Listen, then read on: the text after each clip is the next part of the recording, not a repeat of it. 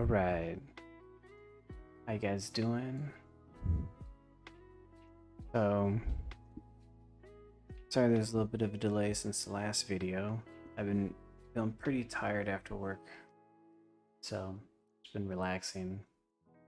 But today is Friday night, don't work tomorrow, not feeling too tired, so um, and I didn't want to play while I was feeling too tired since um, we've been fighting like so many grandmasters and stuff.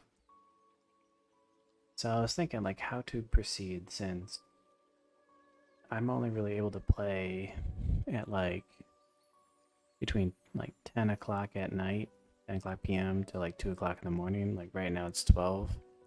And it's not a huge player base at this time in America.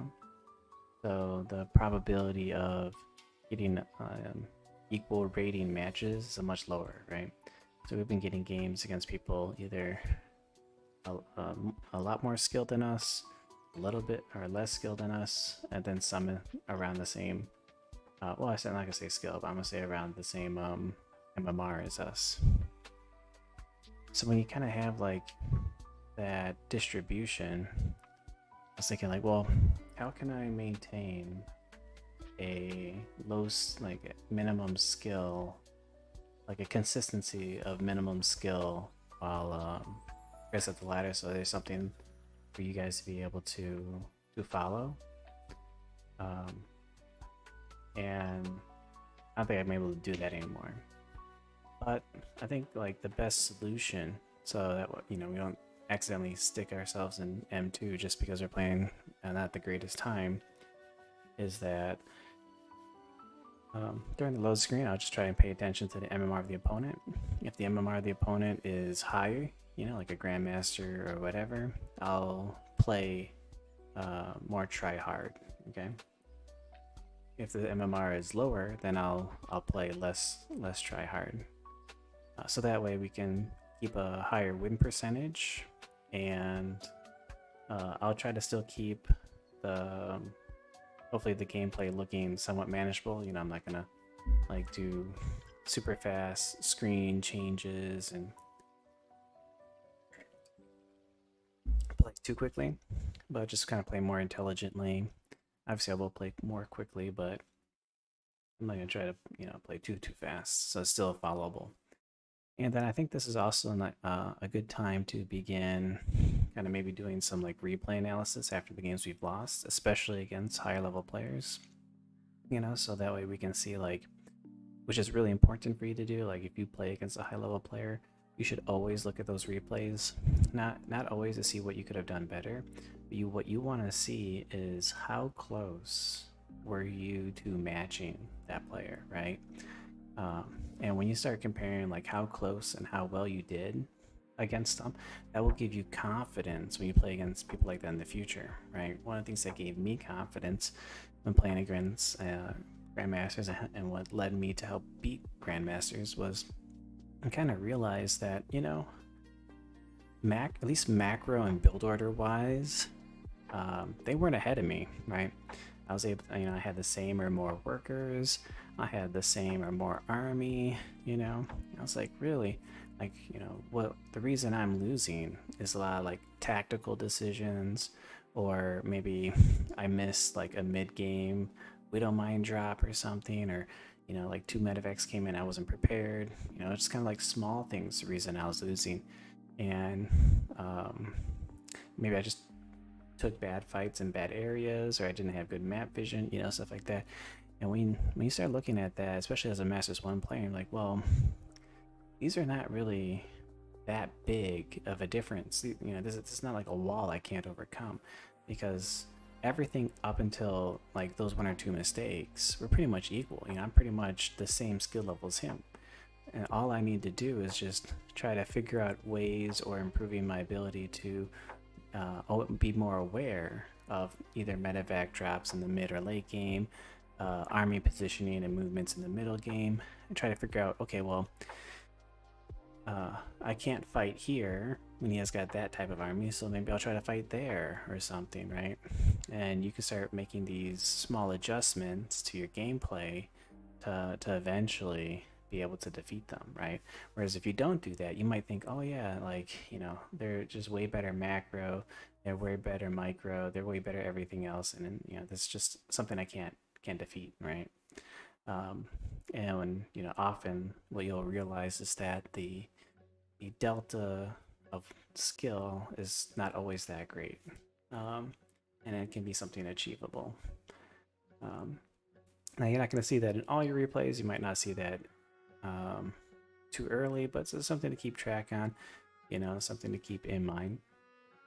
So what I did with the replays, I put all of the previous replays in this folder, and it's kind of like if you had been watching this series from the beginning, I kind of said in the past, you know, I was like, well, if we ever get to the point where we start losing a lot of games, maybe we'll actually start doing some replay analysis and see like what we could do better.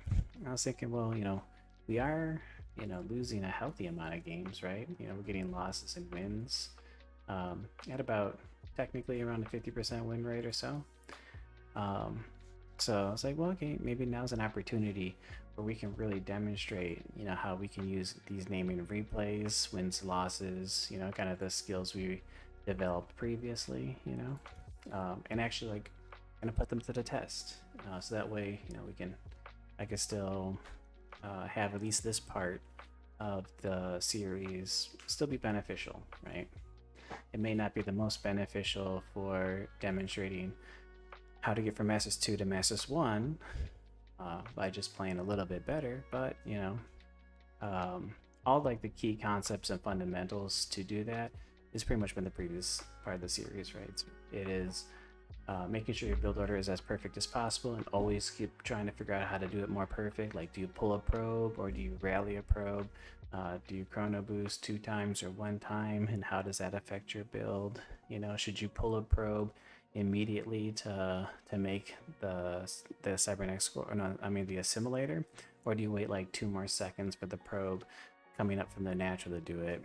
Because a lot of these decisions may not seem very big, but like if you are playing at a high level, when you watch pro players, you know, in like GSL whatever, like they're gonna pull the probe from the mineral to get that gas as soon as possible so that they can get like that tech as soon as possible.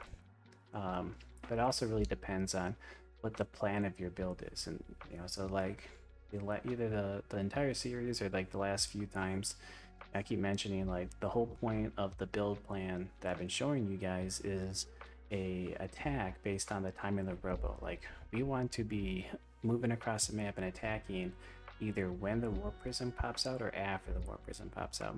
So our attack timing revolves around getting out 1 observer, 2 immortals, and a warp prism and going, right? And the only things that really matter is at the point that we attack, we have like the 8 gateways and we have charge, right? So with that in mind, that means we have maybe, at least in this build plan, we have a little bit more flexible timing on our Twilight Council, right? We could get the Twilight Council as fast as possible to get charge, but if it's a little bit slower, it doesn't actually affect our attack timing. And you know, whether we save up money to drop 8 gateways at once, or we drop them here and there, 1 or 2 at a time. Everything, you know, they all have their pros and cons, right? Obviously, the earlier you can drop your tech, the earlier you can drop your gateways, even if you're doing 1 or 2 at a time, will help you to be more robust against certain things. Like if you have charge a little bit faster, that might save you against certain types of cheeses or all-ins of the opponent, because Protoss's attacks are always slower than the opponent if the opponent chooses to attack. Like, you're never going to do a 2-base all-in faster than Zerga Terran doing a 2-base all-in. That's just a fact. So at least for Protoss, it can be a little bit more important to drop those sooner, just so you have a better chance, right? And especially if you go, you know, if you notice that's a 1-base all-in and you go like, you know, your robo and then a really fast Twilight on time, you can choose to go DTs, which against Terran and Protoss, you know, can be, well, mostly Terran, but yeah, going fast DTs against 1-base is pretty strong. Yeah, you know, being able to have a DT 10 seconds earlier can be all the difference between you dying and not dying. Because 10 seconds, you know, if we just count to 5, 1 1000, 2 1000, 3 1000, 4 1000, 5 1000, that's 5 seconds. And that 5 seconds, think about all the things that could have died. Your gateways, your cyber core in the front, your pylon, you know, like your nexus. A lot of things can die in 5 seconds. Imagine how much stuff can die in 10 seconds, right? In 10 seconds, you could have been supply blocked, whereas 10 seconds earlier, you could have worked in 2 DTs and they could have saved your life, right? 10 seconds is like, well, you know, if I had charge right now, I could engage his army, but because I don't have charge, like I'm hiding in my natural, I'm hiding in my main base, and he's just going ahead and wrecking my wall, killing a whole bunch of stuff, or took out my nexus, right? May not seem like a big deal, but as you move up the ladder and you play against other people who have crisp build orders, those things become more important, right? And you don't want to necessarily build a bad habit of being like, well, you know, as long as I throw the Brobo on time and I can casually just throw down the Twilight Council because like 9 out of 10 times, you know, people are not rushing me. Well, you can do that. That's fine. Because like we said earlier, if you're only playing against something like 1 out of 10 times, 2 out of 10 times or something, then should you really care about it? The answer is really no, right? Unless you want to be, you know, a professional player or a more consistent grandmaster, right? Because, you know, it's not really what's going to stop you, right? It's only a small win percentage increase, but also building that skill of making sure you're dropping things down as fast as possible will give you more mileage. It'll help you get up the ladder a little bit earlier.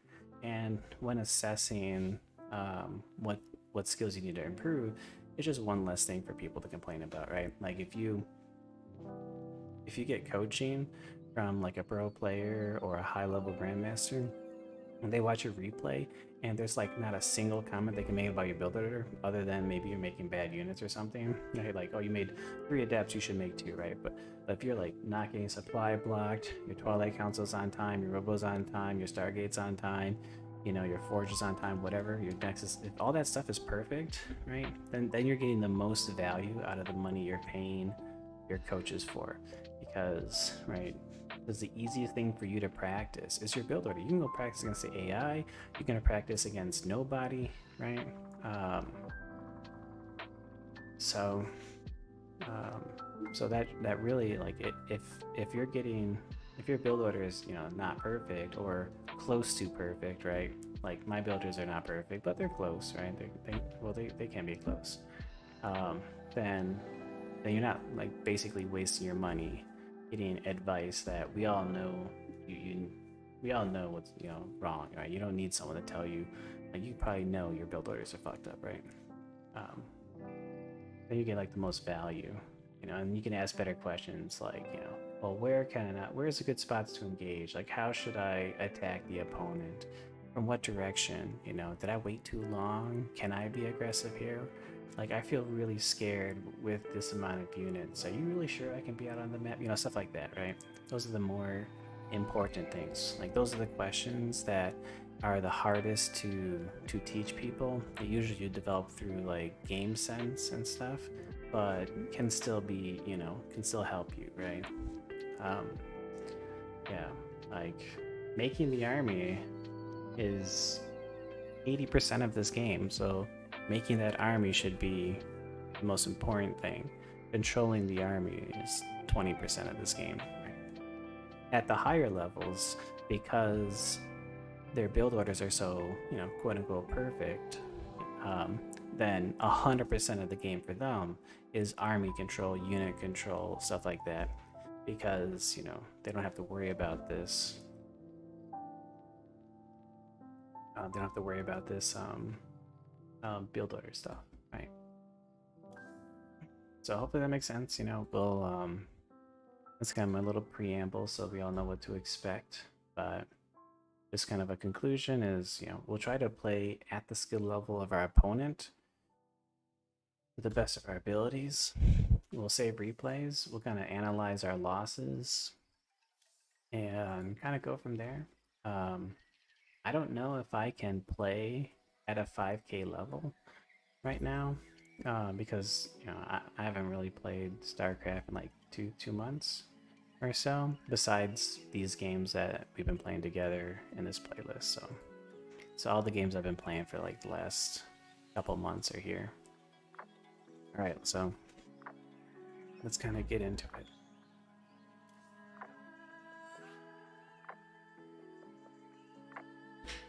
And one thing I'll explain, because I'll probably do some of my favorite builds when we play against stronger players. A lot of the builds I usually like doing have a low probability of winning, or just such like a they're very hard to win with.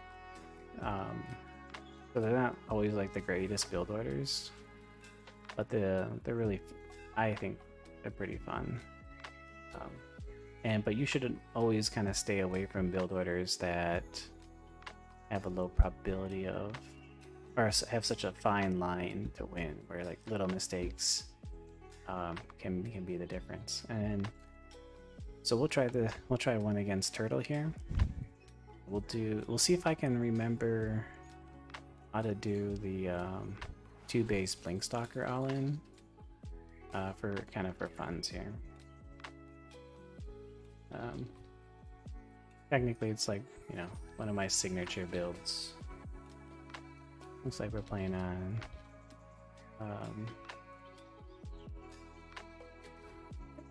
is it United States Central? Yeah, obviously we won't be I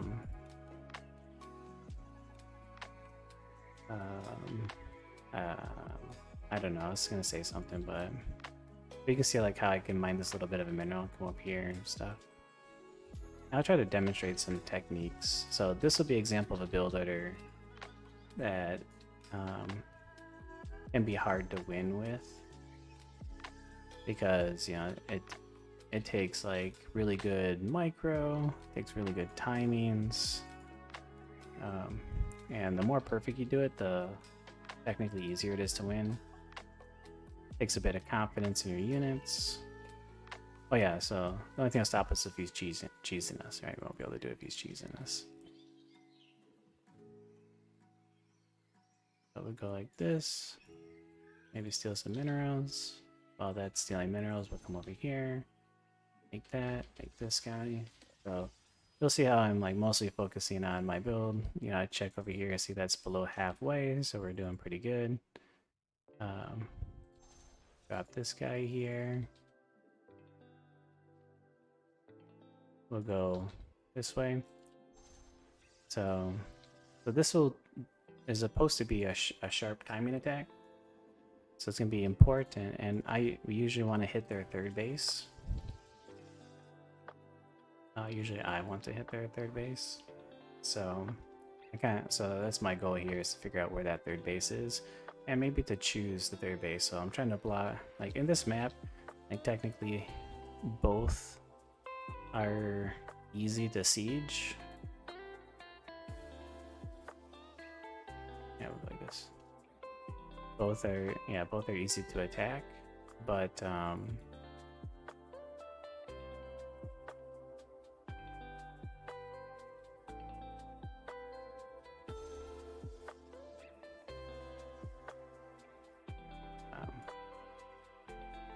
that doesn't matter. But usually you want to like choose your,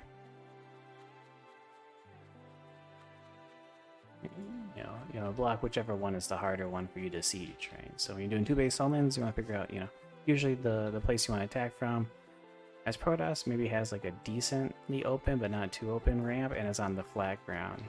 So I usually will always kind of block the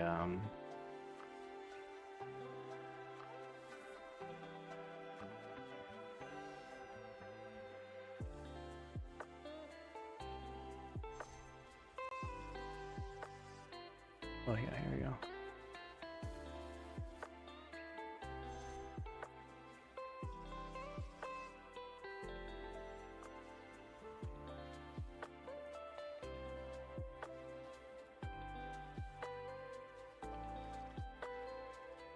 So I'm cutting probes on 37. 37, I think, is the right number you usually cut probes at. So we got 1, 2, 3, 4, 5, 6. Grab one more.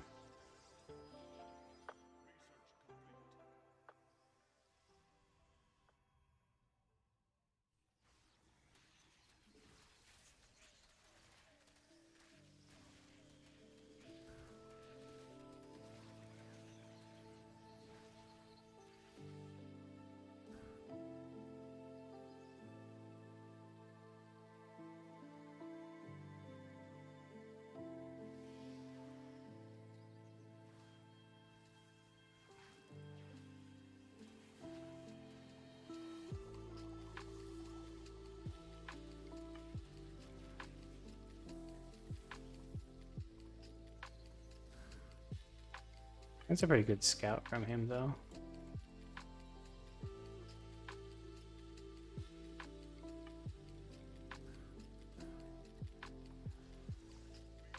Alright. So it's probably a good enough scout for him to move up to S7. It's probably a good enough scout for him to be able to hold. But we'll see. I get the observer.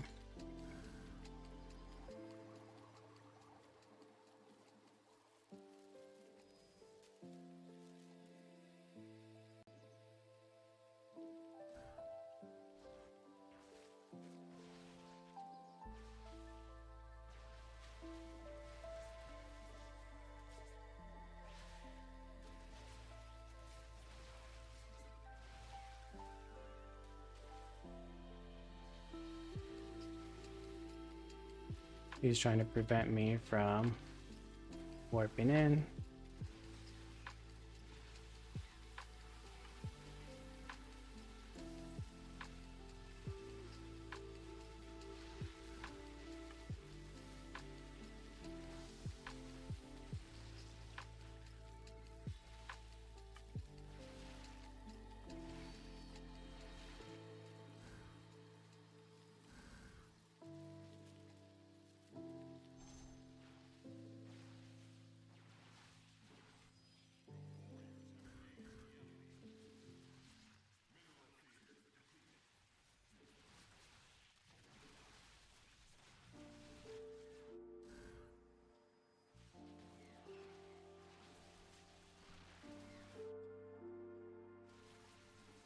Ooh, I need those more. Make these guys a bit faster.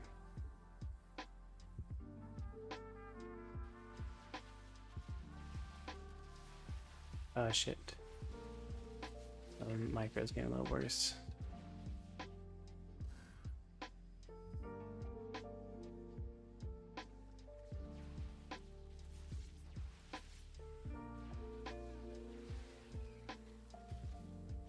Oh no.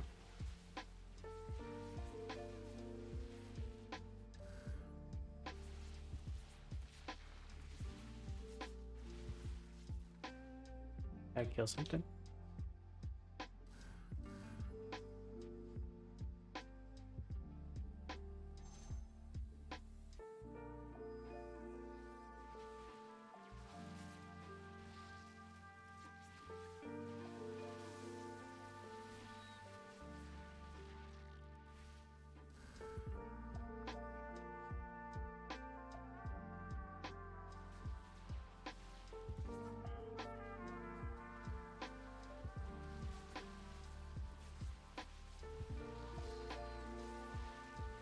Oh shit, come on, dude.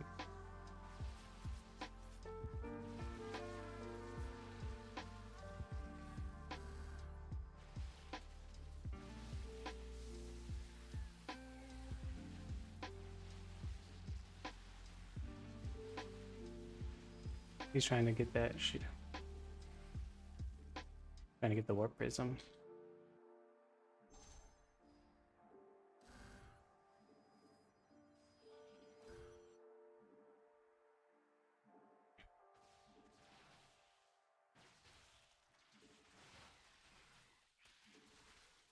Oh my god.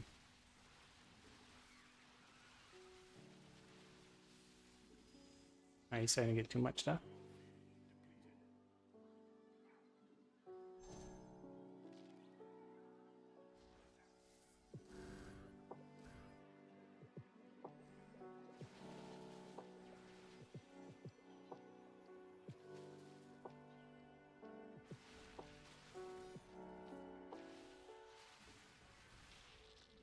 Good focus fire coming.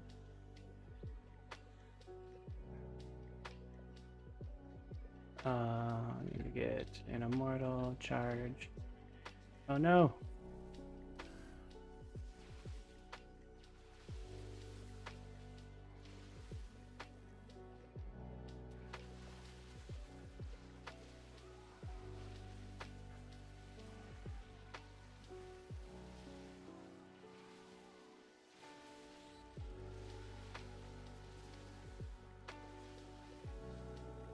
No. Oh, we almost got him though. Almost got him.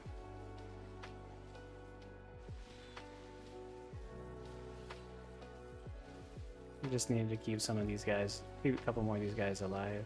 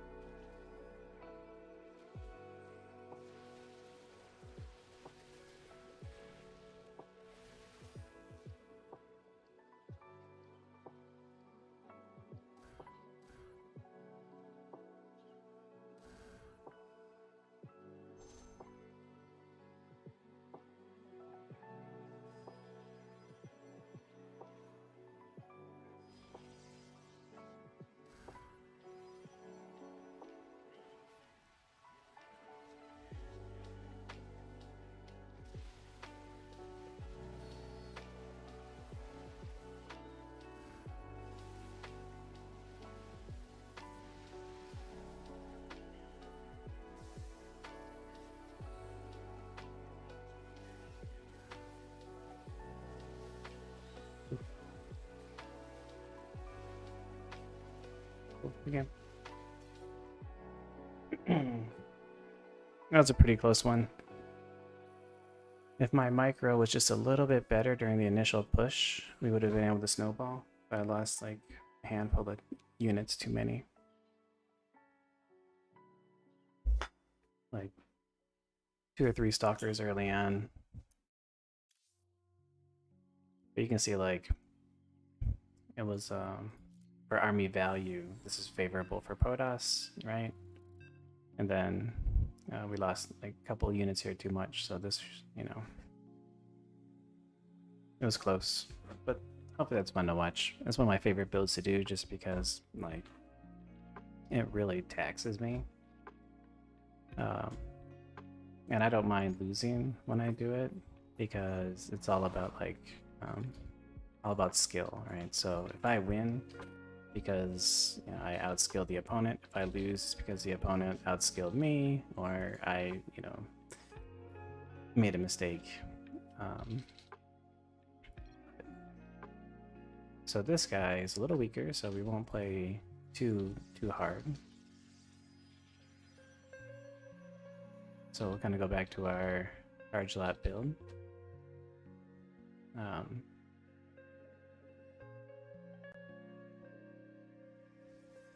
Well, actually, maybe we'll do the same build, but we'll do a different composition. Yeah, because I think that'll be important to kind of show you, like, okay, well, maybe you don't like charge lots, or maybe, you know, like charge lots kind of fall off around Masters 2, Masters 1, which they might, I don't know, right? I never really did this Robo charge lot build. So, yep, okay. So against this, we just kind of bring a couple dudes down. Just trying to micro that, you know, I don't really care.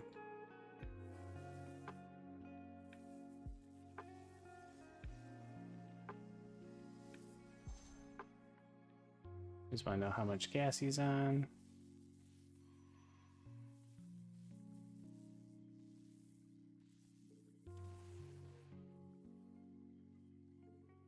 Going up, technically up to 2 gases. Alright, cool. And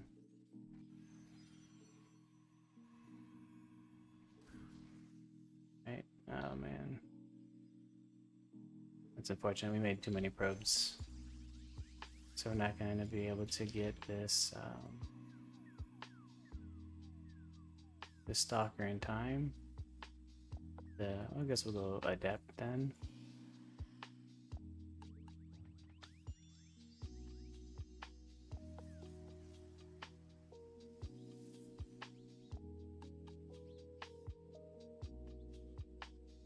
Alright, looks like not a Reaper. Oh, it is.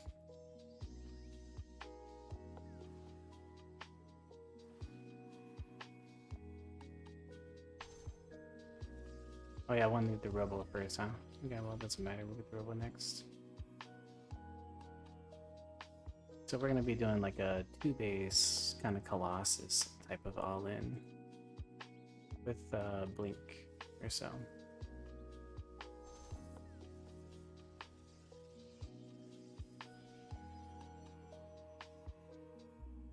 This guy on patrol. Oh yeah, I should have watched. Should we watch that last replay? Yeah, we should probably watch the last replay.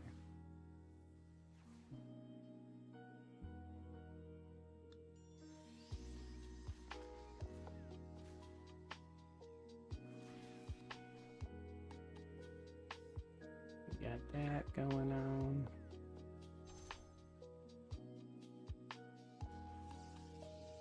Will not be too tempted to go and do counter damage across the way.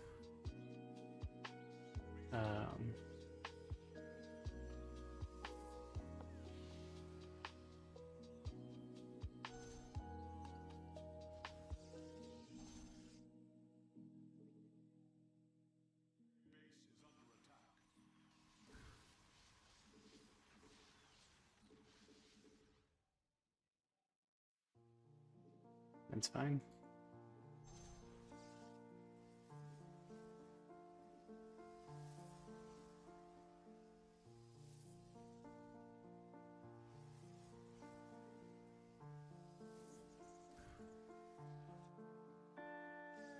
We do.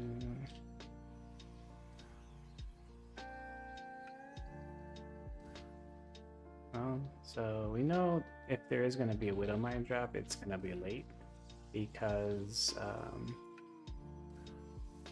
he went for Cyclones first. We saw something coming our way.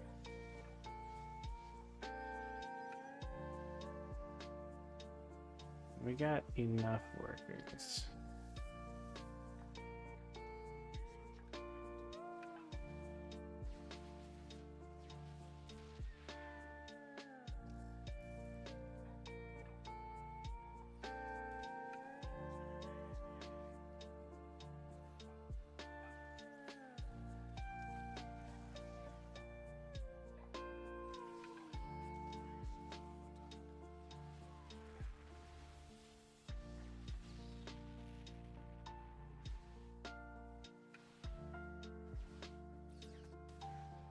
Oh goodness, thank goodness.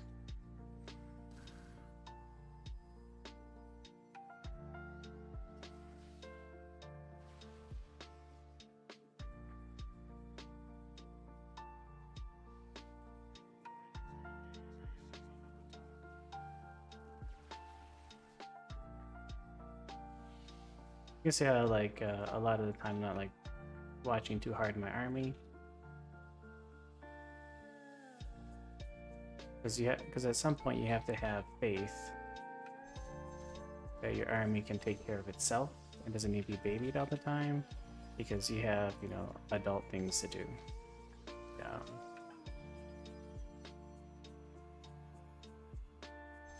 Like warping in units and stuff. Going for two of these guys.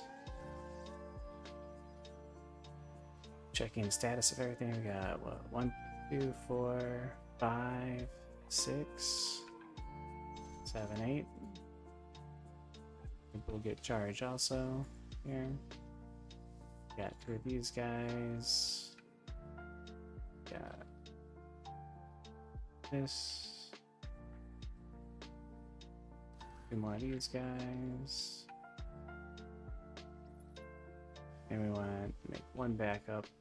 Always make a backup.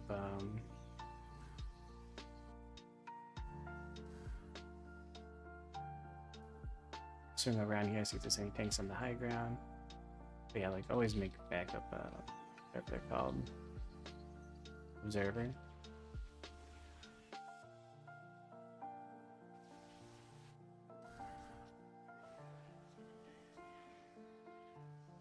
He doesn't have one on the high ground.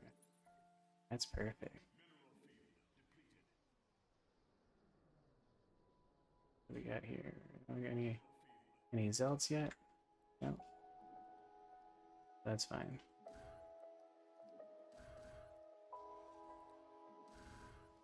We'll send these guys in. I don't think we need to expand, but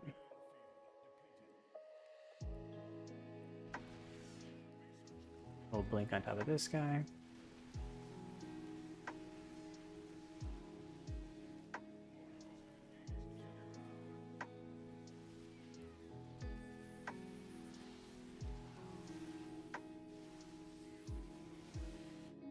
Right?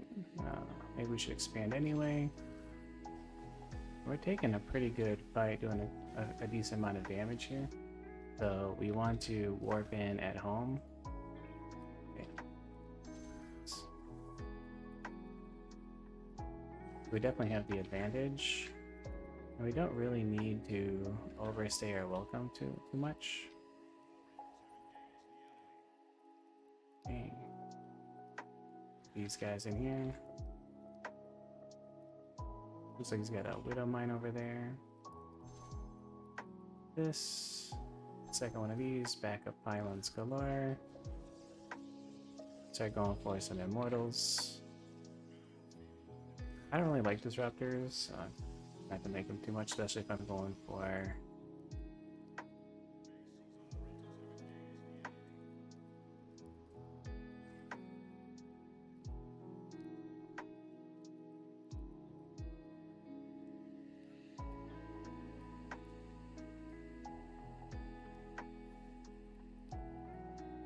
careful.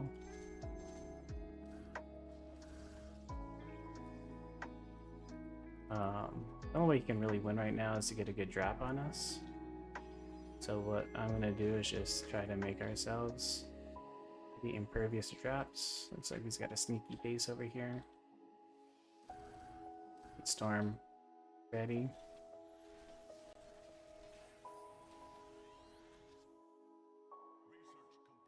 Let's give him some pain. I put these pylons over here because I want to build some cannons over there. Build a cannon up here. Interesting.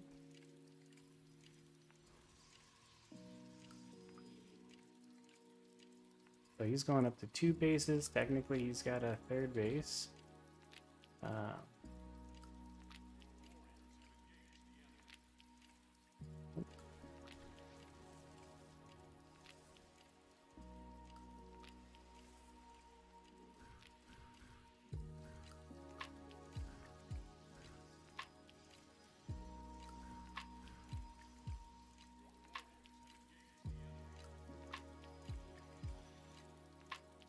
The bases are doing pretty good. These guys look pretty good. Have some pretty decent tech. We'll put a couple guys over here just in case there's need to remake more prism. Make one extra, just one extra of these guys. I start getting ready to take an extra base. We have Storm, so we can go do another attack. Preferably we'd want to have that War Prism when we go to attack, but it's alright.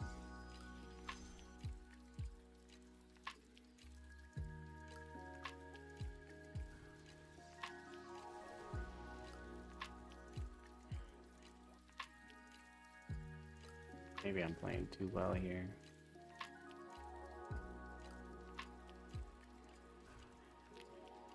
You guys decide. I'm trying too hard to win. Oh my god, attack please.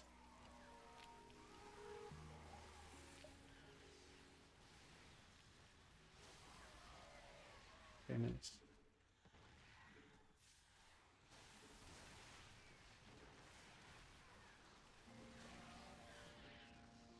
Wow. The army did evaporate.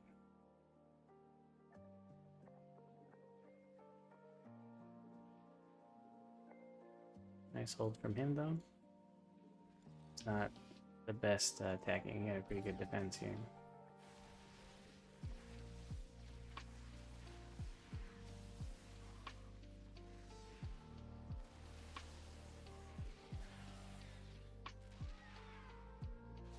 I just want to like run away while you're storming.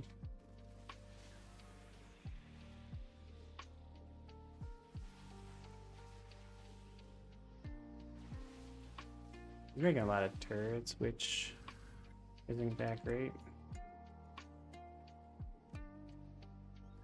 So, I'm just trying to control this part of the map here. Get some free damage while we can.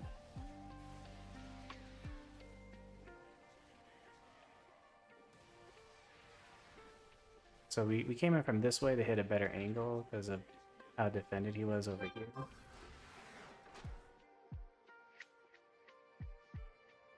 That's when we went in from that one area. It didn't, yeah, 4-2. Maybe we could have tried a little less hard, but...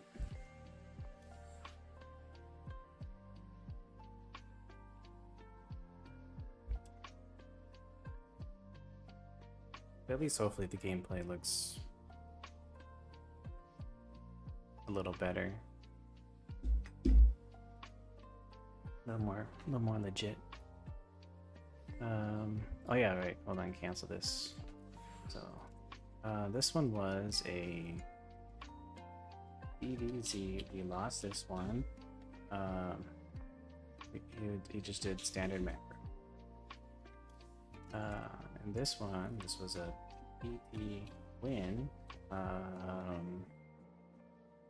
Sort of like this cyclone into armory, if you don't mind. It's not really a standard macro because this build you kind of put yourself behind. Yeah.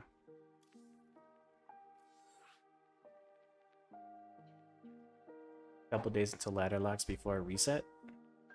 April 1st, right? It's 2 weeks, a week.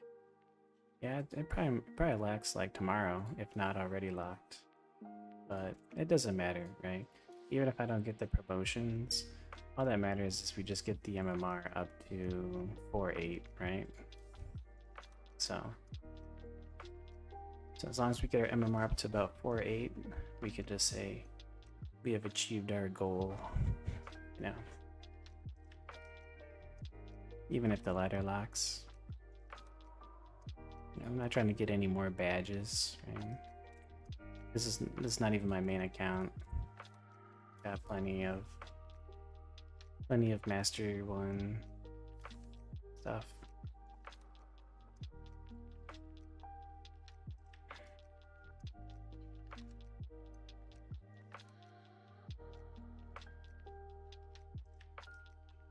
So how you doing tonight, Sinister?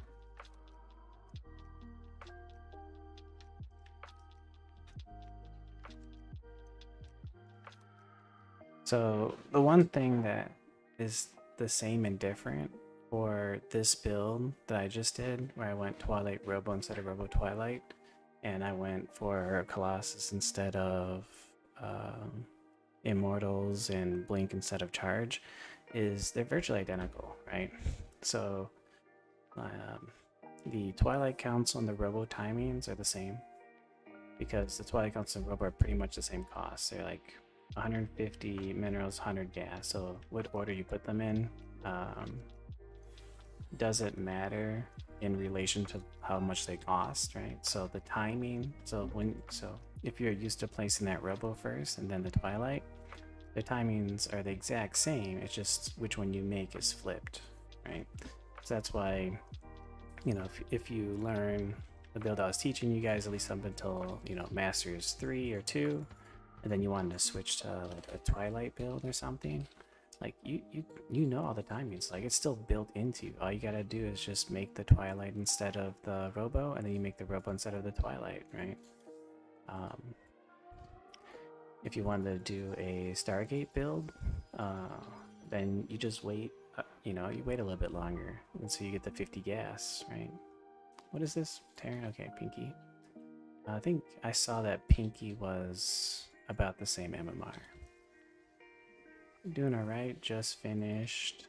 Let me make this right here. Just finished practicing a bit with clanmates. Now waiting on dinner. Awesome, like to hear that. I'm excited to see your journey. You know, if we see a new Grandmaster named Sinista, we can steal all the credit. So now I'm looking. I have 2 here, 2 here, 2 here, 2 here, 2 here, 2 here, 2 here, and I have 2 here. All right, so that's good. And you can see I did all of that, and I still have time to come back to this guy. I still have time to hotkey this, rally it down here in case there's an Engineer Bay block, right? So if you don't bring a probe down this guy Engineer Bay block, we can kind of show you the response you should do. So you always start this Zealot, you keep it selected, and then when you see no Engineer Bay block, you cancel the Zealot, and you make the... What do we see here? Really fast factory. Okay. Really fast factory. What? Oh, but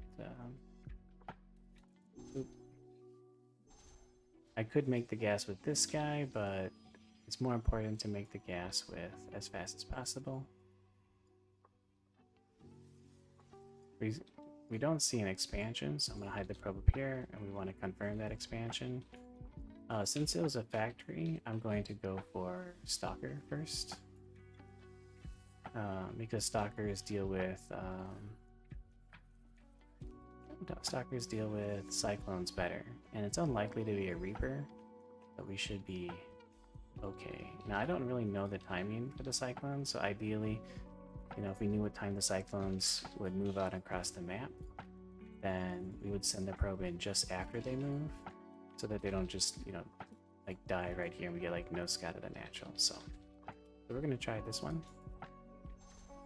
I'm gonna open up Twilight.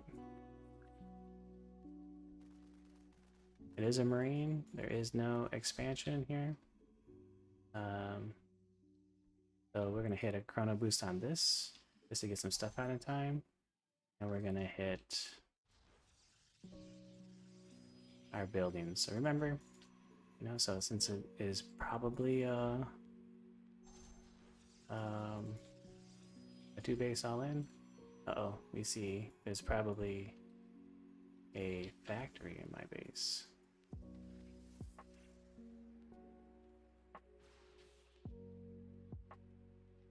Like, how else did that shit get in there?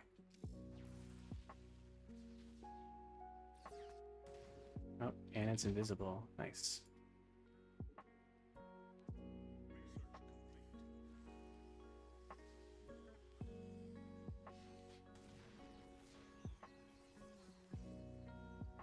Okay, so we can keep making probes through this because it's not an all-in that will kill us. Probably bring these guys over here.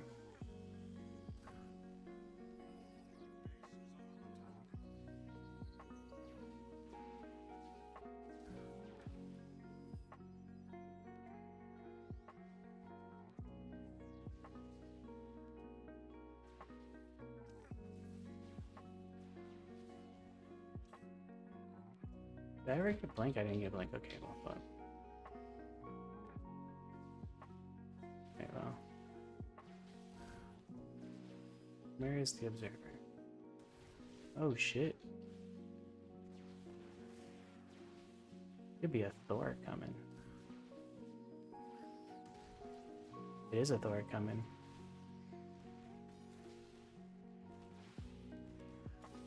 Oh, damn.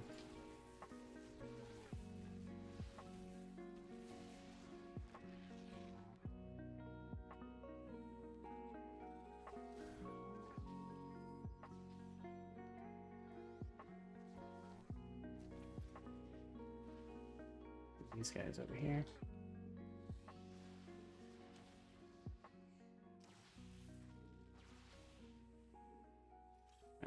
these guys over here.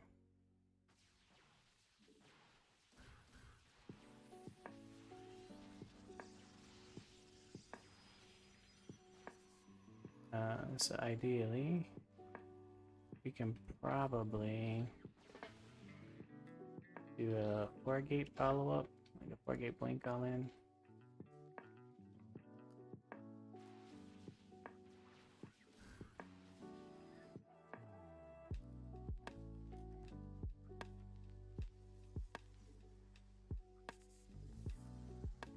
I'd still be trying to go for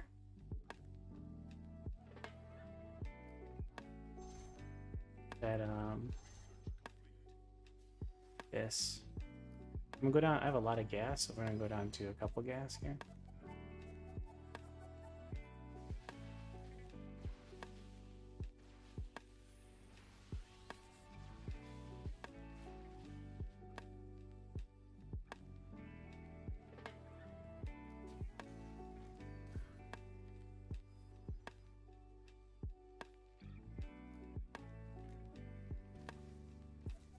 What do we got? Need some probes. Need some. Build that.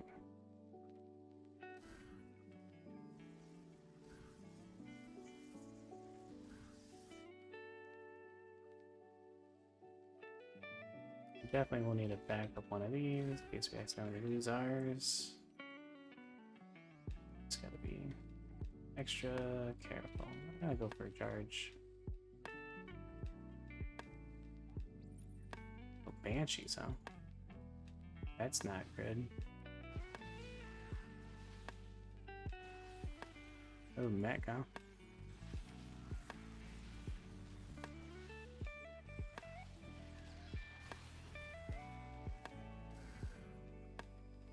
Guys, all sorts of cheese.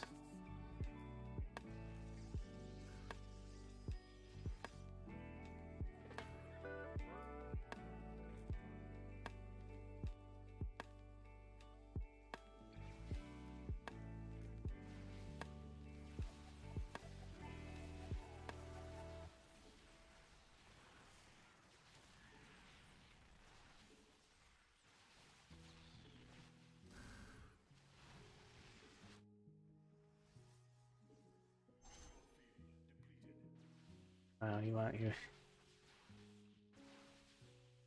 Alright, well, we are just not going to kill that then.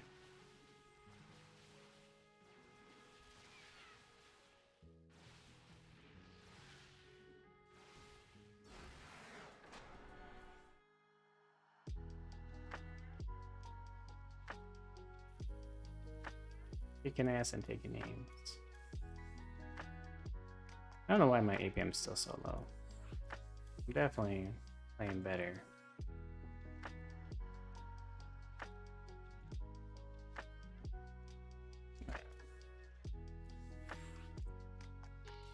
I don't even have this habit. This was a PvT. What happened in this one? Oh, okay, this was... I keep seeing that plat M3 and I keep thinking it's a replay I forgot to do. So this, what did this guy do? So he did proxy factory load mines and lakes.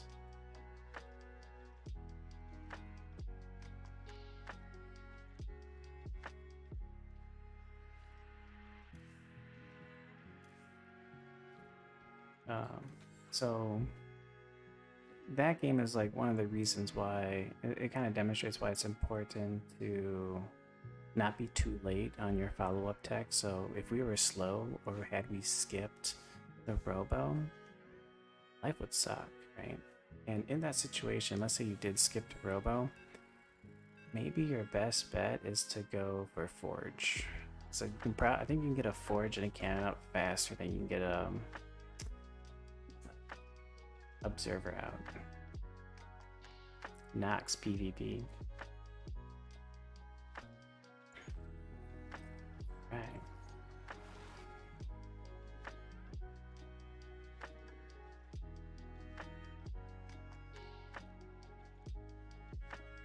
Alright, so Sinista, what do you want? Do you still want me to do like the Robo Charge build? Or is there any requests for a PvP build?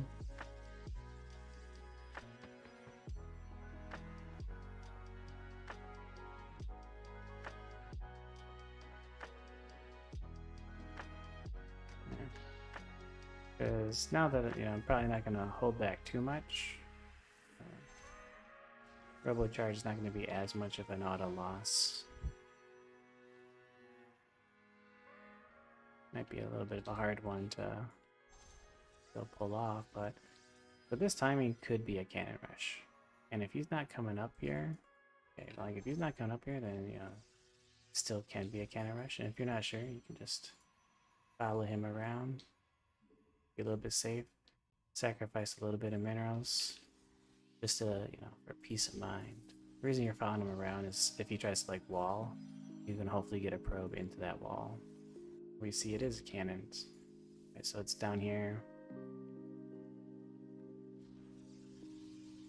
Yep, perfect.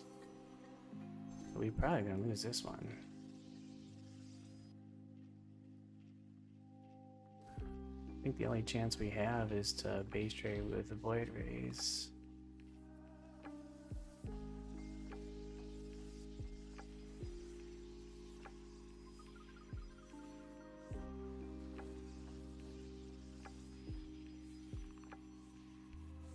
Can we stall? Buy as much time as possible.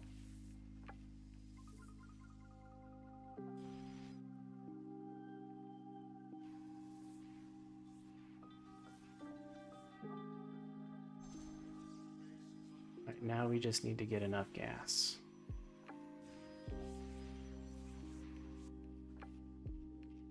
That's what I get for not scouting after.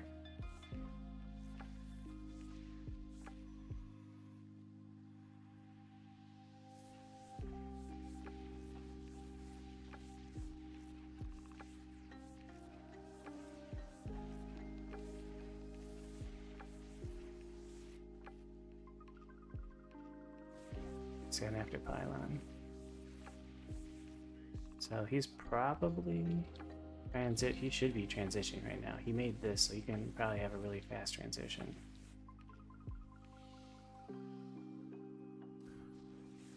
Can we get enough for one more? He knows I'm going Void Ray too, so.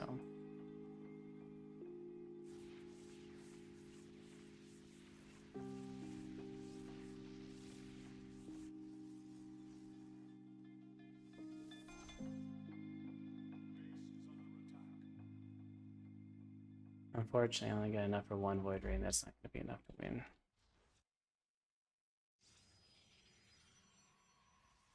He did invest quite a bit, so if we can take out his ability to make stalkers, we could be doing pretty good.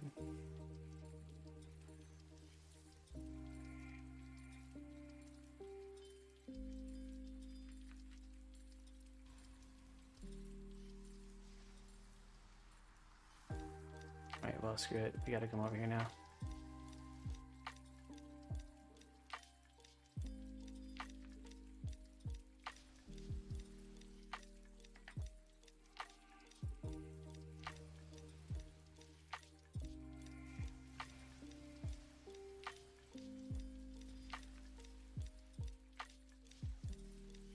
What?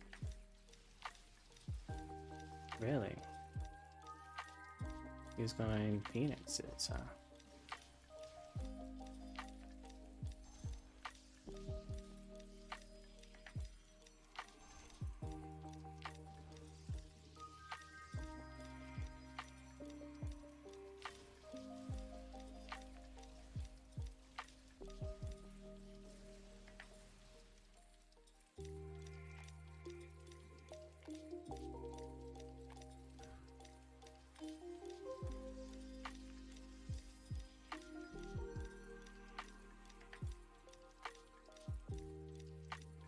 this is definitely a lost game.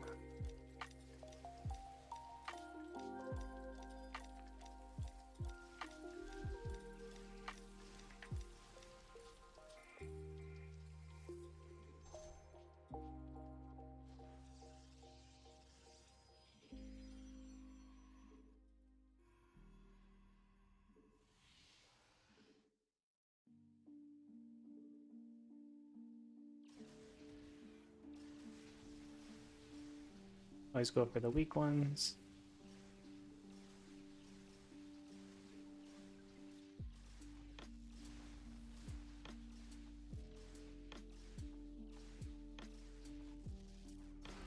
Ooh, we won. Nice.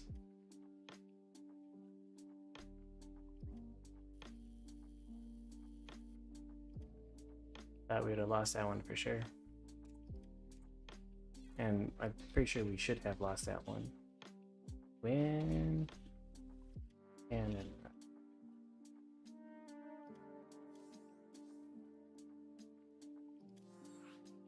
anytime you have like a late scout impossible defense on the cannon rush, your only chance to win is like a proxy Stargate. We should put guys on gas a little bit sooner. When we made that decision, because if we could have afforded 2 Void Rays, we would have potentially instantly won that game, because we could have. And if I would have clicked and saw that it was a Stargate, you know, I would have just killed, you know, the Stargate at the ramp. Typically, I think a better response based on his tech, he should have just went Stalkers, right? He overcommitted to the cannons, right? He saw I wasn't defending, right? So he didn't have to make too many cannons, but I guess he overcommitted. But he was still in a really good spot.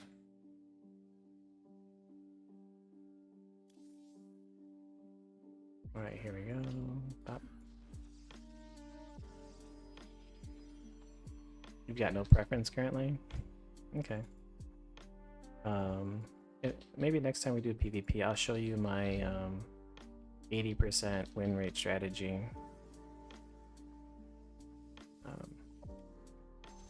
And the only reason why it's like an 80% win rate strategy is because best players are like sub GM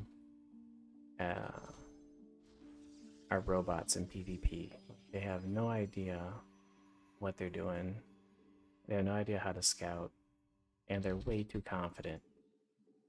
It's a 2-base Blink Stalker all-in, where we try to hide the shit out of it, and like you'd be surprised, so many Protoss's try to like expand on 2 gateways with like 2 Stalkers, you know? Like, so greedy, and you just walk across the map and kill them. Yeah. Obviously the win rates depend on your skill too, because the less greedy, somebody over here, the less greedy Protosses are not gonna die so easily. But, you know, from what I've seen here, unless he's proxying barracks, there's like absolutely no chance he's not expanding. So I could go out if I wanted to, and you know, maybe something I would recommend to you guys. But like scout over here just to verify you're not gonna die like proxy marine. But we're gonna not scout, and then we'll just die. Yeah, I fight against, you know, that proxy marine all-in so rarely that, you know, it's fine. You know, if they wanna win that badly, they can. Yeah, but so we'll still head up for the there we go. We'll do it more correct. So this will be the traditional 2-base Colossus all-in. Like, so if he goes like kind of marine siege tanks and gets like decently quick siege tanks, then that's where like this build really falls off in the ease of winning. So it's not impossible to win, no, but how easy it is to win becomes a lot harder. I wasn't sure if I could build this. I haven't done these builds in a while, so there's a lot of things like are question marks. That's the only reason why this Twilight Council was late, is because I was like, I don't know if I can afford that Twilight Council. We definitely want to get 2 gateways up pretty early. Wasn't sure if I can afford it, but I can. The reason for the actually I can't afford this, so okay. So we actually can't afford this yet. So that's gonna so we're not gonna make this so quickly next time. But maybe it matters, maybe it doesn't matter. Yeah, it matters. We can't get a couple more of these. I'm cutting probes. If I can afford this. It's about 420, so we want to be aware of Widow Mine drops. So we're gonna head over to kind of this area. It's kind of in between our two bases. Only have one more probe going there, which is fine. I'm not getting this yet because I don't need it until I go to attack. While I'm building these pylons, I'm looking on the mini map so that way I can respond to the drop if it ever comes. Right, we see a bunch of Marines. That's not good for him. So now I want to verify that's a mistake. That is looking like it might be like a 3 racks, huh? Okay, we can get blink now.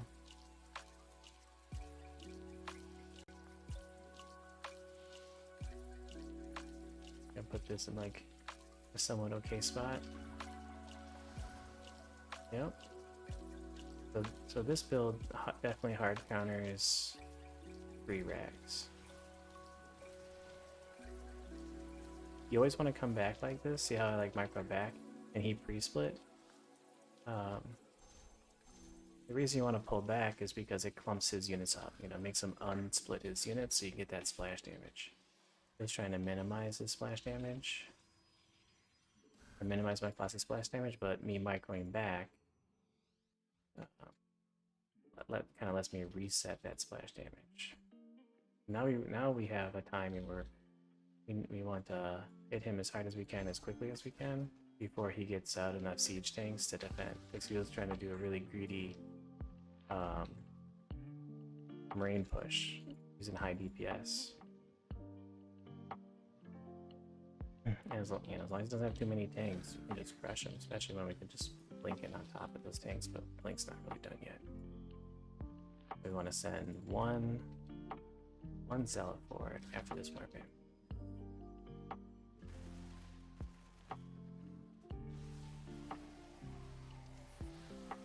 Want to back up a little bit, let the Colossus do most of the damage, keep warping in, right, poke in, poke out. There was a tank somewhere, I think. I feel like we had a tank shot. We'll come in through the side here, back up a little bit, yeah. Basically playing footsies over here with him.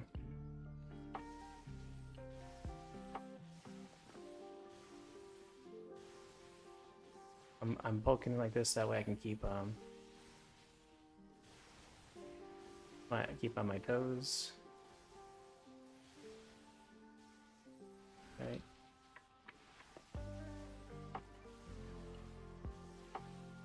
He should have really probably have dived the Colossus.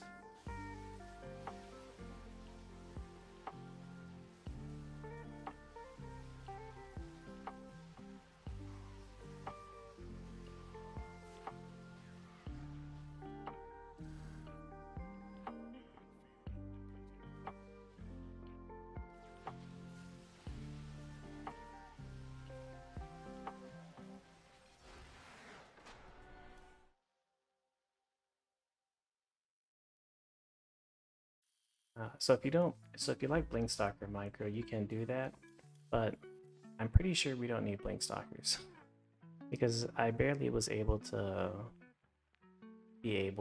blink. Like at my level, I barely have the skill to blink anything with this push, right? So Perhaps, you know, you can still do stalkers and stuff, but maybe instead of going blink stalkers, I should just make a couple more sentries and, you know, use slow zealots or go for charge. Like charge probably would have been better to go for instead of blink, right? So next time around, I would either maybe skip blink and go for charge, or skip twilight and go for forge, right? Skipping twilight just feels really bad because that is 100% like, I don't think you have much ability to transition if you skip twilight. So this is a win. PVT, what did he do? Oh, this was like a 3 racks Gem Marine push. And technically it's standard macro, so we'll put SM here. Oh wow, somehow I got 5 viewers. Yeah, we blown up. Oh shit, sorry guys. I was trying to drag my OBS, or trying to drag my Streamlabs over somewhere and I grabbed in the wrong spot. Alright, so we're playing against Borio. Alright, so we can slow down. We don't have to play as fast anymore. What would be a good strategy against Borio? Like, because I feel bad. Like, we played Borio like 5 times, and every time we did the Immortal charge lot all in on 2 bases. So maybe let's open up Immortal Charge. You know, let's do the Immortal Charge build that this whole playlist has been about. But we're gonna do we'll show you how to do a macro version of it instead of a all-in, right? I think that'd be useful. Because perhaps, you know, some people are thinking like, well, okay, I feel pretty good with the 2 base all-in. But how can I do the same thing as like a macro variant, right? Because I do preach, you know, in the beginning, or I do preach that like the only difference between your 2 base all-ins and your macro play is whether or not you drop more production, or you know, you make what you need to make to attack, or do you choose to expand? Feels like you play Bro quite a few times throughout the series. Yeah, he is like a reoccurring villain, right?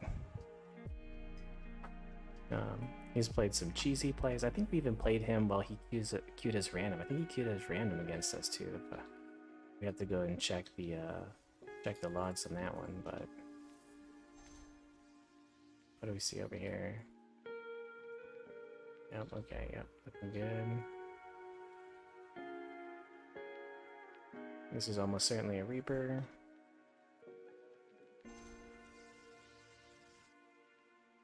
We'll go through this guy over here. Right.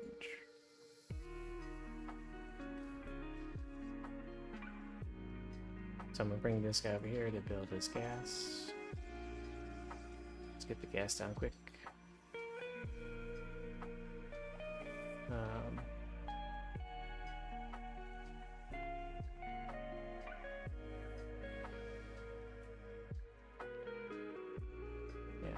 So I hope you guys are doing well tonight.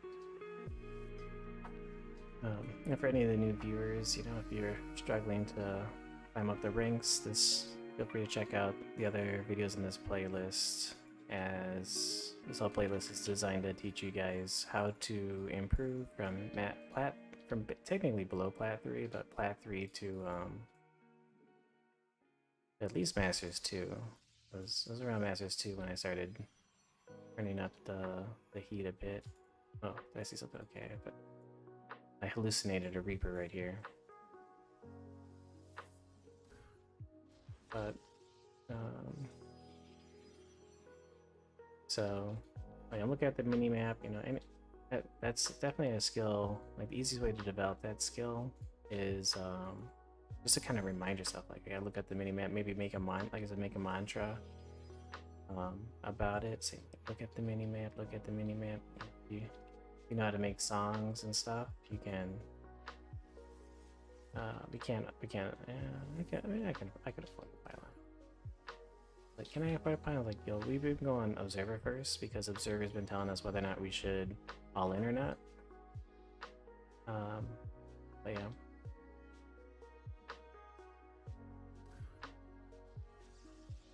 Looking like we bear. Maybe I can't. Maybe I made one pylon too many. Well, get this out. So far, he hasn't attacked us yet, and we're still doing. We're still on track for defending the Widow mines, as they may or may not come in.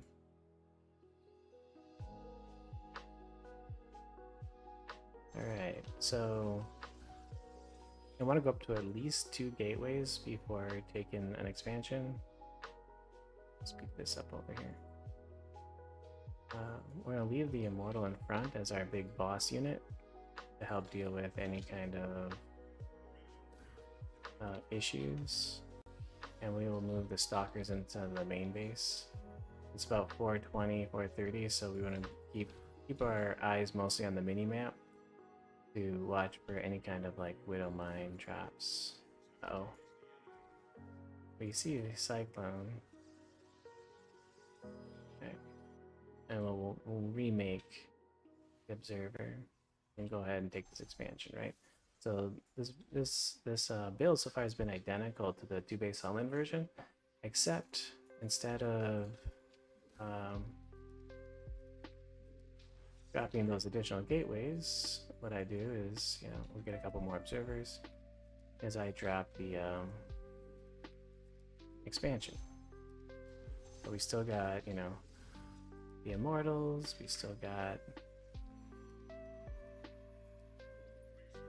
pretty much all the cool stuff. We got one more. And then I'm going to go for Colossi. And then it's really important after you expand with Protoss to kind of go up to a bunch of gateways really quickly, because the 2-base timing attack will come in about 1 minute from now, and we definitely need the ability to produce army to survive, at least on most maps, maybe not this map, because we have this protected kind of in-base third. We want to check his third. So his third timing is important. And after you take a third base, at least with these kind of builds, that's when you can kind of go double expansion to make up for the lag. We'll come this way and take a look over here. It doesn't look like he is. Am I making this? There it is. It's like, I thought, am I making the Colossus tech? Sorry, the ADHD makes it hard for me to speak sometimes. Alright, we lost 3 of our viewers, but it's alright. Generally, you want to be at least on 4 gases, if not 6, when you're going for double upgrades. Since we're going for Colossus and double upgrades, we need to get up to 4 gas pretty quick. And generally, you want your 4 gases before you get that 2-2. Okay, so and then, you know, you also want to get up to that 8 gateways and start alleviating or getting rid of those. Uh-oh. Oh no. Alright.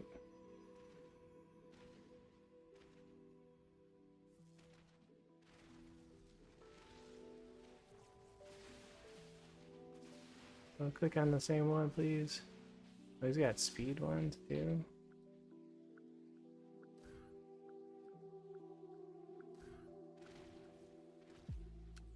Let me start getting these guys here.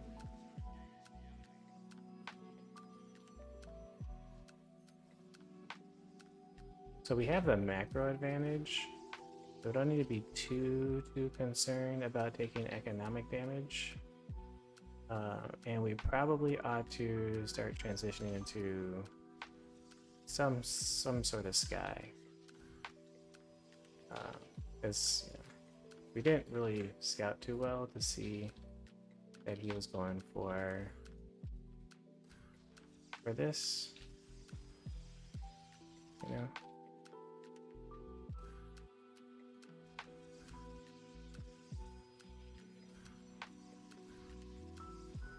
So we did take some damage, right? We'll just take, I want to take just the Stalkers. These guys over here.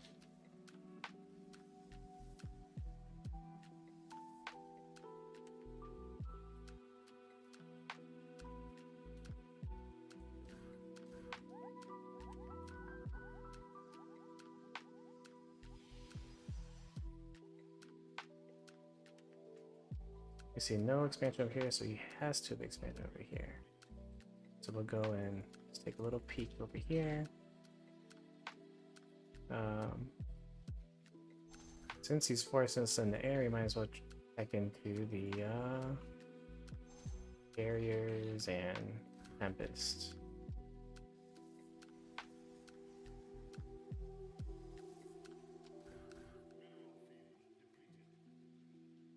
We got at least a couple Phoenix, not too many.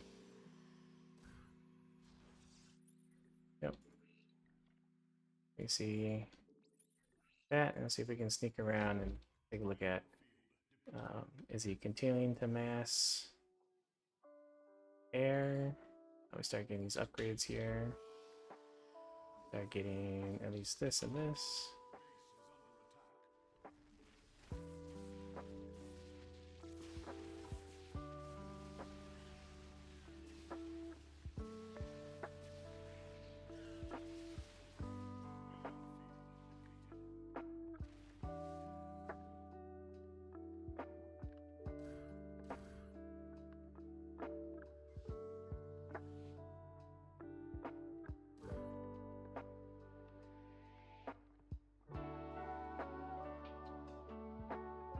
Went into a mech. Yeah, so it's very... Didn't we fight against him playing mech before? He really wants to go mech, huh? Best way to defeat mech is going to be just having more money. That's just kind of it. Don't let, like, try to not let him expand. Since it's probably Thor's, we'll do the appropriate response and go for disruptors. Yeah. Get all these guys hotkeyed together.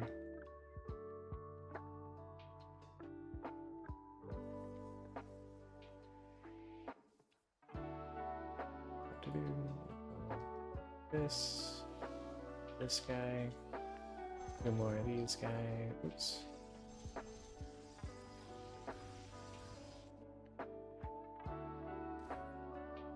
He's somewhat taking this. Oh yeah, get out of here. Good. No, you don't want too many.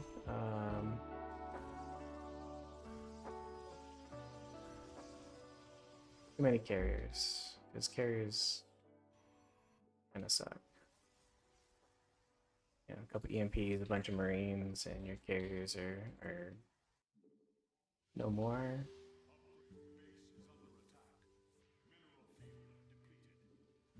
Yeah, you know, make me angry, man.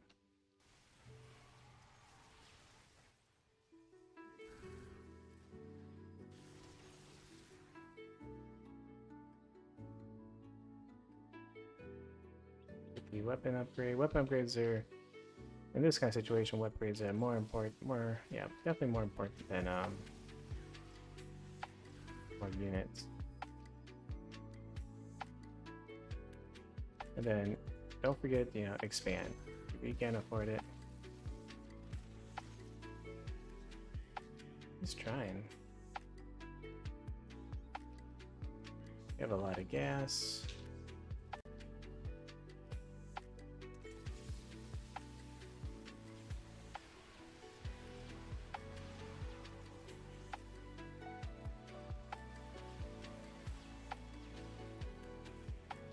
That's good, he's pressing in on us. Good for him. Really impressive.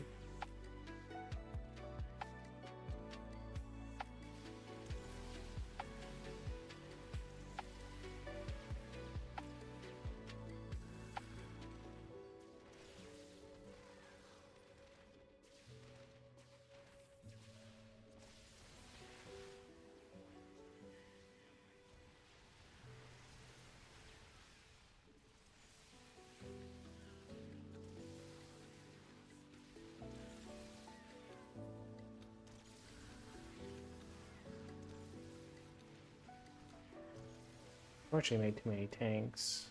I'm gonna go ahead and take this one. It's alright, because... Oh, shit! I don't have another one over there. Thought I took it.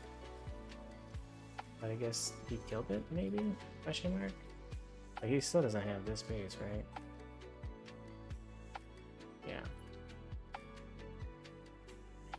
We're not gonna leave our base. So we still come over here. We still make a couple of these guys. Still trying to boost this. It's still gonna be on just full defense mode.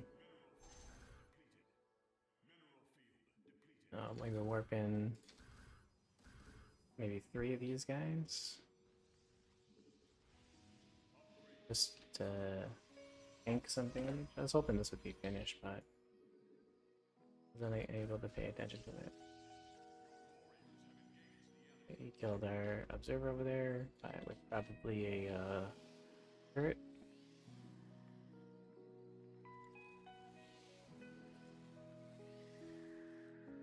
So once we stabilize our economy, we're a little bit behind on bases. We have so many probes and we don't have enough bases for them. Mine efficiently because we're mining out of stuff. We'll go and kill them. We're definitely up on the bases. We got those guys. These guys. Make another minus 300, minus 300. Hopefully my volume is not too small. Yeah, these 4 guys from here that need to get transferred somewhere. Oh, we got 30, huh? Make sure our base is secured, because we're maxed out, so you know.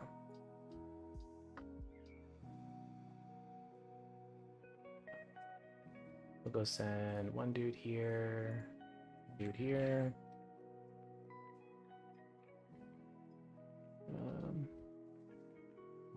Everybody here. Make another observer.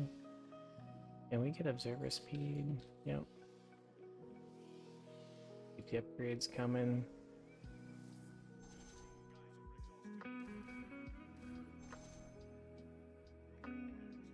Alright, he's got an expansion there.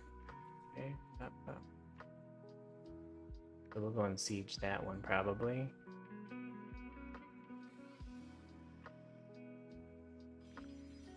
Good.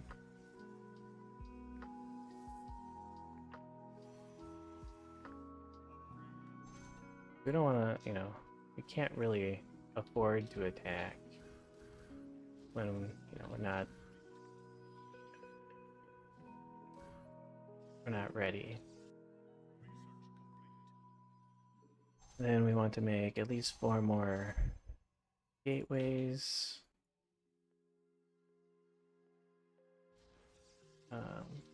We got chest storm, get storm. Do up some air defense. Make sure our upgrades are pretty good. Transfer some extra of these guys down here. On each of these. Then we want to take 1 more expansion in preparation. Right. So you might be like, well, you know, I've given him time to max out. And although that may be true,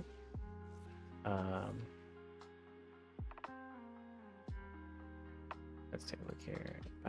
More prism. Although it may be true we gave him time to like eventually max out and stuff, it's more important for us to stabilize our economy and make sure that we're coming from a very strong economic position than it is to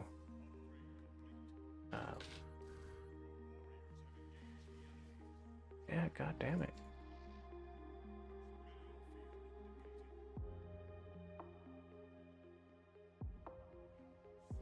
Where is my whole army, huh? I feel like my army's really small.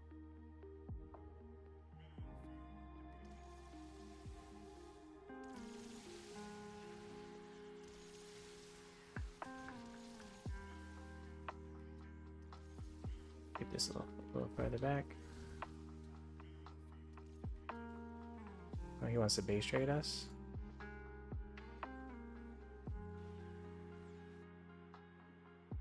Come over him.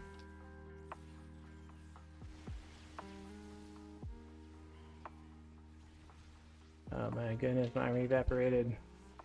That was a big mistake.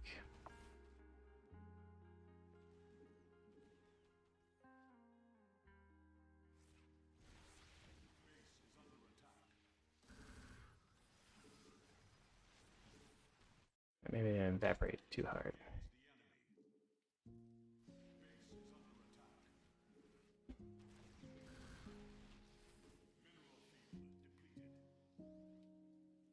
I need to wait. Alright, so that warp in, or that, whatever it is, was not it, Chief. God damn.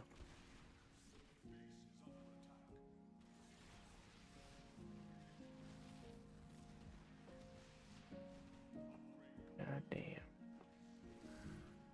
I'll have to remake a lot of that attack now.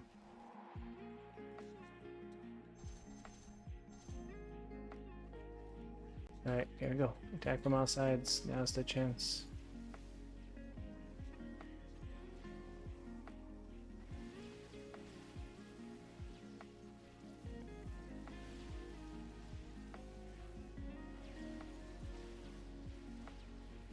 Thors are way too good against air. I don't think there's like, is there like a single air unit that Thors can't just kill? Like, incredibly easily? Damn.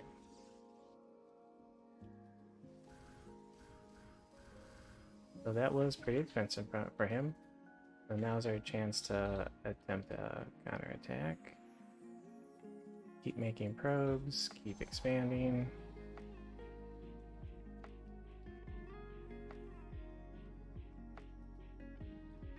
Wait, I thought I made more gateways. Okay, maybe not. 1, 2, 3. Make sure you didn't take any more bases.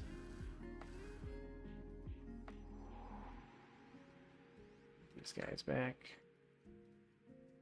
The downside with the Master Army is your remax potential is pretty slow. So hopefully we can use that to our advantage and bust this base.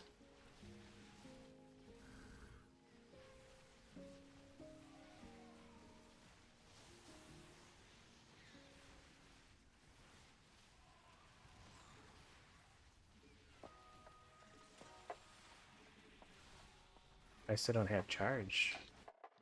Impressive.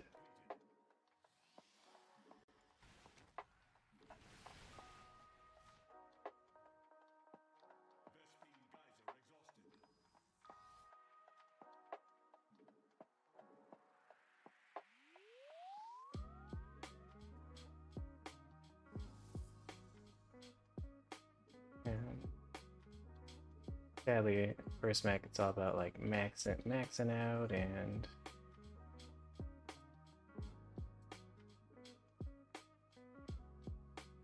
stuff like that.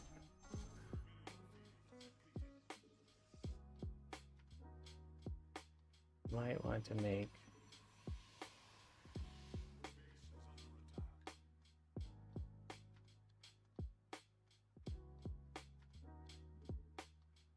he's making a lot of air, anti-air.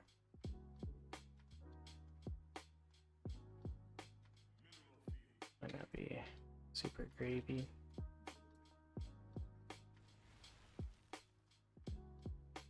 He's making quite a bit of liberators.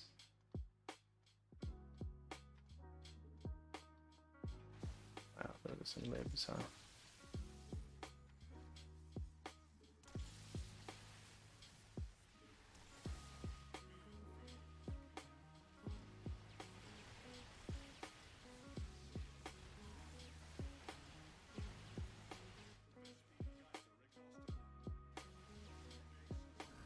Maybe we just keep poking at him.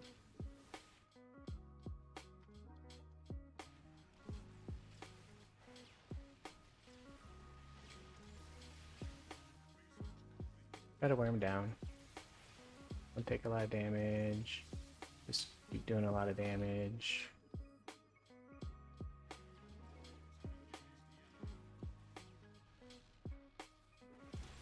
let him kind of overextend.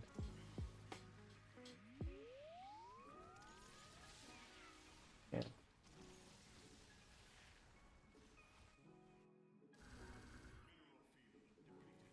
Keep making money. Eventually he'll run out of stuff. Right, we're taking out liberators when we're popping back, right? Making sure we have some army here.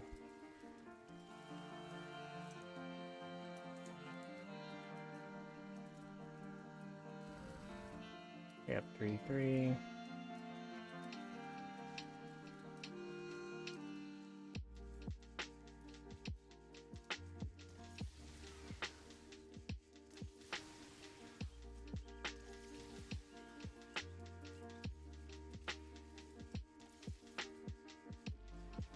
Ugh.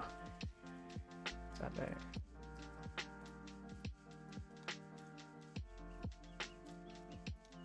This is all looking pretty fine. Actually, we'll take these guys. Keep expanding over here. These guys here. More gateways.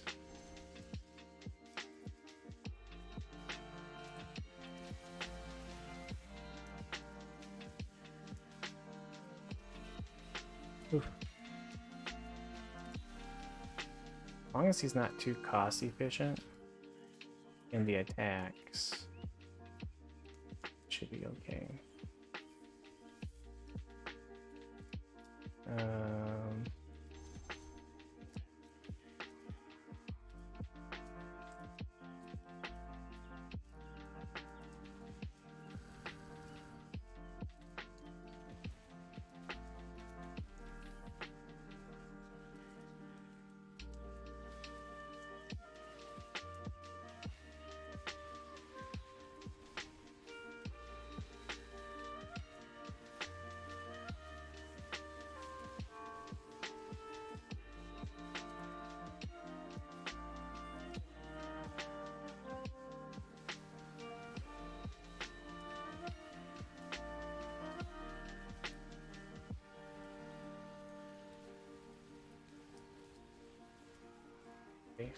Do we kill the liberators? Need to make this. No, we did not kill the liberators. Guys are in gas over here. Okay. Shit.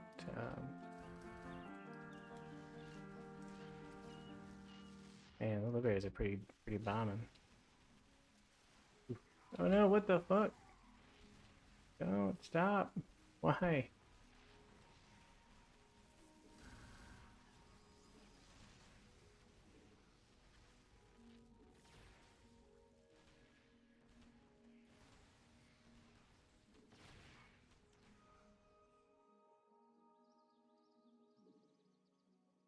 We got so much money.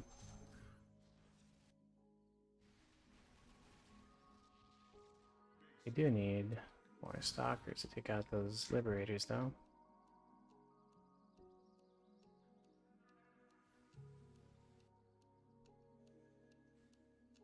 Just need a blink on top. No.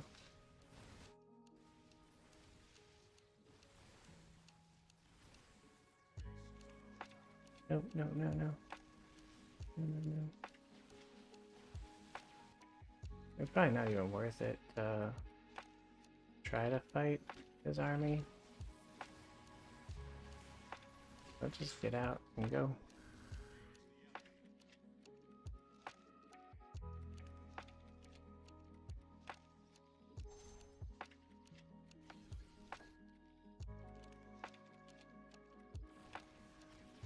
A good pickup.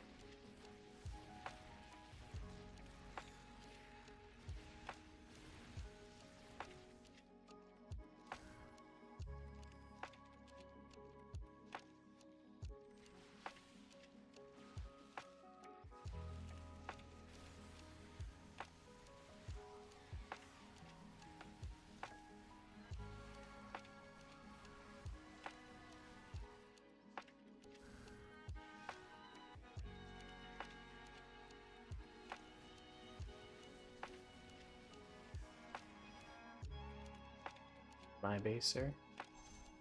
Finally take it. Ugh.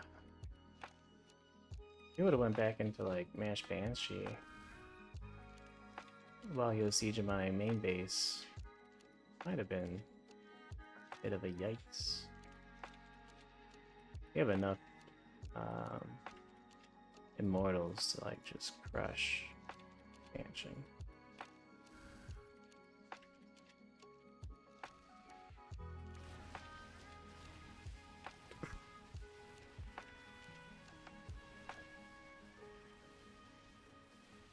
Yeah, Terran Mech is just unbelievably strong. In a straight up fight.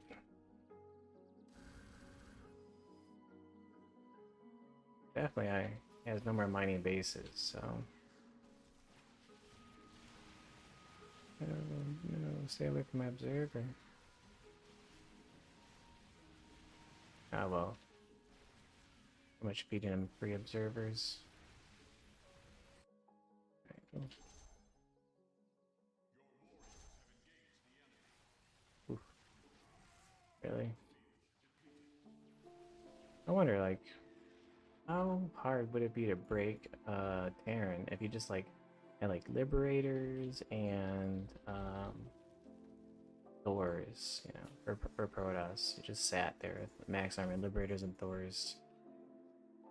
I think I could probably, you know, break up the. I don't think I could break up the ramp. I think I would have no choice but to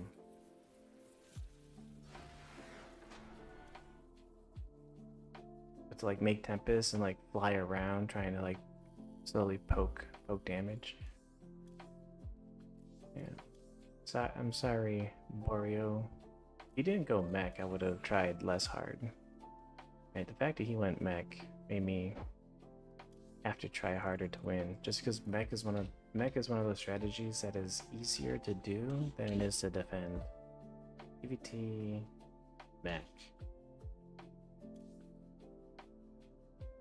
It was like, you know, upgraded Banshee.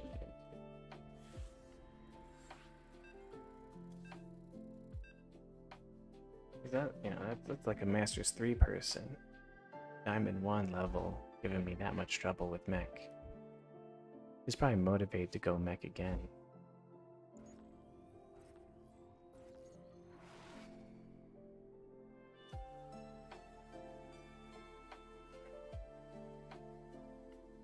Alright, so...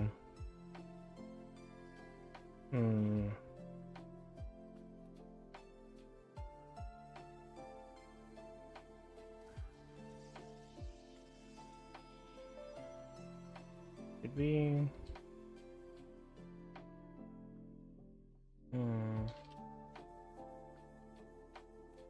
I'm just wondering, like, you know, like... So typically, one of the main reasons you don't see, like, Cloak Banshee into mech, is because 100% of the time you're gonna die to 4-gate blink on 2 bases. And 4-gate blink is probably the most popular build against Terran, I would imagine. Because, you know, everyone says it's the strongest build against Terran. If you can pull it off, it's the strongest build against Terran. That's why you see like Max Packs and Hero do it pretty religiously. Because if you have the skill to pull it off. Now, I don't need Max Packs or Hero level skill to pull it off against, you know, someone like Borio.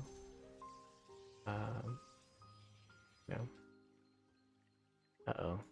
Is this, I wonder what kind of proxy this is.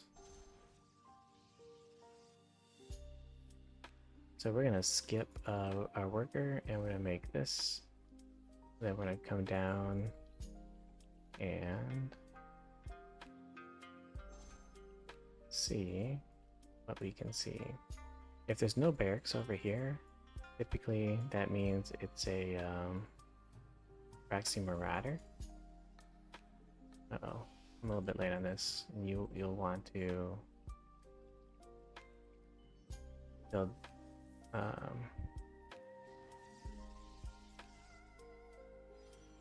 This is a little bit late, so if his timing is pretty good, and it is Proxy Marauder, could be in a bit of trouble.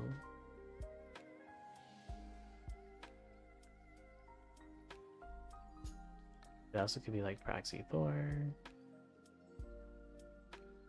There's Proxy Marauder, and there's a lot of Marauders, so.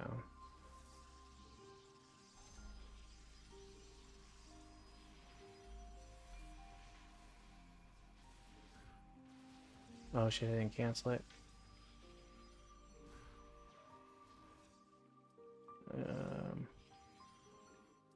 Come on.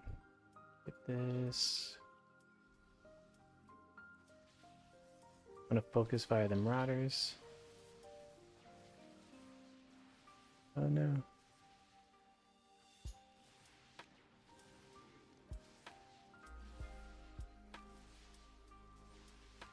Don't worry about the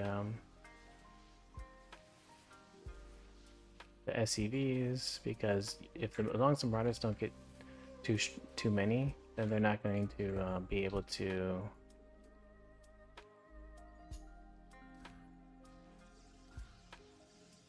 outscale your okay, we need to make another one. Probably make some here. You won't be able to out DPS the shield batteries. So when they come in with the SCVs, that's just a distraction. Don't fall for the distraction.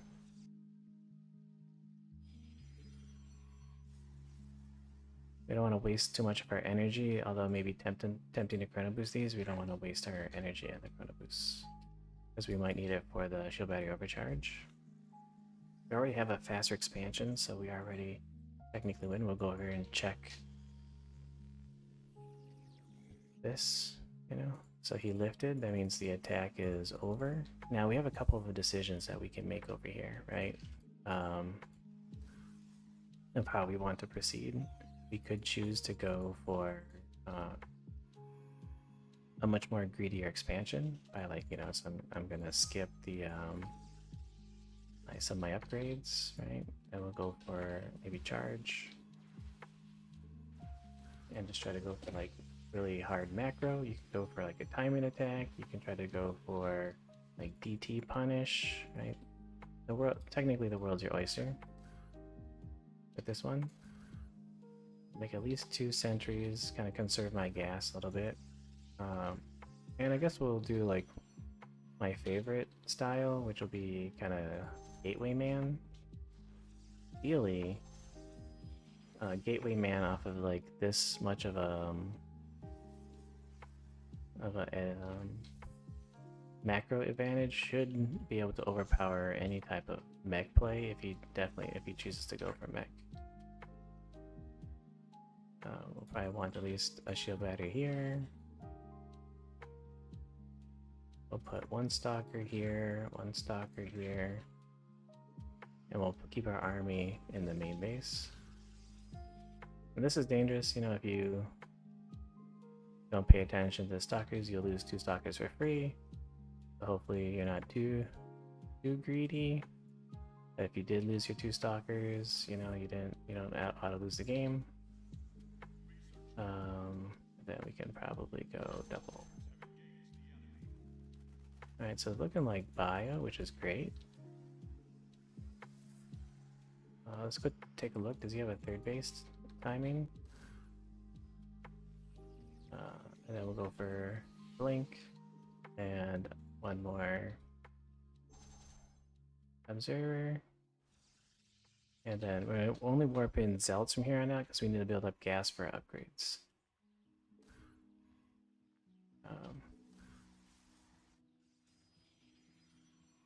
Right, we see he doesn't have too much gas. He's got these, no widow mines.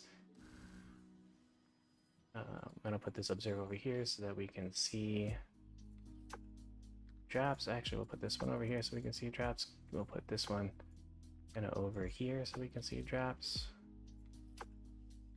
And we'll get these guys going. We'll put 1 shield battery over here. Make 1 cannon here because we have that macro advantage I talked about.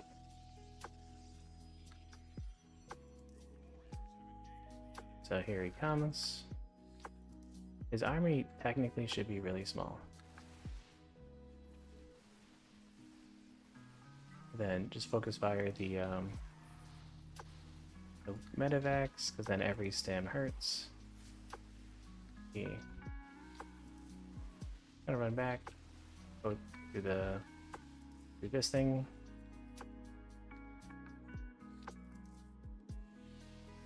Gonna make some more observers. We're so far ahead, doesn't really matter what we make. We can take another expansion. We can move this guy up to over here. This guy gets maximum vision radius. Looks like he's still peeking his head on our front door. See this guy here.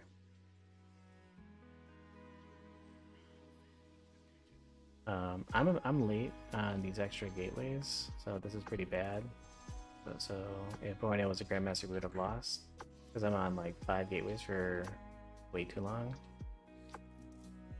So keep that in mind when watching this replay. We are not playing at a very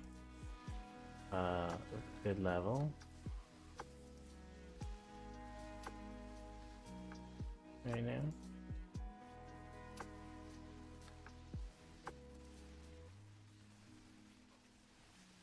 Alright, well, we'll come over here. Put this over here.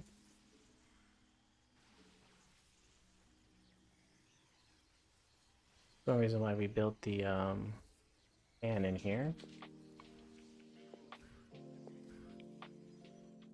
Because it bought time for our probes to escape, because he auto-attacked the cannon, because what the AI will do. We have a bunch of gas. We could be tempted to blow it all on Archons, or we could just save it.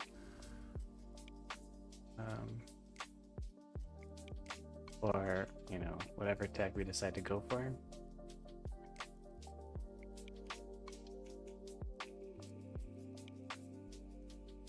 But you can see how I'm just like focusing on making sure my economy is online, and while I'm making my economy, while I'm attacking these rocks, I'm looking at the mini map over here, right?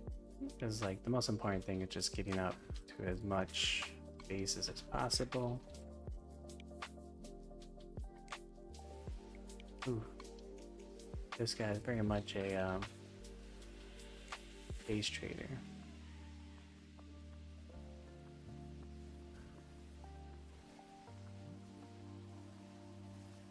We have the 360 surround.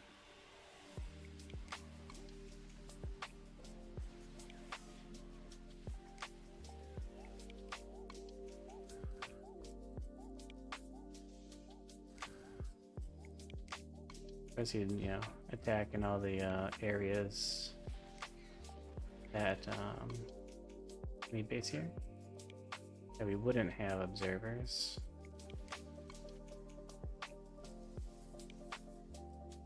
Poor guy though.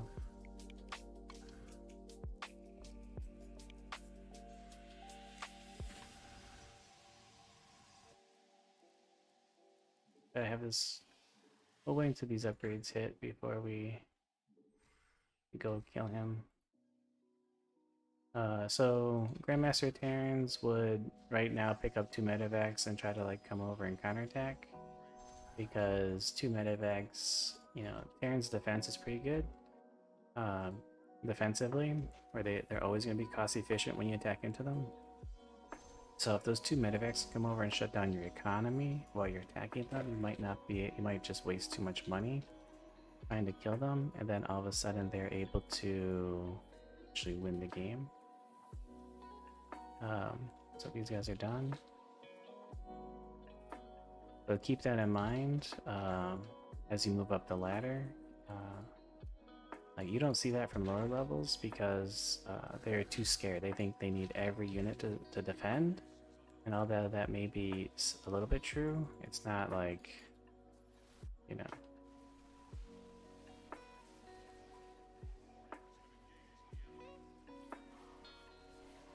Alright.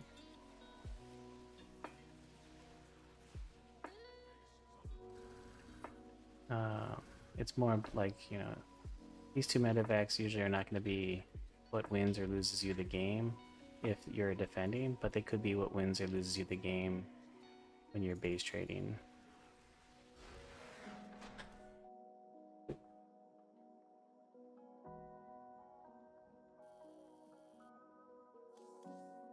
Yeah, sorry, man. Why is my APM so low? What's going on?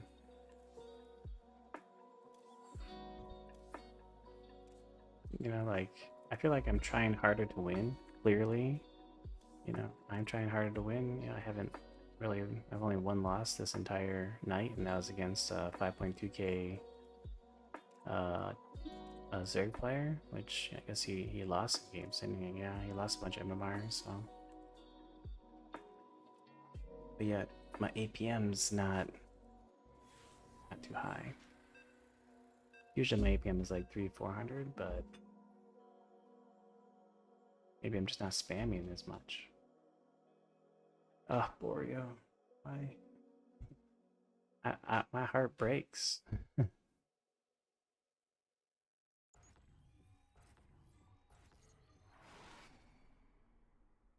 Would you like a free win?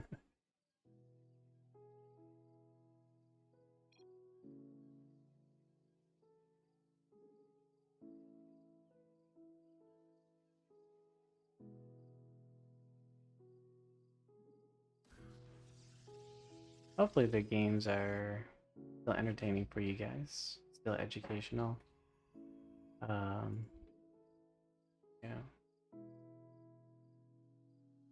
And for whoever's in chat, you know, if there's anything you guys would like to see,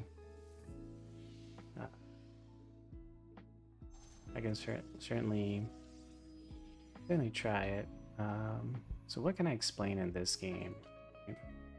Like, so far, a lot of the games against Borio, our games are just really hard to describe, like, what to do, you know?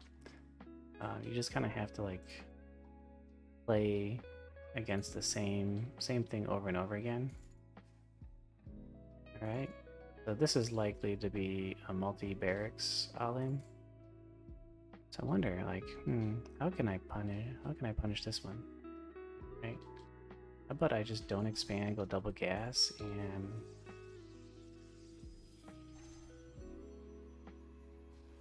we'll go maybe Zealot right away. Because this one, the reason I say it's like probably a multi-barracks is because of how late his gas healer is, right? It just feels more like a multi-barracks. I think the best way to... He's got a barracks right here, yep. It definitely is multi-barracks. I wonder, can I proxy a Stargate here? Hopefully that, from the timing, there's no way that's his first barracks. I don't know my timings anymore, so it's really hard for me to accurately assess the situation. Like, could that be his first barracks and he just went gas first, you know? Is that even possible? So I can either go Stargate or DT. We'll go DT.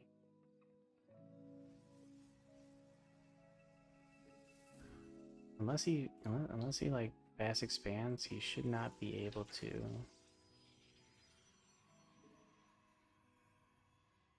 have enough scans for the DT. We'll go a couple adepts. Maybe hit a chrono on this guy. Chances are he probably did go for an expansion because he probably walked in my natural and saw that I did not. He might not have saw my probe go over there. You probably saw that I did not expand, so I'm going to take a look to see that if he expanded. Looks like he lifted that barracks. Got a couple of these guys, you know, so we can take that expansion as well. Oh, yep, he did expand before us. So we're gonna take our army over there. We're gonna pressure him with our army. Pressure him with what we got.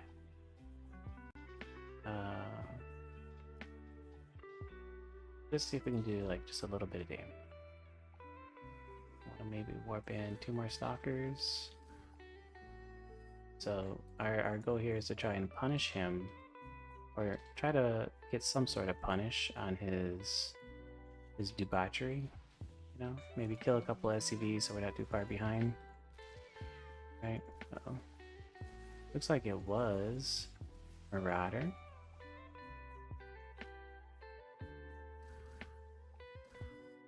Alright, so I want to keep our army here. You might be tempted to like run home and stuff. Like, okay, let the DTs do work. But he'll probably bring his whole army into his main base to deal with the DTs, and we can kind of poke into the natural and get a lot of damage done. So hopefully he doesn't see this.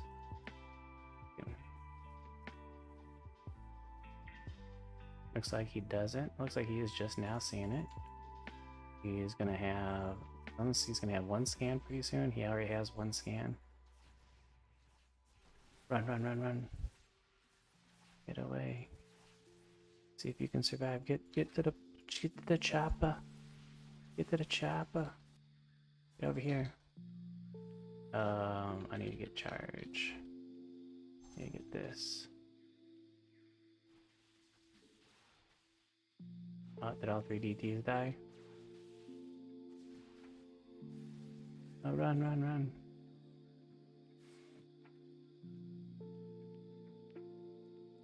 So that's pretty good. We're probably going to end up losing this tech, so we want to try and get as much as we can out of it. Like, prepare. So, I just want to prepare here. Warp in 1 more adept. Kill these 2 adepts off. There's 3 adepts can 2-shot, or can 1-shot, whatever they're called. We get this shield battery. SCVs. So, and then we want to make sure he gets Demortal out right away. We'll go for Colossi.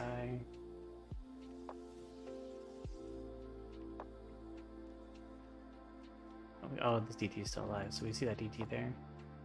So we can get a good counterattack. Like if he ever pushes out against us, we can get a backup pylon for sure.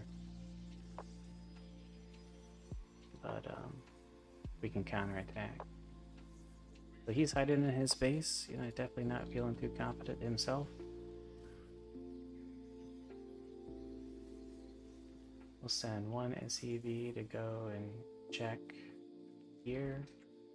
And we'll take that gold as our 3rd base.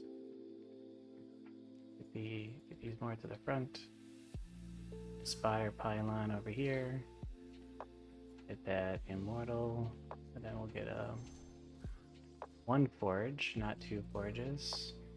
Let's see if we get some cannons up as our defense.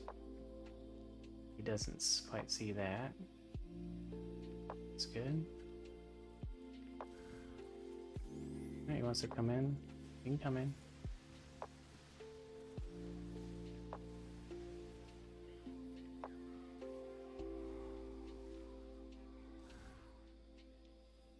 Don't chase too far.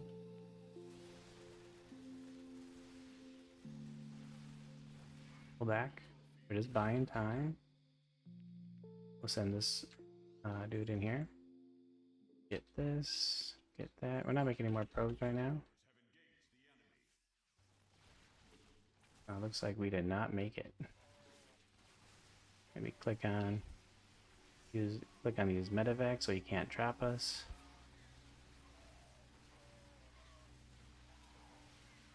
Immortals are gonna clean this up. We're skipping probes because we can't really afford to make more probes because we already have too many and we are not getting some good mining done. So we'll take some of these guys because they're basically useless. We'll put them on this. Right, we got another Colossi.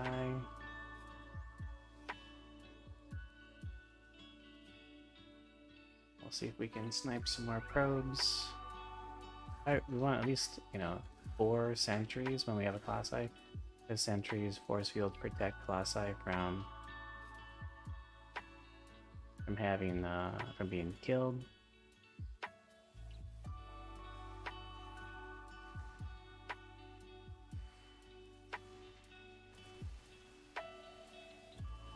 Yeah.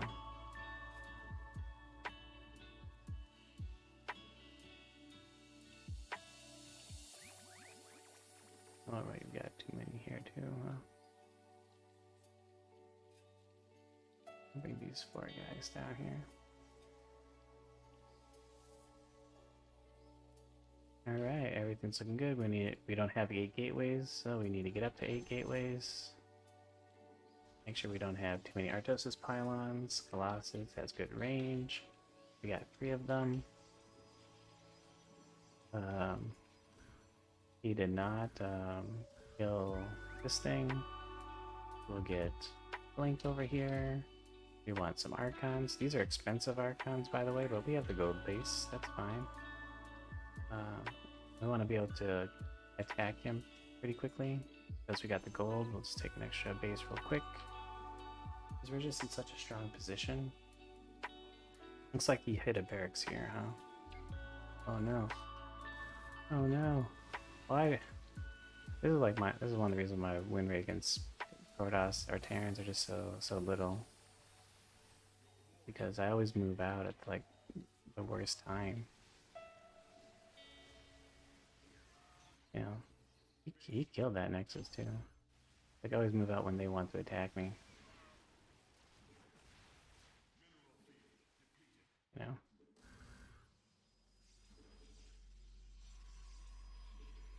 I have like the worst luck when I move out on the map. Getting upgrades here.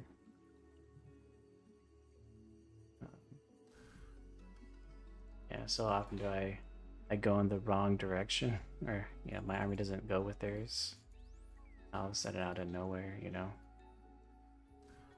Like their army somehow like threads the needle. Like I'll move out this way, and their army will come in this way.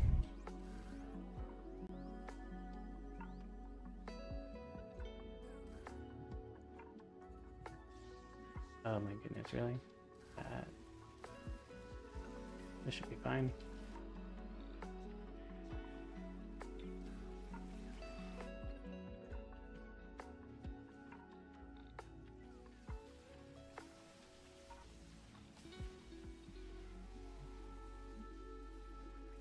Okay, comes forward, you know, you can get the sentries ready.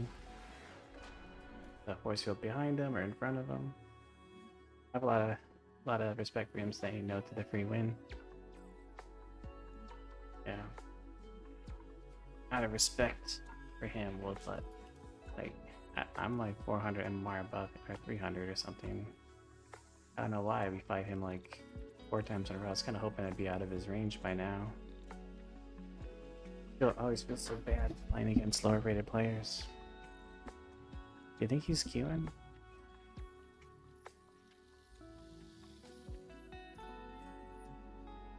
Has a bunch of different mind games there. So one thing I'll say about the DT response that I did is that it is super risky, right?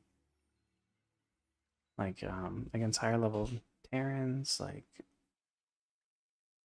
they always scout the map. Like if you're one base Protoss, like if you choose as a Terran player, if you choose to cancel your cheese, you know, if you're doing like a Marauder all in or something, anytime you choose to cancel your cheese against a one base Protoss, don't assume that they're just sitting in their base with like 1,000,000 shield batteries. You have to always send an SCV or 2 around the map to scout. And a lot of times when I'm in like the Masters 1 Grandmaster League and I do this kind of response, an SCV always finds my DTs. And there's such a huge timing window for you to find it too. There's plenty of time. And the risk is, you know, if the DTs don't do any damage, like Protoss doesn't really have too much damage to deal with Stim. because you can just kind of stim micro back, like stim, you go in, stim, you run away, you maybe kill a unit, run away. And you know, if you're not just blindly stimming in, then you'll end up being able to kill units, like 1 or 2 units, and get out, and then fully heal and then kill 1 or 2 units, get out, you know. Whereas if you like stim in there and stay there, when their army, you know, is pretty big but unupgraded, then you'll like lose units, right? You still might be able to overwhelm the Protoss, but you know, if you can just kind of whittle them down a little bit first, it becomes easier to overwhelm them. You know, you're basically picking off free stuff. You know, like DTs are 250 resources. You know, if you think about it, it's like a supply depot in a barracks being killed.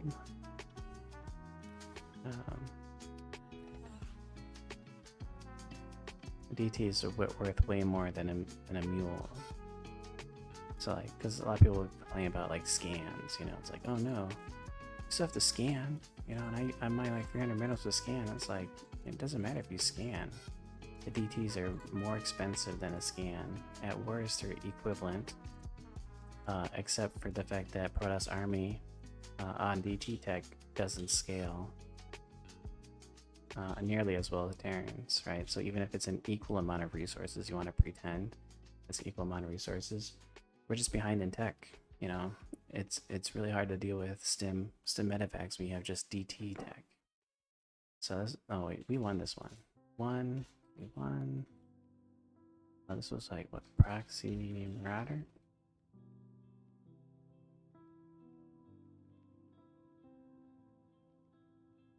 Proxy double marauder. We win this one. This one was EVT win proxy Rags canceled into expand. So the nice thing about this one, what I'm kind of hoping you guys got out of this last PVT was kind of showing you what to do when you try to like over defend or try to punish and the opponent goes into macro, right? So there'll probably be a lot of situations in which there'll probably be a time where you'll see like, oh shit, you know, he's got a CC, you know, like my DTs didn't do a ton of damage. I'm pretty much lost. My Nexus is so far behind. And then hopefully I was able to show you guys how to, you know, kind of come back into that, right?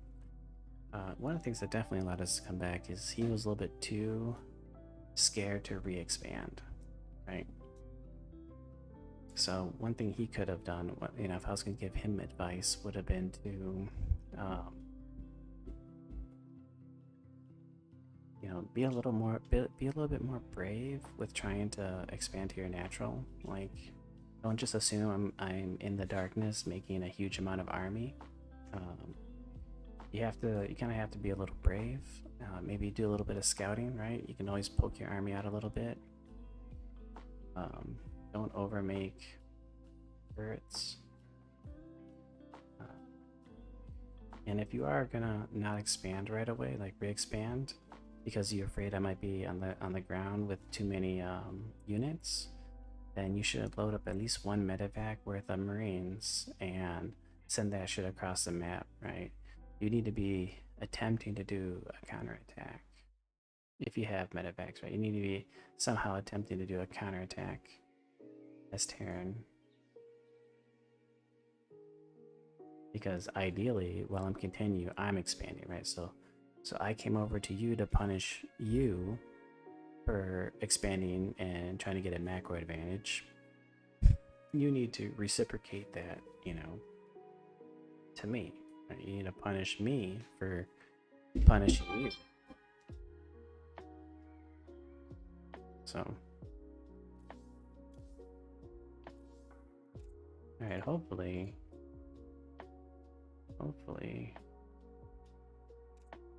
Yeah, okay, he's in game. Good. Good luck, Boreal. Good luck in your matches, my man. I'm sorry that I'm a lot of these losses. I mean, you're not even having a good night. Poor guy.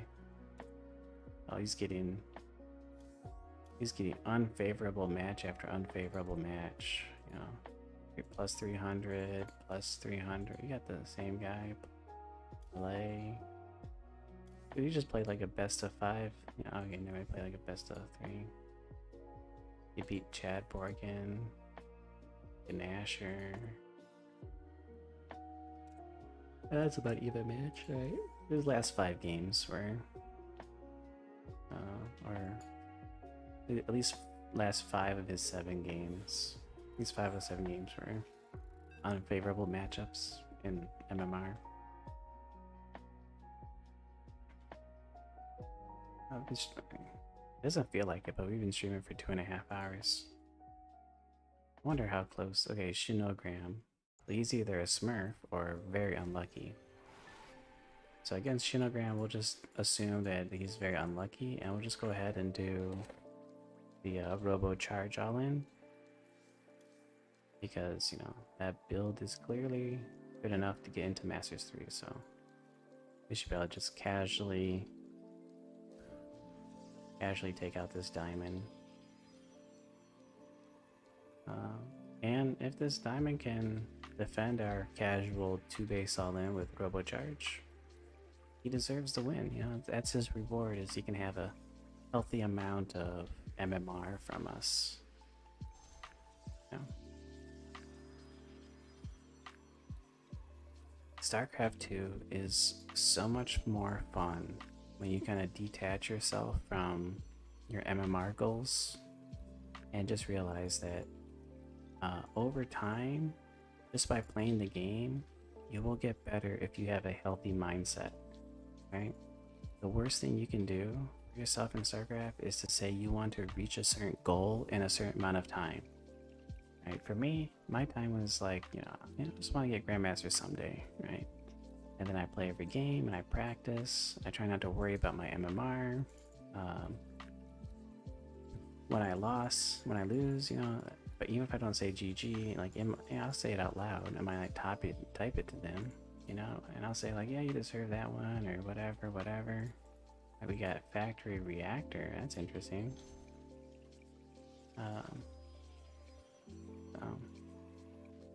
Double gas. So, of course it's double gas. We don't need to see that, but.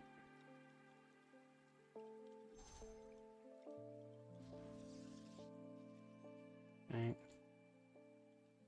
We'll see if he like lifts. So we'll go for Stalkers. I want to get that shield battery out as soon as possible. I don't know if he lifts and plops. Lifts and plops. Yeah. Is it going to be... That's what we want to know. Is it going to be... whatever it's called. Hellions?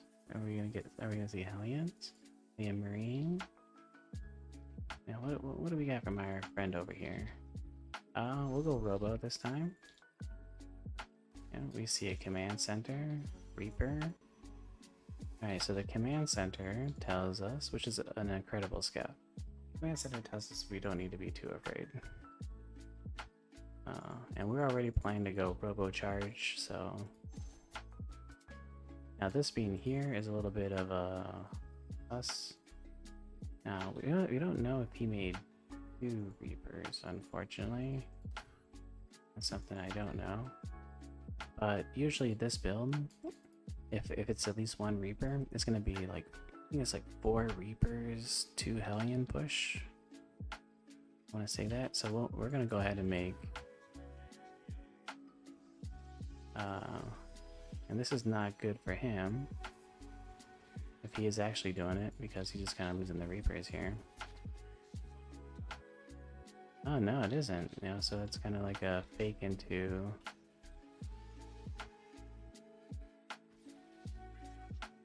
Cyclones. Okay.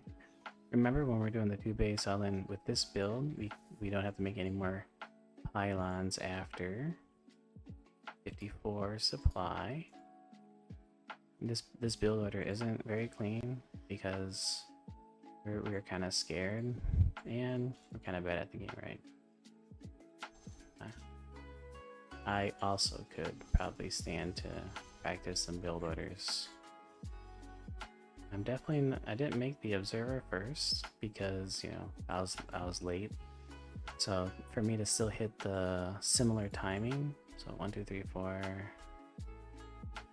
5, 6, 7, 8. So for me to hit the similar timing, I had to actually skip the observer and go for the immortal.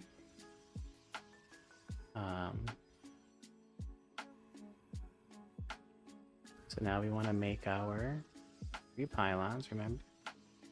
We can still send this ahead.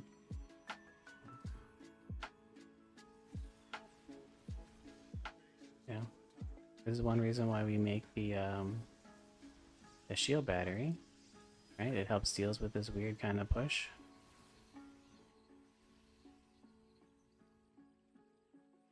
And he's obviously attempting to do. We'll go ahead and do this. Looks like he's going mech. Did he? Okay, wait. I was like, did he kill one of my dudes? No. No, we don't. Where did it go? Oh damn, he killed all my shit.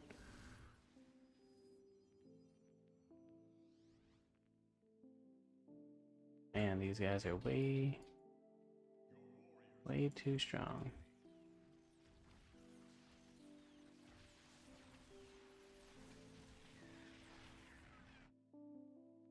Alright, well, we took a lot of economic damage, which is pretty good for him. You know, we blinked, and apparently, like, those cyclones kill probes faster than anything I've ever seen in my life. Right. So what we're gonna do, put all of our gas onto minerals. And then just come over here and kill him.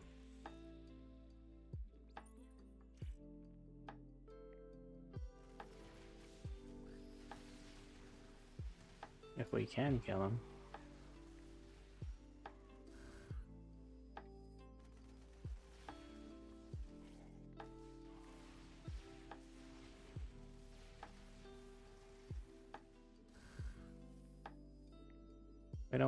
We're just gonna want to wait and take an opportune fight. I don't know why he did that. But like, you know, like we don't want to fight with the turrets. We want to keep our army together so that we can protect and do, you know, maximum damage. You know, get close to the Archon so that the Archon can splash to help out the Zealots. We don't want the Zealots to get surrounded too easily. And once again, that's the power of a 2-base all-in, is, you know, you still have a chance to win. When you do 2-base all-in, you still have a chance to win if the opponent comes in and messes your shit up. Like, he came in and killed like 15 probes or something, and we were still able to win. So, but if we were trying to go macro, there was no chance, right? If we would have tried to take a 3rd base and lost 15 probes, we just lose the game. There's like no chance to win. Unless he's like supply blocked and floating tons of money, then I guess technically we have a chance to win. And if you outskilled, like with a high enough MMR difference, like with my MMR difference, I probably could lose those probes and still win if I tried my hardest. And a lot of that is purely because like I have better micros, so I can make up for less units by making each unit more valuable. I know how, you know, I'm not scared to take risks, right? So I might, you know, skip units to get a lot of probes out really fast, then try to get units out, and maybe use different tactics to stall the opponent from walking across the map, right? There are tactics you can do to try to come back into the game.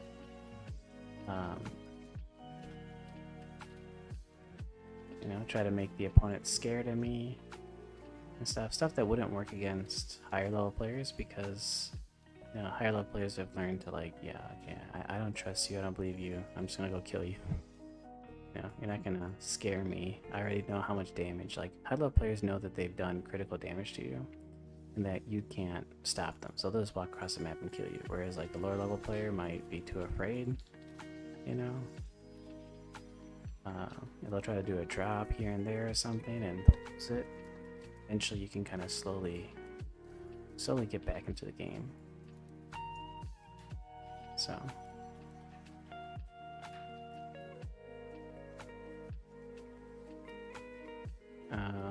what do we want to do?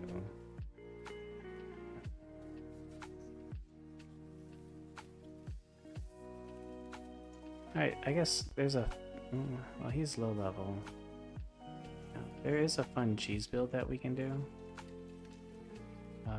So I'll show you a fun cheese build that should not be too hard to do at a lower level. So...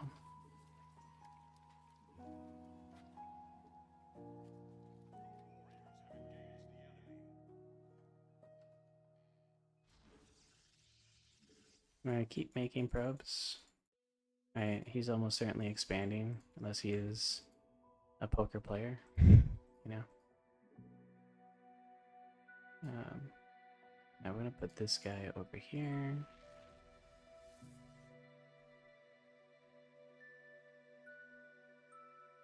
We're gonna take a somewhat not obvious path for the adepts. Obviously, if you went adepts and went for a little bit more of a direct route, you would be pretty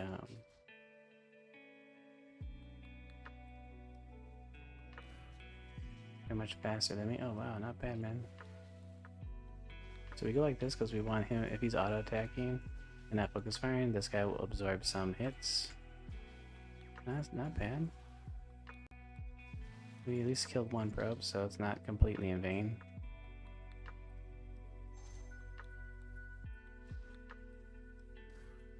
So this is going to be a proxy DT, but it's going to look like your standard macro play.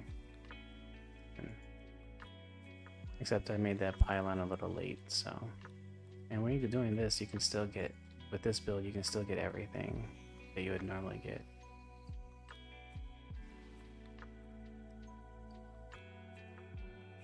I'm going to take a little bit of a risk and play this here. I don't think he's got more than like... 4 stalkers.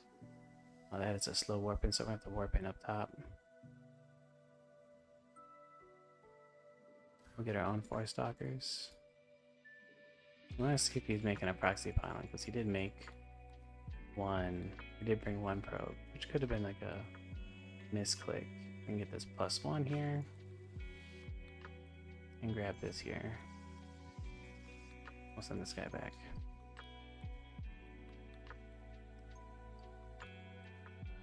We'll go ahead and get this.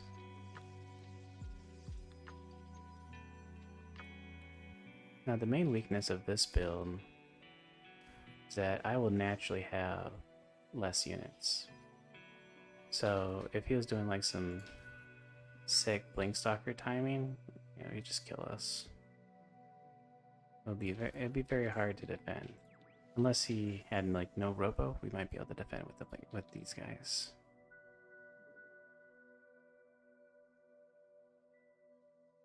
Alright, pop. We got one of them coming in. Over here, get ready to expand. Second boy coming in. And it's important. I like going up the 4 gateways before I expand. That's a real. No, okay. I was gonna say if that's real. He is really screwed. Now you want to delay them because you'd rather not lose both. So see if we can kind of. Oh. Looks like we cannot sneak him in. Very well done from him.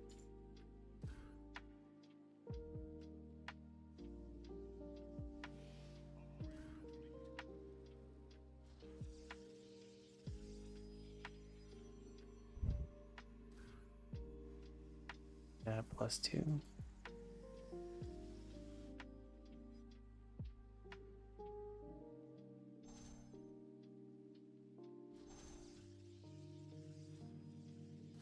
I guess I can show you guys like a trick that you can do against players, at least up until a while. I feel like you can get most people that are lower than masters. I mean, they're lower than masters 1 with this. So we're gonna get this into the here unless he's got a cannon, and what we're gonna do is distract him because he doesn't, you know, he probably doesn't have like the best multitasking. Right? So we're gonna try and pull his army out of position.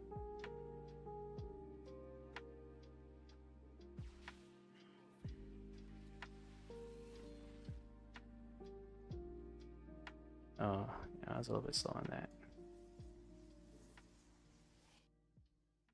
But it worked, you know?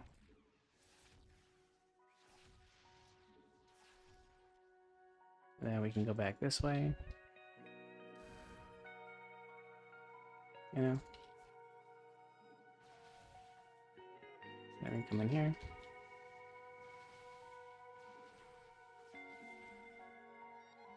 Wow, this guy is pretty good.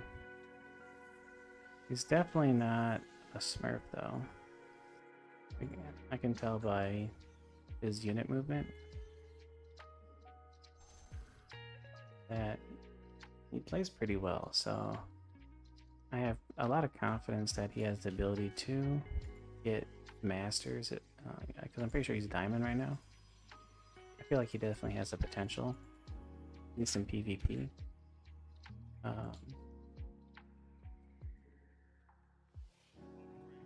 So I usually like to go mass blink stalkers, but I'm kind of going like charge and stuff for you guys to kind of show you a more standard PvP version. So right about now, kind of like your 4th base-ish timing, before you become, oh man, no wonder I don't have a lot of gas. Before you become like too aggressive, you kind of want to put at least one cannon at every base.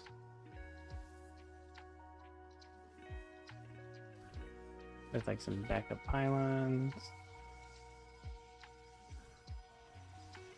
Because at the higher levels, this is where like the DT harass is gonna start coming in.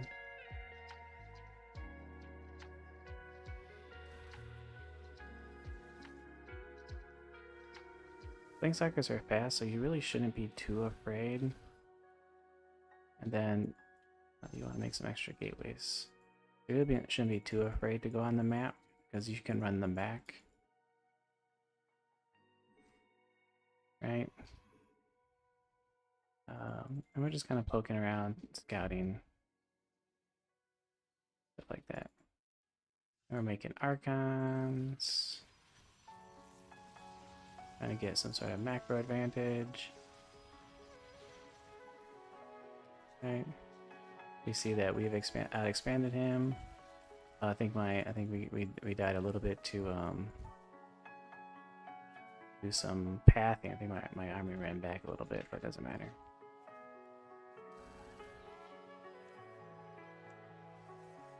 So we got our 3rd base up before him.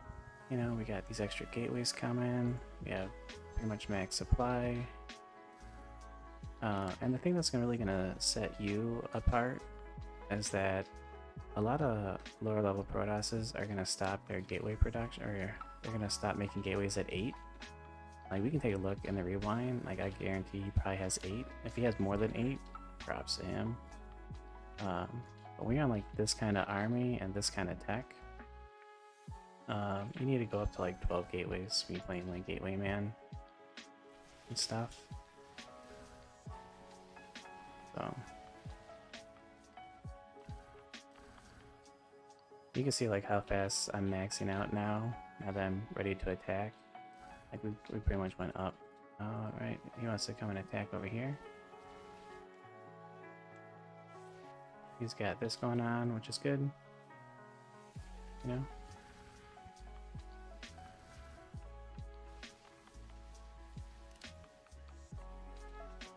We got our base trades going on. See if this cannon can kill the observer. No? Alright, cool. Let's see if we can get back here.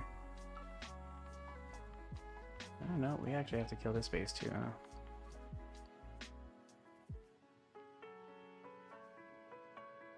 Oh yeah, he did some pretty good damage. Wow. Oh, he's A moving. Need to get back. Get these guys back.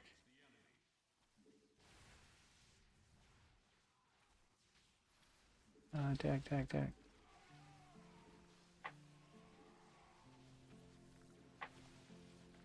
We are all discombobulated. Armies everywhere.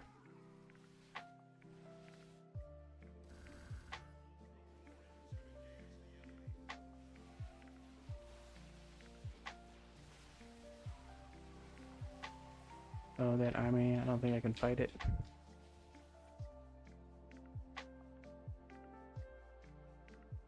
Here.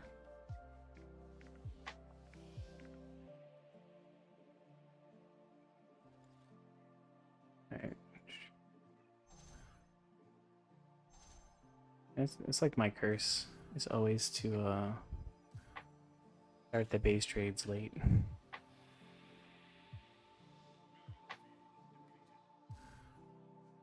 Well, okay, we didn't even crush that base. What the heck?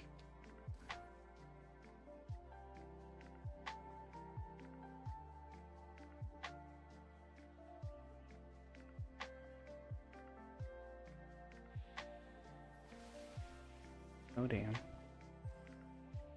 Well, we gotta make sure he doesn't expand.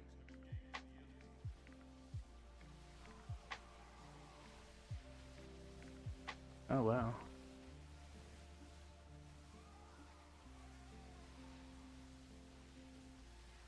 This guy's pretty good. Maybe he is a smurf. Because he's got this over here, huh? Just playing a little too casually against him. Alright, good game. Quit rewind. Oh yeah, he's definitely a smurf.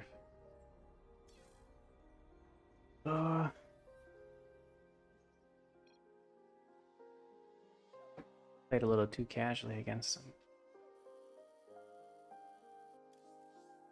But oh well. Let's see, Masters 3? No, he's not a smurf. He played that really good. Should have tried harder to win. Oh, well done. My first loss was me trying too hard to style on him.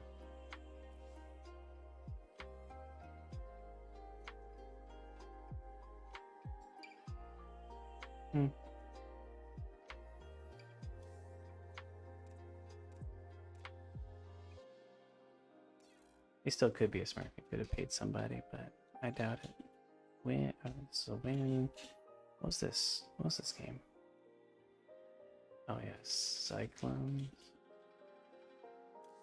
And this one was PvP loss and a macro.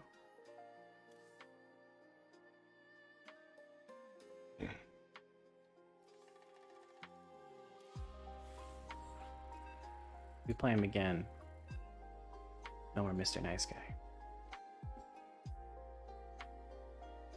But his build order is pretty good. Oh, we're playing him again, huh? His build order is pretty good. Like, he has Rebel Bay on time. He got the Observer out on time. He took minimal damage against the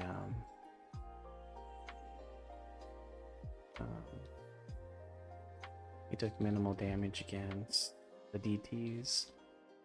Like the first DT did no damage, right? Second DT got some good damage.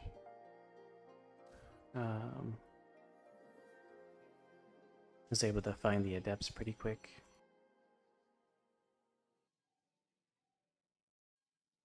So good on him. Let's send a probe a little early, get this gateway down on time. We'll just do One gate expand.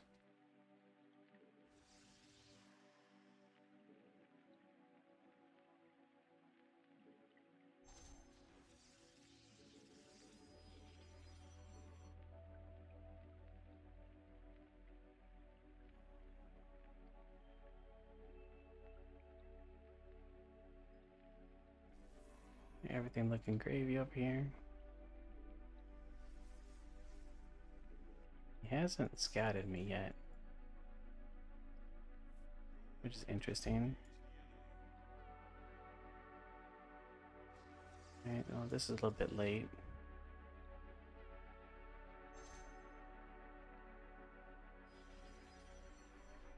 I'm gonna cut a probe. This is PvP. So we can see like my Cybercore is not too much later than his.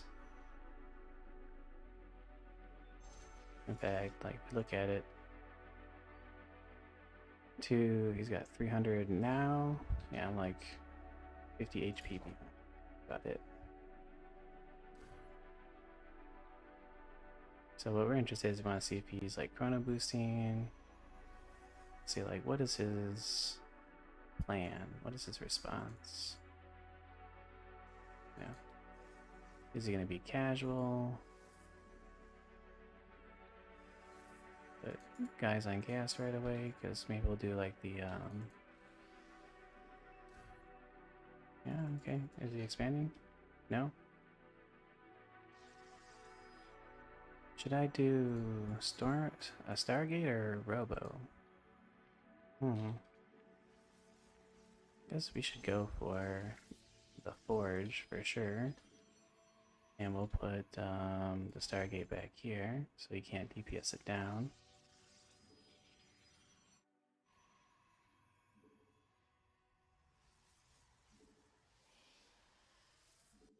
So we want to see if he's got a Praxis somewhere. Make another one of these.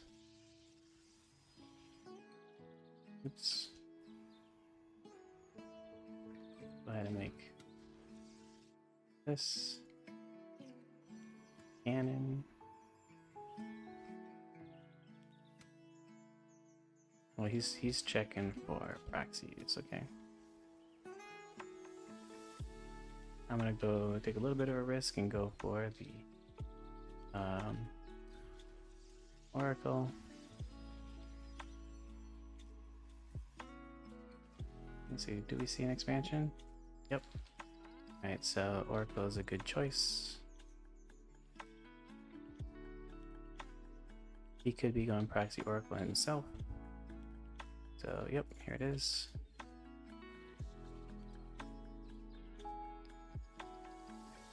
A good response. Well done. Not your average, this is probably what I would consider like the best response to this build, or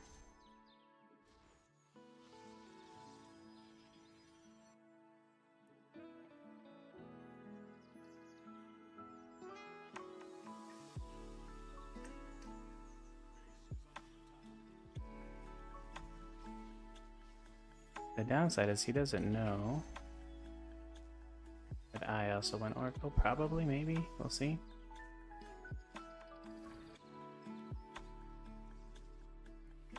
We'll see what kind of damage I can get in.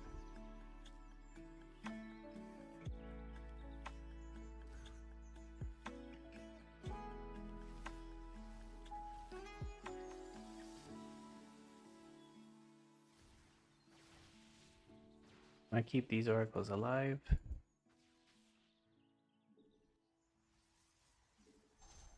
Oh, wow. Not too bad.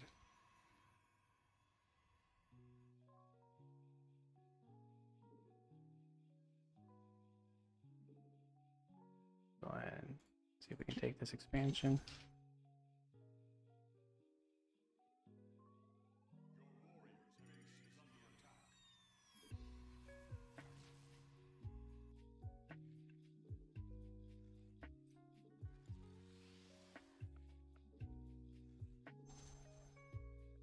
This guy does play suspiciously well.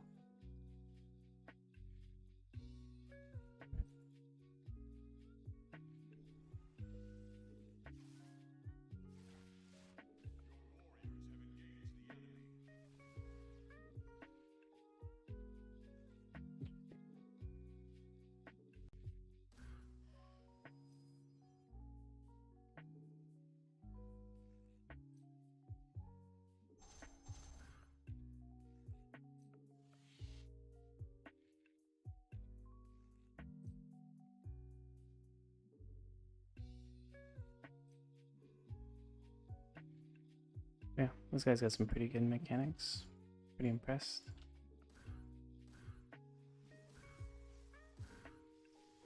Maybe we'll try a little bit harder to win.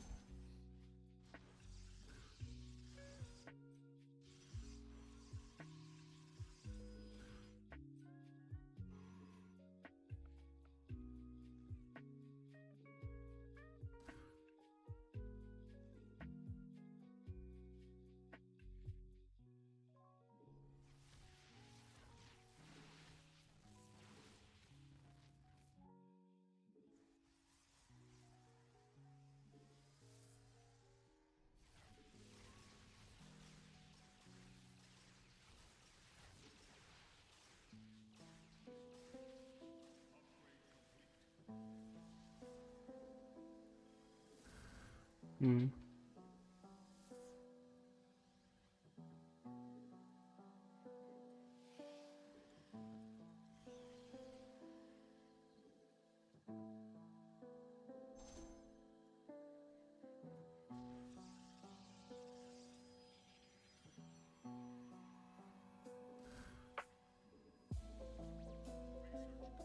How many giveaways we got? So 2, 4, 6, 7, 8. Expansion over here coming yet? Let's see how good his Blinkstalker micro is.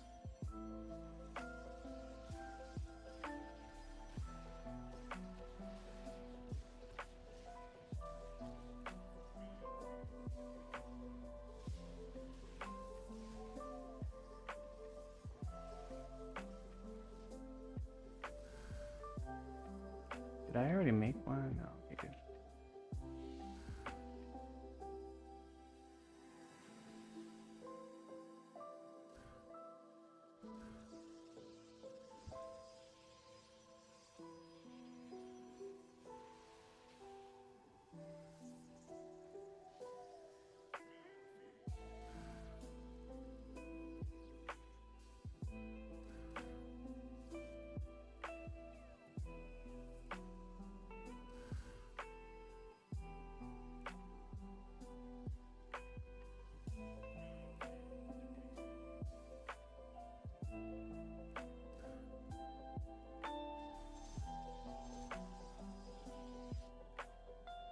So he's probably expanding over here.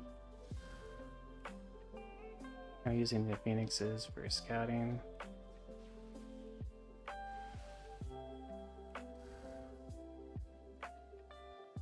And I want to hit this base.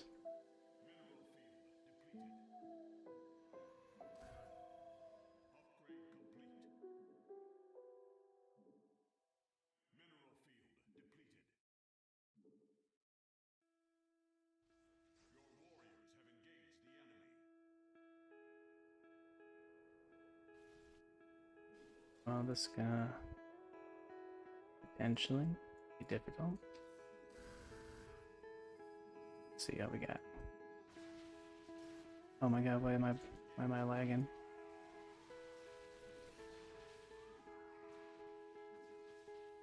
Oh my god.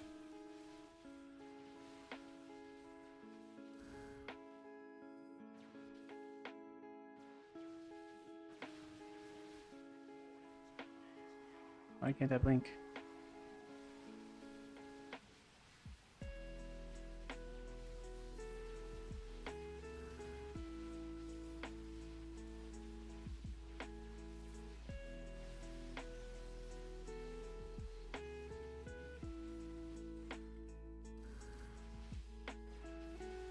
no playing Eastern United States, huh? Somehow I'm lagging.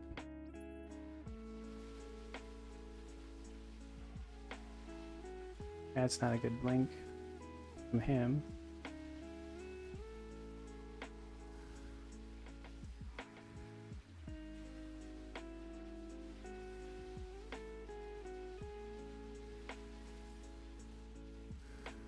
Ooh, those weeds are not good.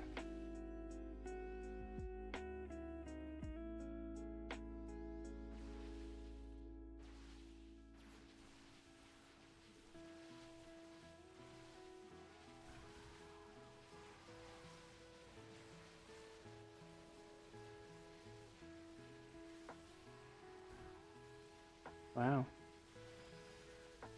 Okay, good game.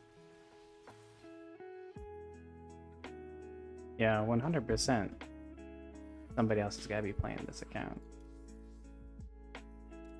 There's no chance.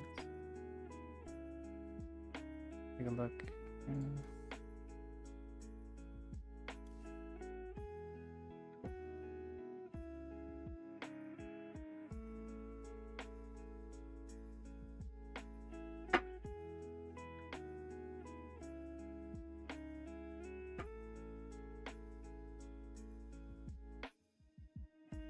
Because he's got all like the right responses and the right timings where I feel like for me to beat him, I have to actually play at my best. Can't just play too casual. Which is strange, you know. For someone to like PvP is my best matchup, so for someone to not be so casually defeated.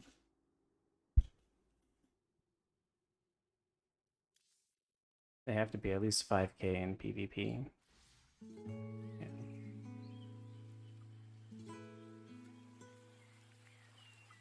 But for some reason I feel like in that game I feel like I felt some latency.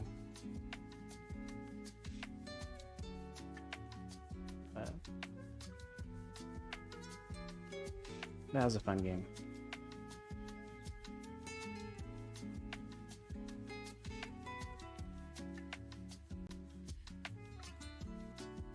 Because the way he played was pretty correct, you know. Against the fast expand, it's always better to go for the proxy oracle, especially because, like, you know, it may be counterintuitive. You might think like, well, that delays your nexus, right? But it's fine to delay the nexus, but on the oracles, because the oracles have a chance to get good damage. He had good control of the oracles. You know, he didn't like you know, overcommit and try too hard to get damage. He kept, you know, he kept them back. The movement was pretty well. He saved 2 of them for a while. He was really greedy with the expansion. Took a really fast third base. He prioritized Chrono on his probes, right? Pretty much all the things you should do. Alright, so for this one, I'm gonna do the Colossus Blink all-in, 2-base all-in.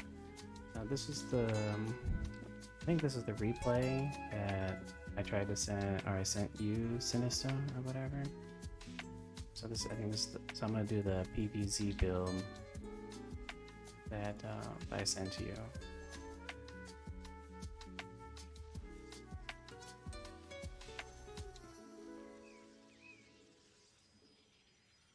We'll do it against Turtle.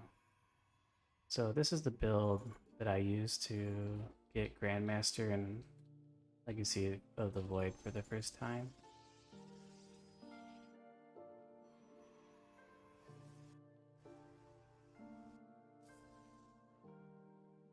As much as I'd like to do the Blinkstalker all-in, we already Blinkstalkered him once today. Oh shit, I didn't want to take this gas, so a bit of a mistake on my part. So we'll go ahead and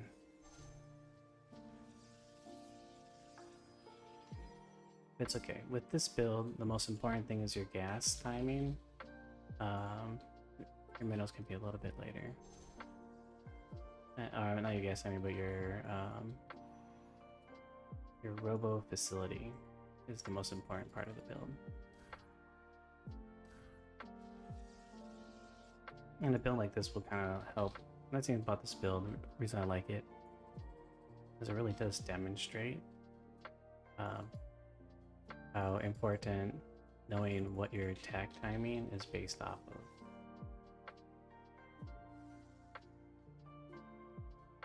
So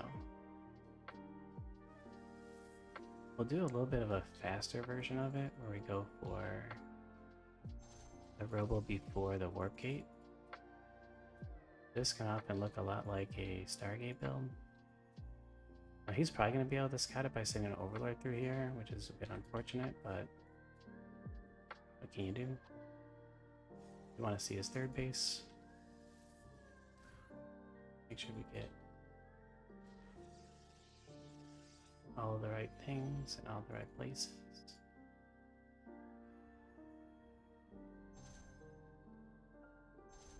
Yeah, wall up. I don't see a third base. That kind of concerns me a bit. So I think maybe we can't do the timing. I think I'm gonna have to like get an Immortal out.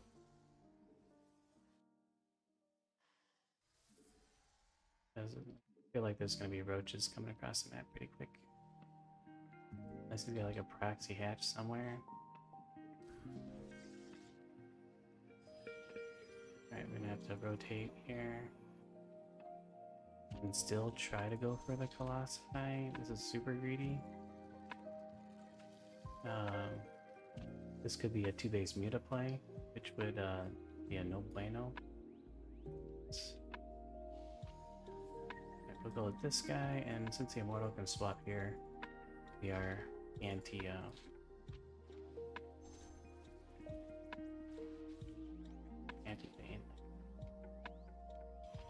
I do feel like this is gonna be, it's gotta be a 2-base Muta. Could be Swarm Host, which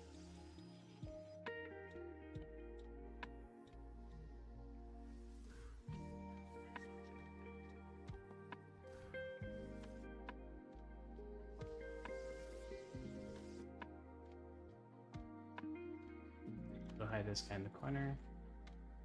You might have to take like a weird proxy base.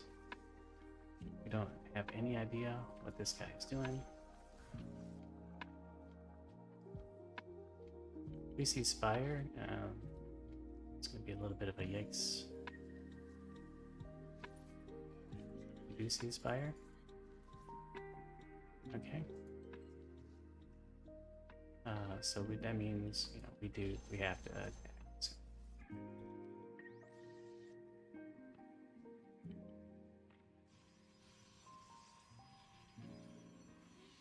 We're just gonna do one robo.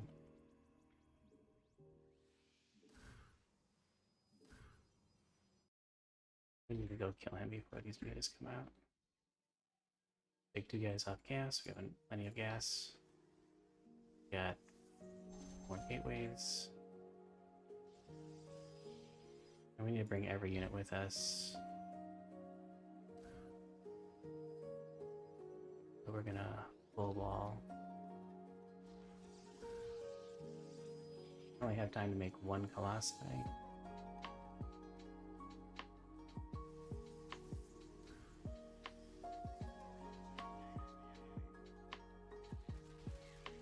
Very nice. Nice pickoff.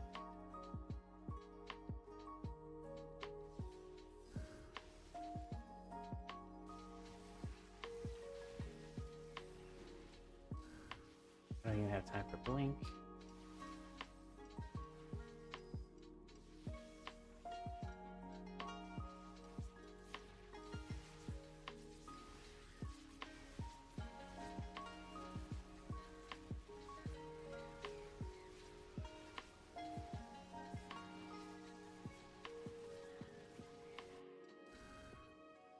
Ooh. I was able to get enough mutas out in time for the game. Yeah, the 2-base Muta is the hard counter to any kind of robo build at all. Which is a little sad.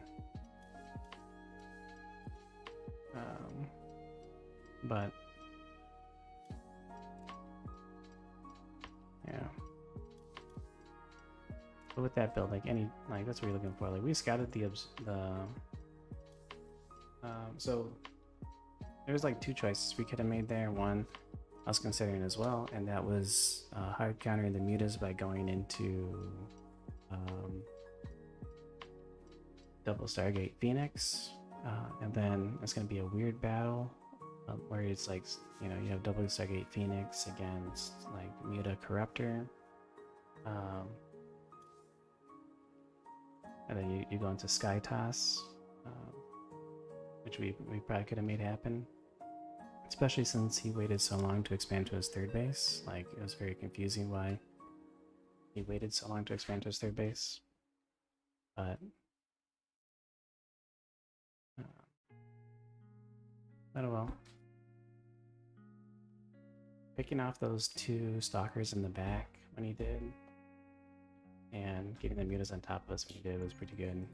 We could have got a full warp in of stalkers. I think we would have had enough to defend that, but just kind of unlucky timing. It's not defend that, but to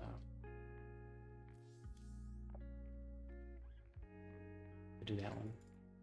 It's kind of unfortunate that he didn't play a standard build, so we can kind of show what the how to properly do the robo all-in. But we'll do it again this time. We'll do the classes one this time against this guy.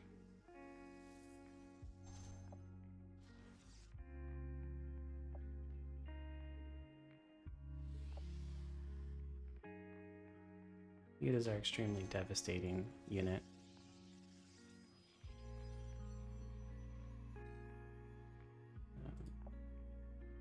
Like, I personally think mutas wouldn't be so bad if it wasn't combined with how powerful Zerg's macro was.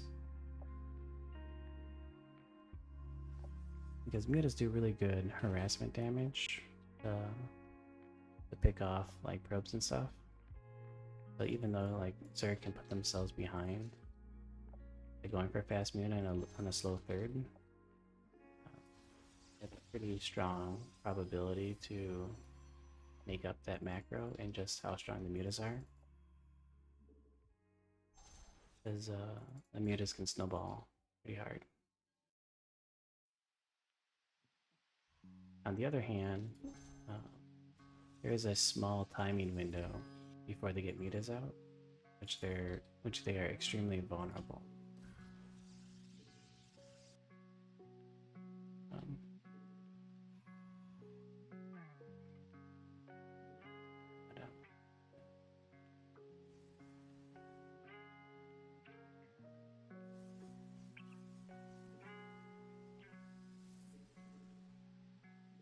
Are we being cheesed again also here?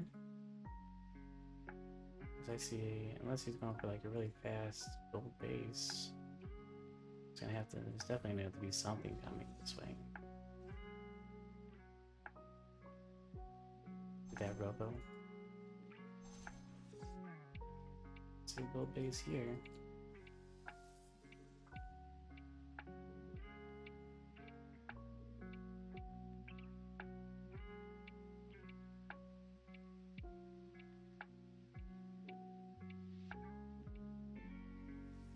Oh Jesus, can't even wall off here.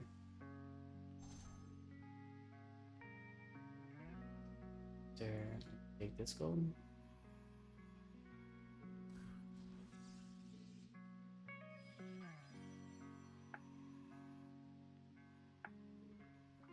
I guess I'll get a sentry.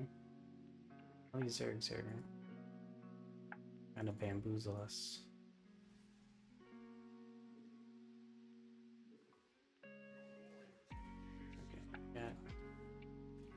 Something happening.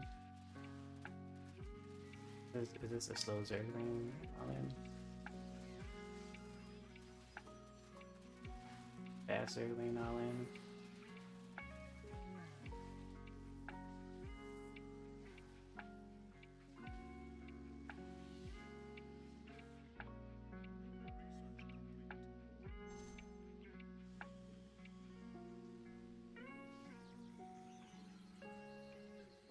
stop, stop. Why can't you stop? Why is this not stopping?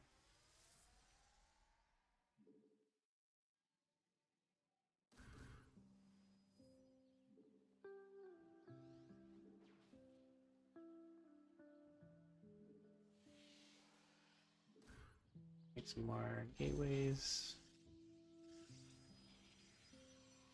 See if he's making a dropper lord. That's why we got these adepts. Let's see if we can shade over here. Oh, he's not making the dropper lord.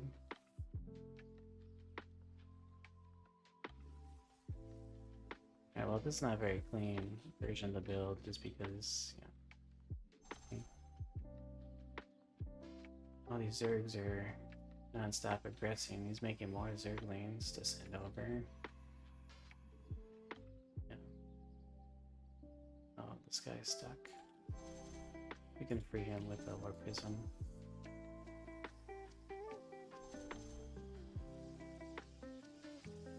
Is this guy also going for the Utis?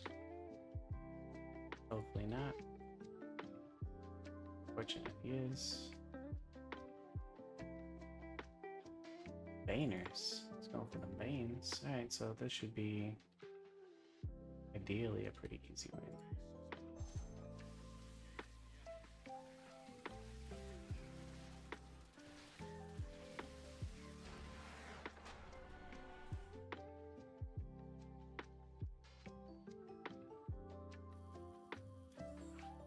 Yeah.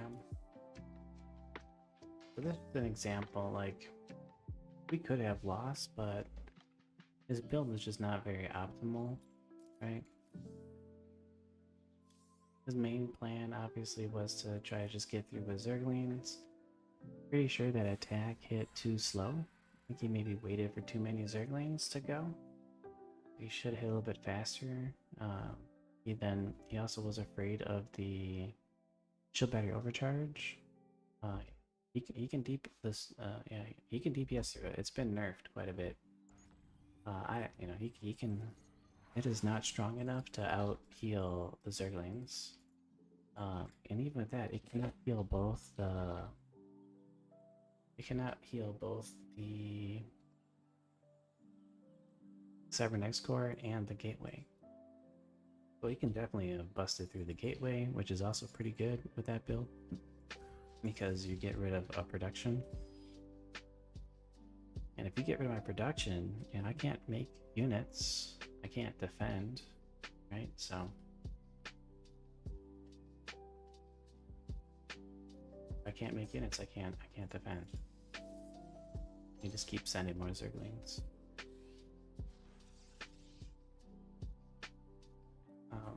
Because his expansion was so late, I was really greedy and I wasn't, properly attempting to defend. Because usually if it's on 2 bases, then usually you just want to keep pumping units. Maybe make some extra shield batteries, right? We keep chrono boosting, like chrono boost the gateway, or not gateway, but chrono boost warp tech, chrono boost gateways, stuff like that.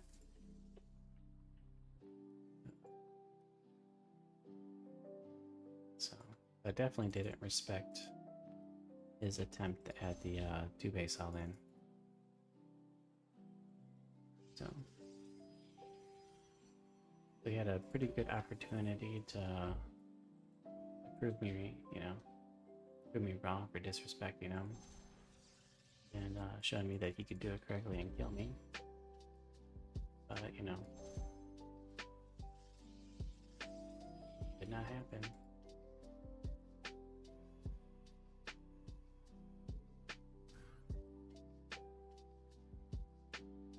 He's still mining.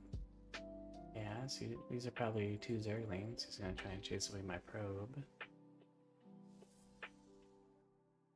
Hopefully they are.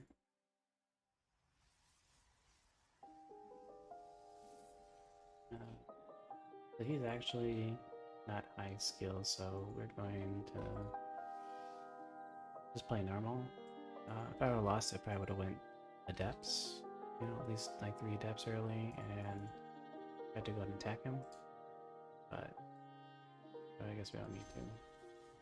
Let's do the same build. Uh-oh.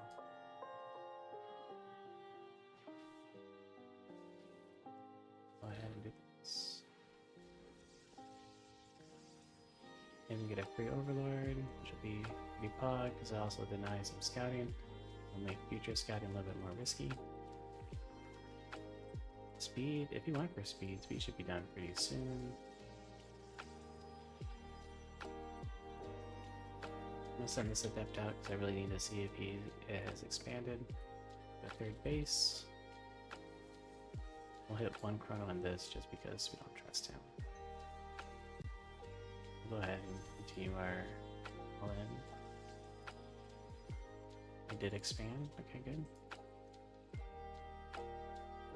Around like 9-10 probes when you take the double cast over here.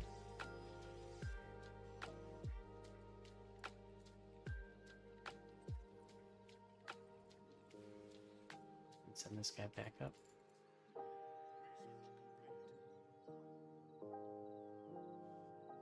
Now you would be tempted to like, well, okay, I'm wasting time on my Robo, so maybe I'll make, you know, a War Prism Immortal. The answer is no, because you can't afford it with this build. We need our minerals to get forged. We need our minerals to get these guys, or we're gonna get supply blocked. Okay.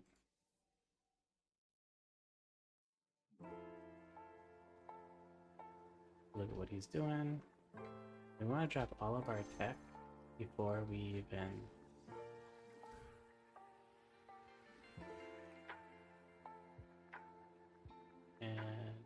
he's got the layer. Keep this chrono boosted.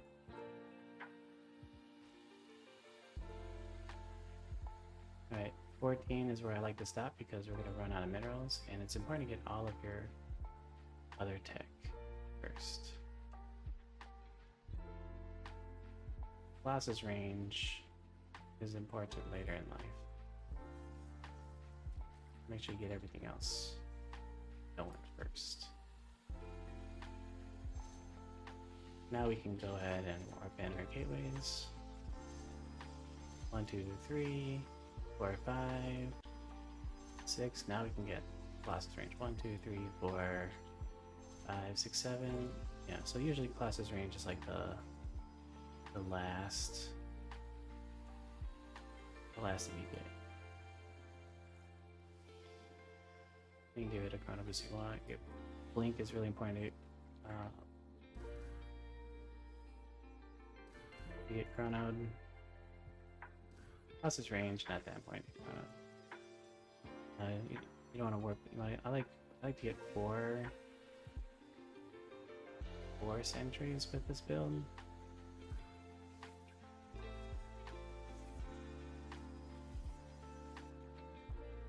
Starting to get ready to defend. You don't want to waste all of your gas because you need to warp in stock. Stock is the key. And we can move across the map, but not too fast because we don't want to get too surrounded. We want to use this as like kind of a spotter. Make sure his army doesn't get on top of him. Oh, he's screwed. This is way too many. He's trying to maybe attack us before, like get on top of the Colossus before we can warp in too many units, right? He's trying to meet us. So we can see him. Before I engage, I want to make sure I have pylons, so I don't have to worry about it. Put this on too. Trying to surround. Where's my army? How am I doing this?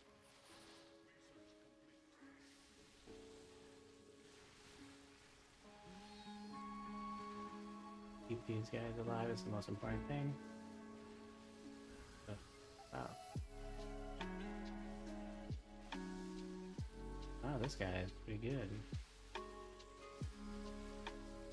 So I'm wondering, you know, we had misselected our army, but now I'm wondering, like, do I suffer? Am I just playing against like every smirk on the block?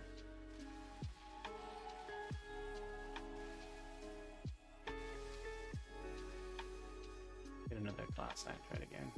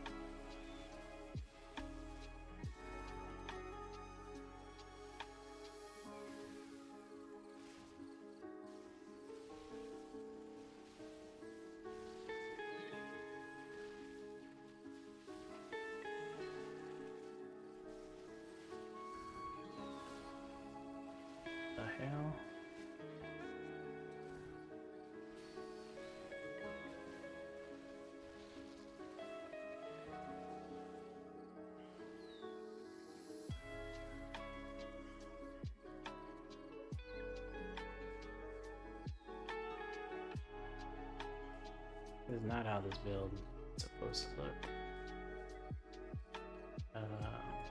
As I have to expand.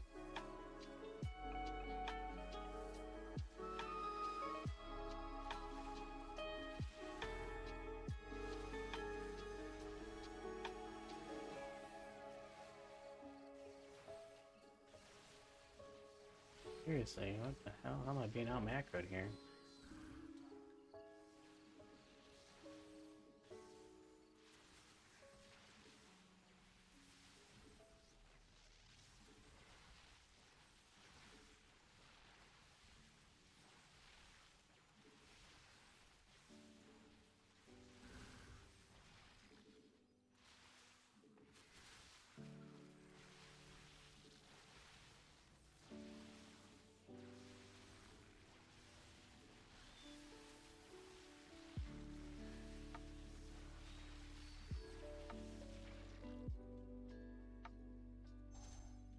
Almost impossible to believe, you know? These guys off the gas.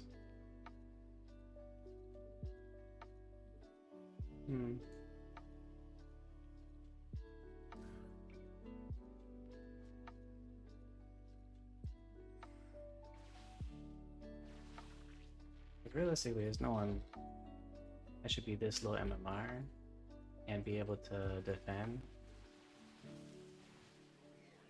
this well while also losing that many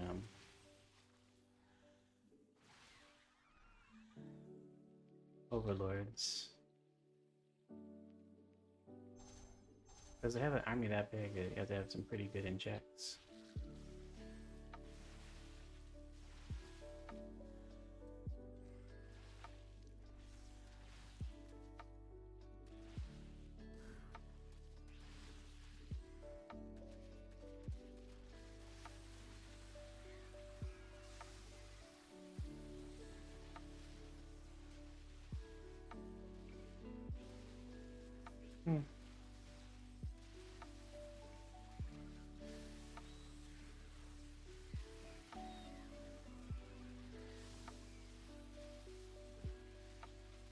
Okay.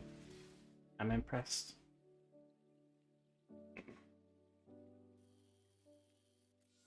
Plus 73 MMR, huh?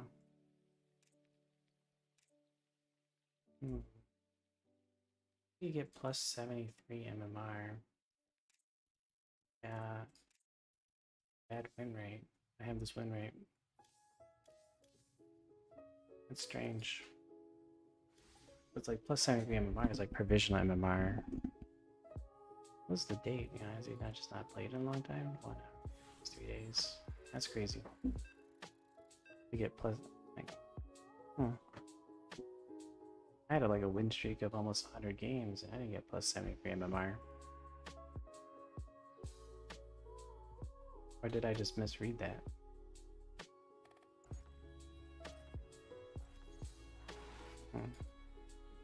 Alright, yeah.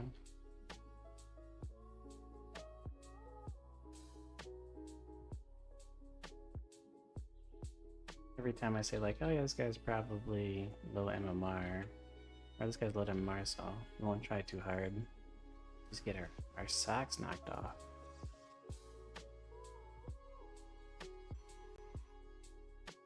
Maybe Protoss is just so bad of a race that you're gonna have to try hard against everybody.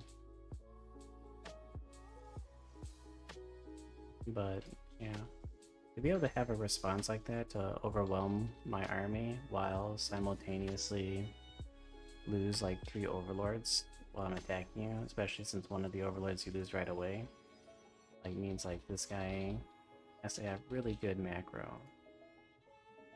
He also it didn't help, you know, that I somehow lost control of my army when he was coming in. He also like set up a really good spot. He was trying to pressure me. He knew all the right things to do. Try to run on top of my army, you know, which is the right thing to do. Which, you know, it wouldn't have worked if I didn't mess up my control. Could have got some force fields down blocking him. Would have been a really big punish.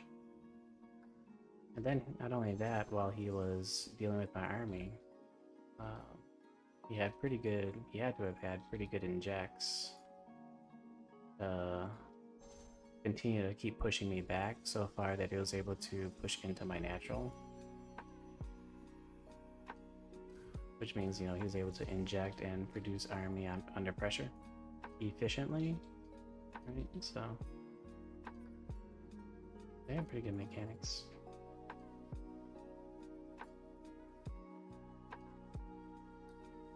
So the timing you want to see for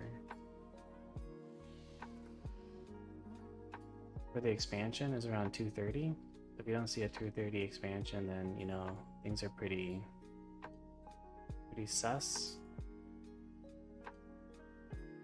So here's the expansion. It's around 2:30, right? One thing that keep you alive against a lot of all-ins and stuff is just kind of making sure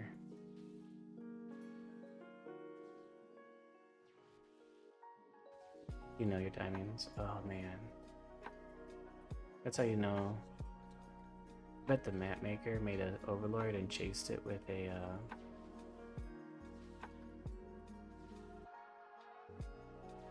stalker.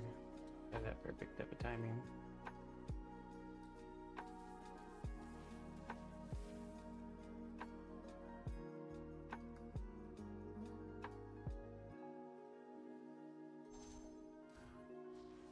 Over here. Get this one. Yeah. Get the observer because it's cheap and it'll tell us if there's any sus stuff going on. Usually when you run time make you the observer and stuff is when you want to get the gas, like I said.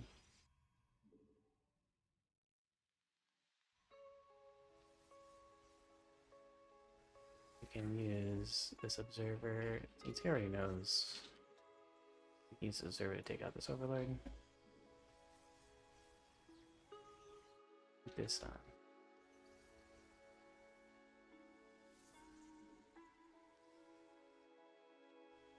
Keep an eye on that. Bam.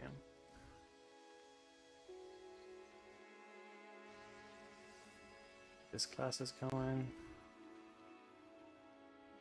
Get the forge going. Twilight Council going. Take a look at what he's got going on.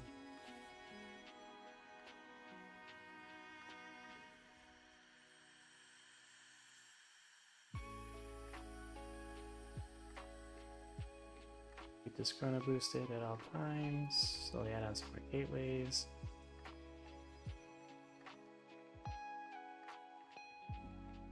At least we know this guy's 4.7k.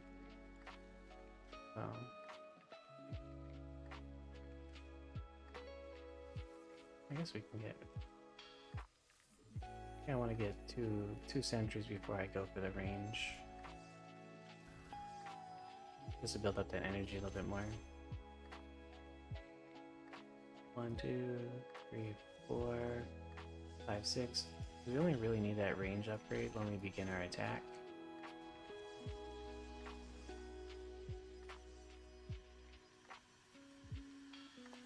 Alright, so. A little mad from losing that last game against that low rank person. We'll take it on this higher rank person. Like the most important upgrades are going to be Blink and pretty much it's Blink. Alright, we got the last two. The reason with the sentries is to protect the Colossi and to hopefully get a little bit of an extra bit of army. He is preparing, which is pretty good. He knows it's an all-in. He knows we're coming.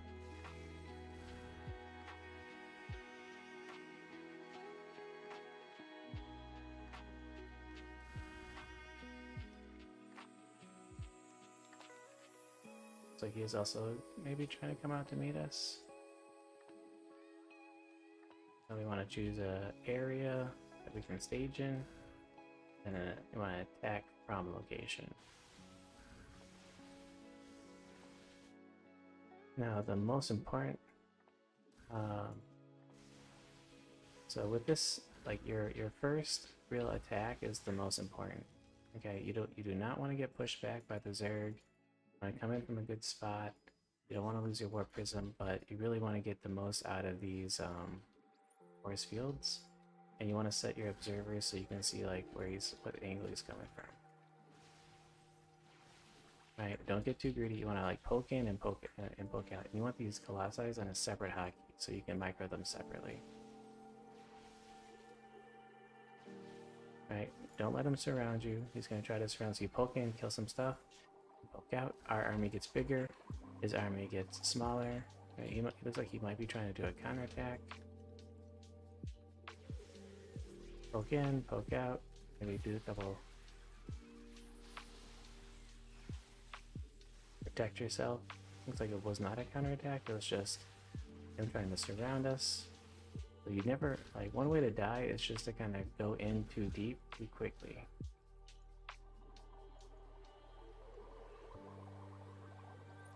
This is where the forest fields can help you.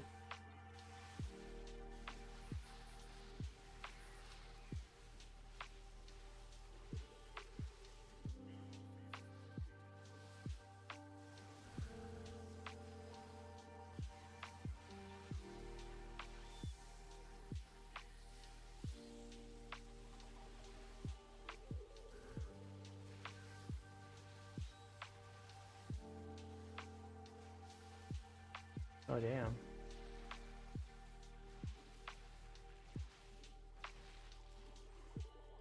We just got shut down pretty easily.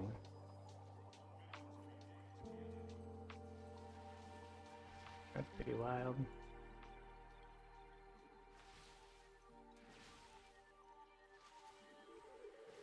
Seems like Zerg players are much better these days than they used to be. Not much worse.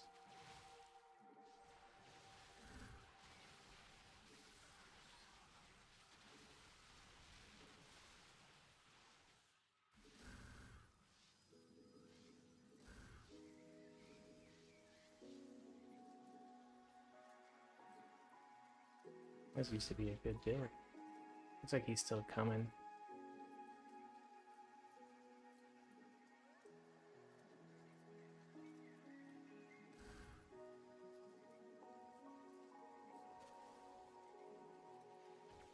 What the hell? Really good.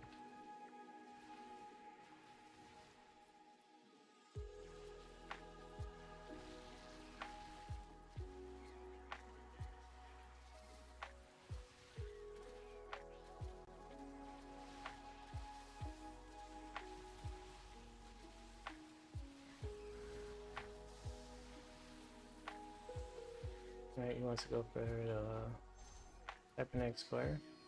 We went for, because we have Blink.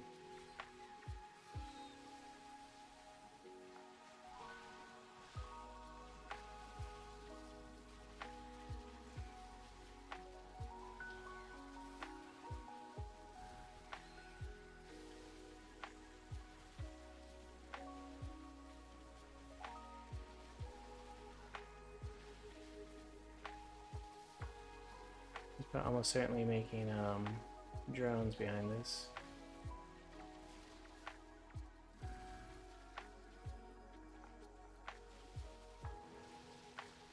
I feel like we're handling that pretty good, but somehow I just got too much army.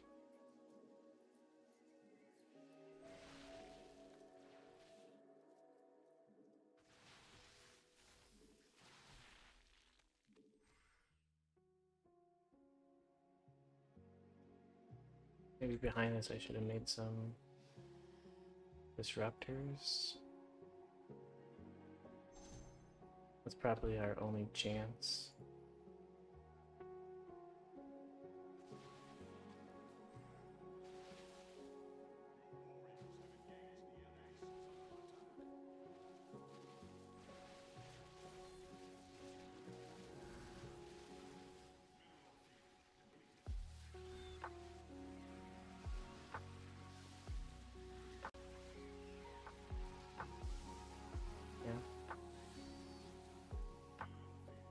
While defending, I should have went for disruptors. Okay, good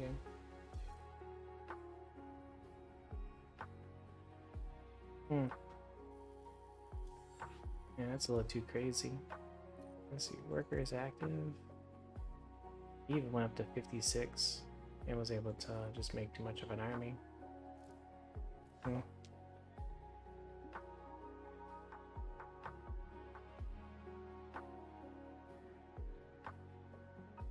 Yeah, normally that never used to happen. The other Zerg players are a lot stronger than they used to be. But Protoss is a lot worse than they used to be. Well, we could do the same build, different version of it.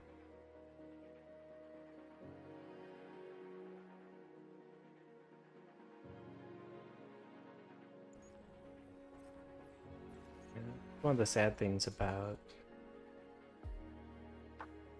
the matchup, it's one reason why you see live Protoss is play so defensive. Is that like a roach costs about half as much as a stalker and is like 95% as strong as a stalker. Yeah. And I forget, they might even just move faster off creep as well than stalkers.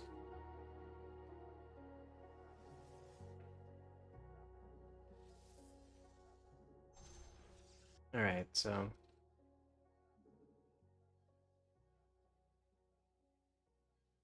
we'll do a higher skilled version of the same build. So we have a similar build.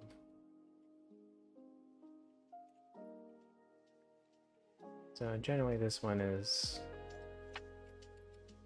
pretty hard for a lot of Zergs to deal with.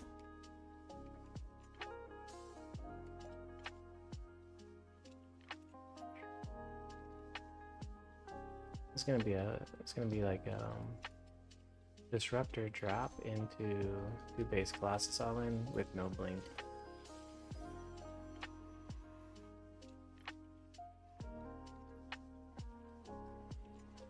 But man, I'm a little sad that my ability got shut down so easily. You know, there's +2 blink Colossus with all the bells and whistles.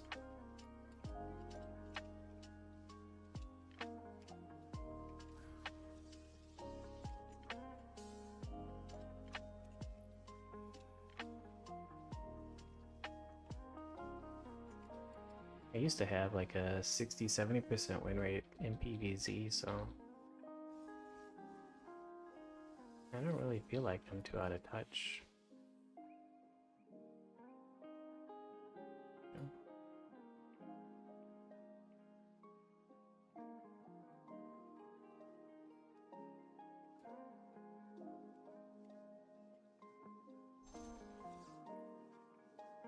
Oh, we lost the rope, but it's alright.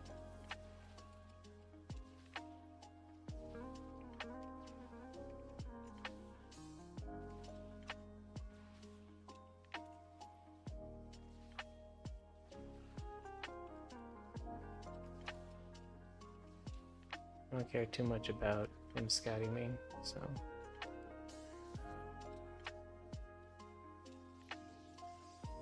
and killing that Overlord is more important to me.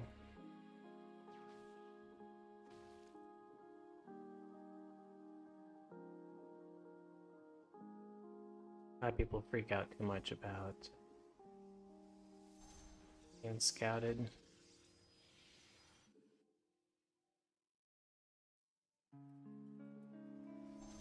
Grab this, take double gas. So this one hits as hard as your micro. So with the Warp Prism.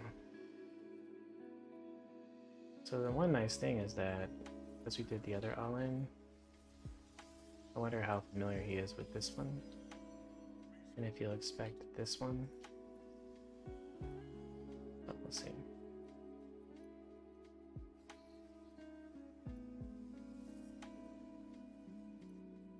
we go for the warp prism speed. So ideally,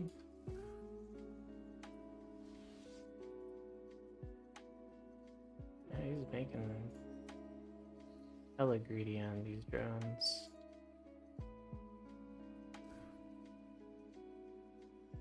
Roach Warren still there. Alright, so he's choosing to be very greedy on drones with the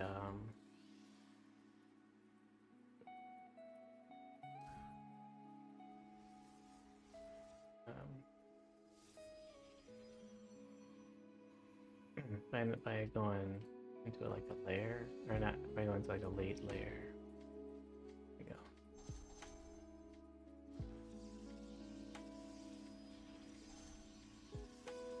Alright.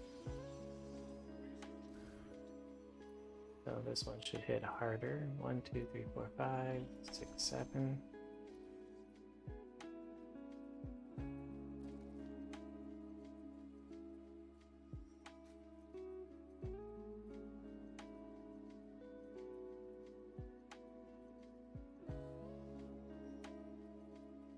Just want to make sure you don't get supply blocked during this.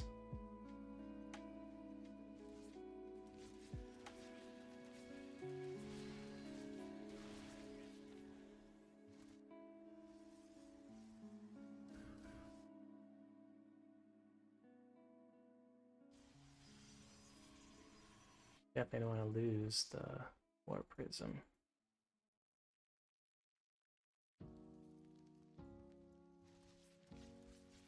No, no, stay.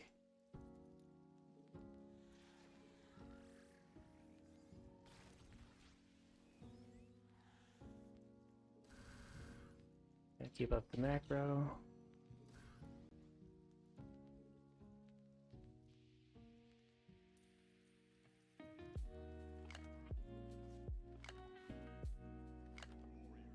No, fuck. Oh shit, I lost this. We lost the game. That was too important. We didn't get enough damage. I should have just brought it back. There, so at this point, there should be no chance to win.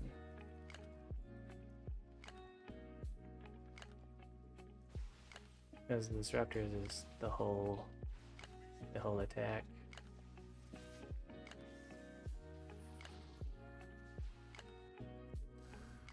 Like I'm short a gateway.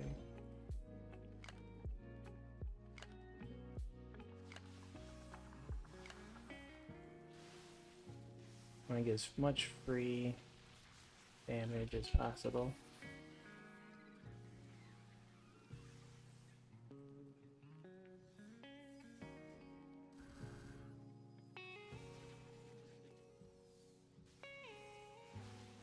Oh, he took another base.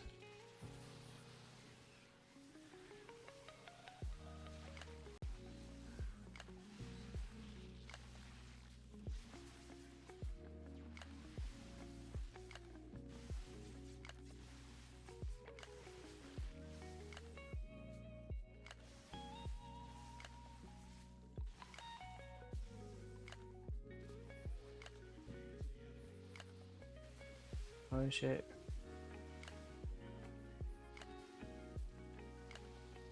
No. 100% we won this if we didn't lose the disruptors. Now it's too late.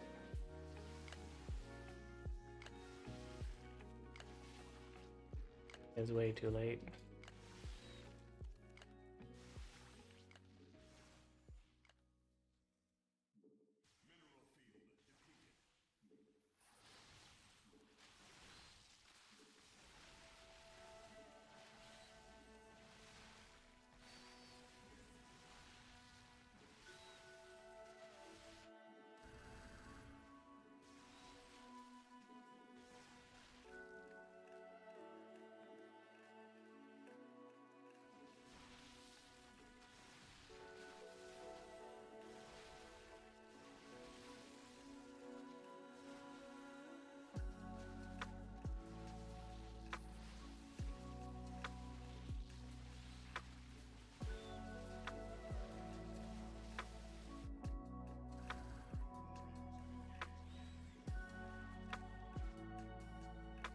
Ugh.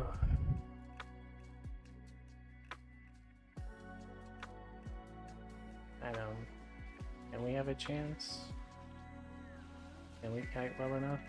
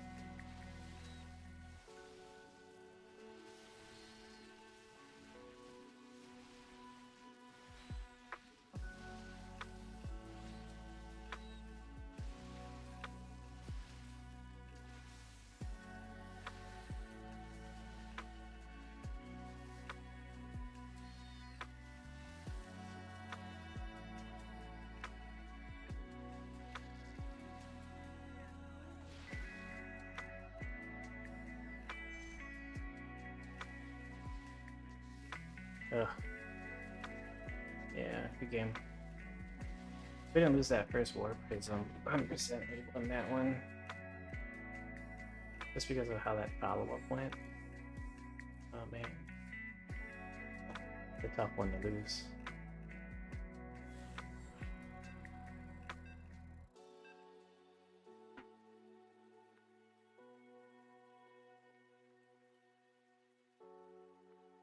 I'm just a little too greedy trying to get a little bit more damage done. But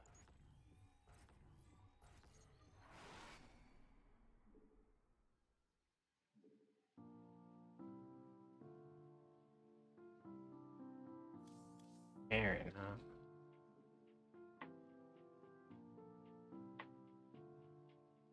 I don't know if we can trust anybody anymore.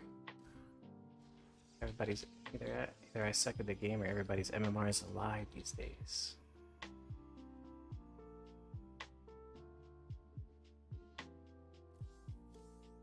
Surreal. Did we play Surreal before?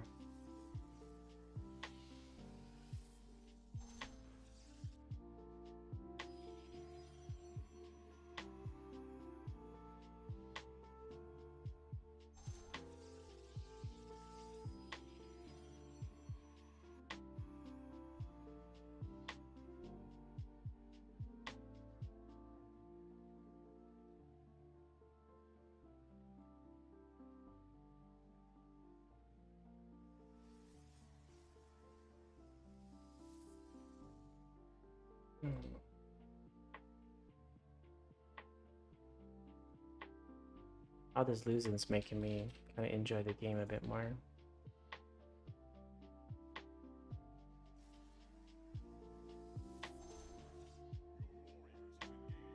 Got one gas. Got two gases. We do have two gases. And a full walling, so it should be a factory coming soon. And the only question I have is it a Reaper? Reactor?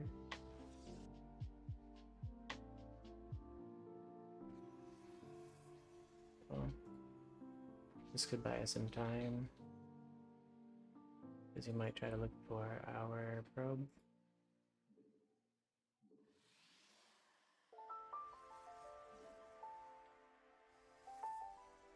Is it a one base all in?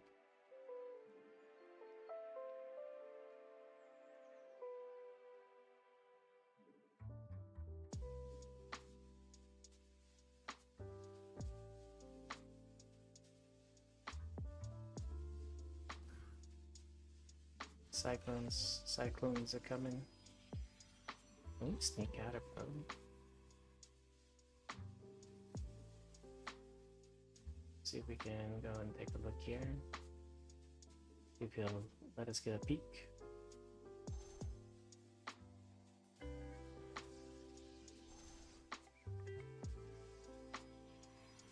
Over Twilight.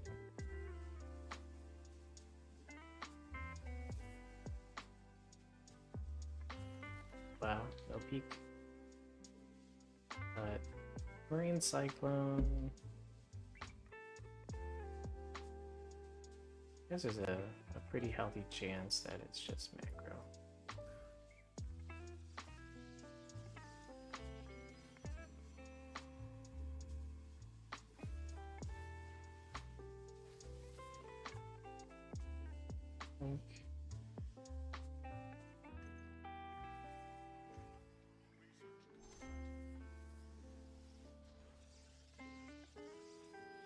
Actually, with this build, you have to go for the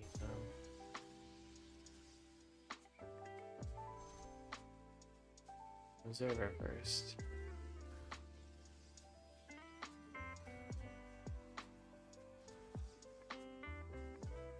A little bit late on it.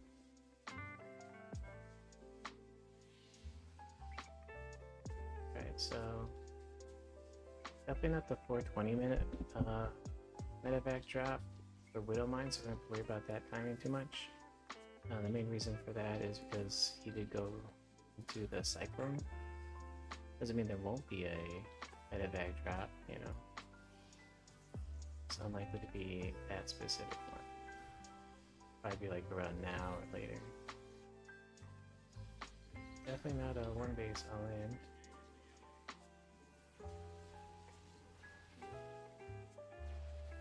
Alright, cool. We thwarted the Cyclone drop.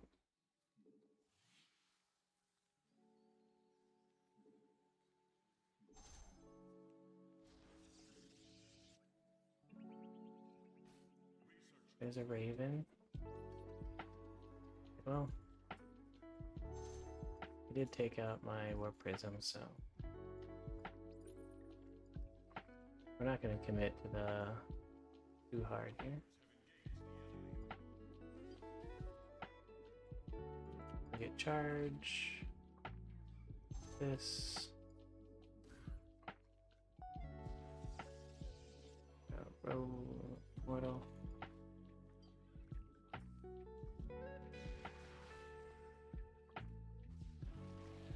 We get some damage done. And oh no.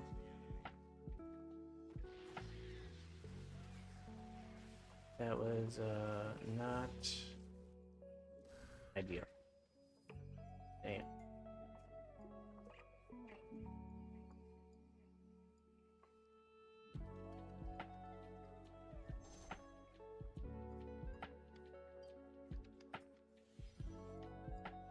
Alright, well, we need to go up to 8 gateways.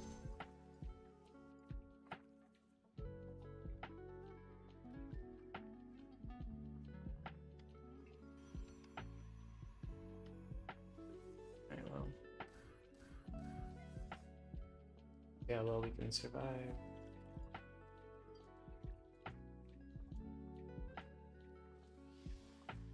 And that we've made some huge blunders. I was kind of hoping I wouldn't have lost so many stalkers in the deck. So we'll see if we can make it when he comes to attack us. We'll see if we can make it painful. I want to take this down because that's a really good spot to put siege tanks. See if we can. We'll see how painful we can make it. Oh no, what the hell? What the hell? Run.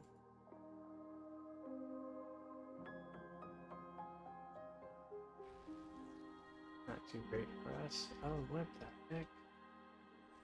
Face the whole way? Yeah, just not a good night for us.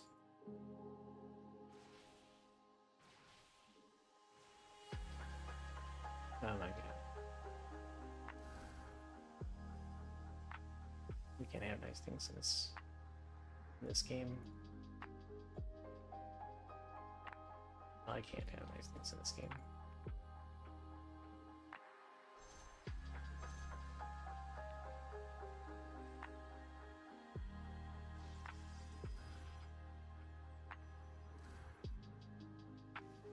Oh no, what?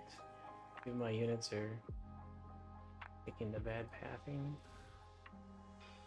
Alright, we need... Why am I... Right over here.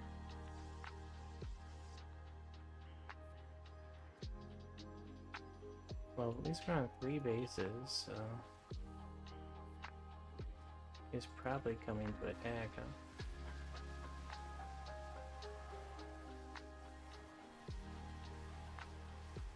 That's not too good for him.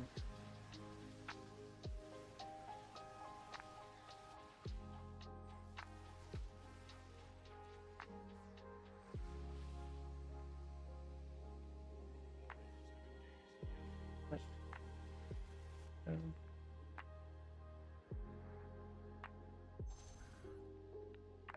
Let's get to the next stage in the game.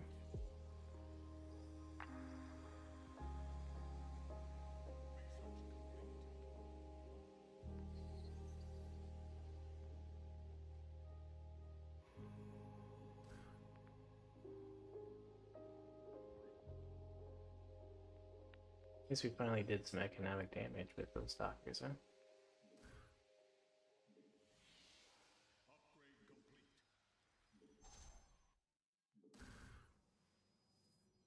Hopefully.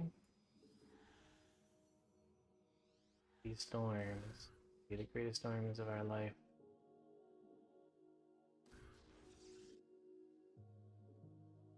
Great, it could be what brings us back into the game.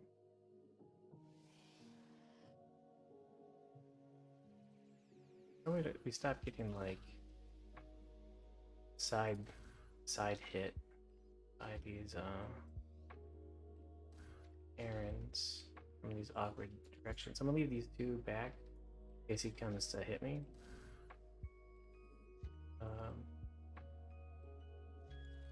So if we do come into like a base trade type scenario,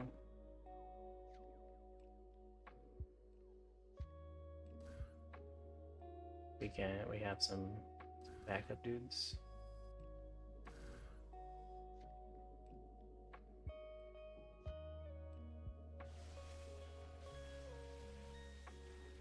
Expand over here, good.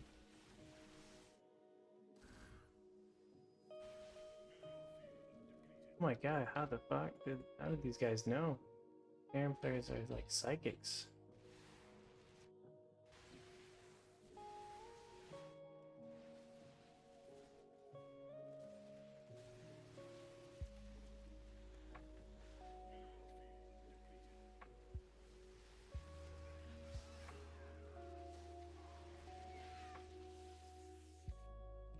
God damn.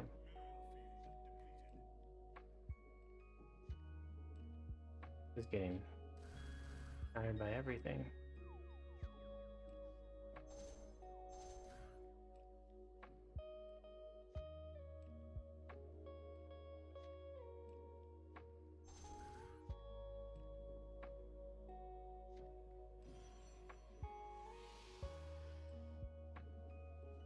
As well as the disruptors. Oh damn.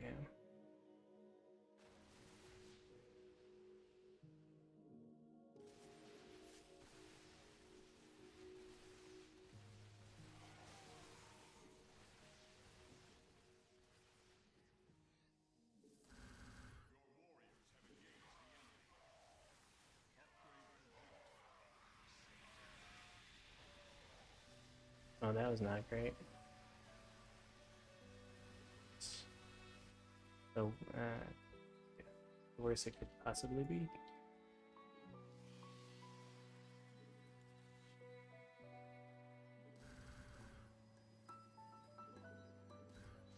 Anyway, we chased too far.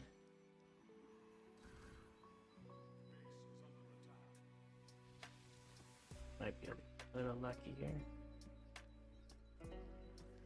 Oh no.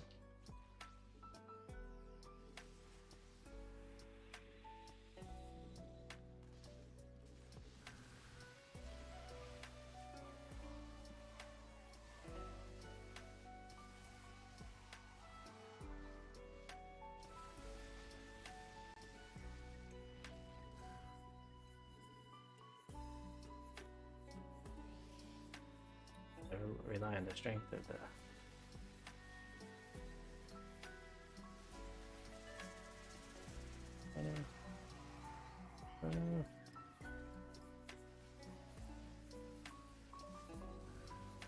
Alright, good game. Yeah, we kind of messed up everything in that game, so we deserve to lose that one. Back to Masters 3? God damn. Or have we been Masters 3 the entire time? I feel like we should have been higher.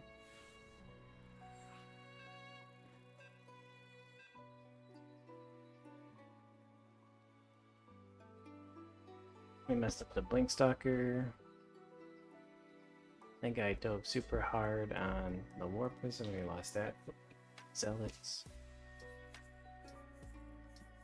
0.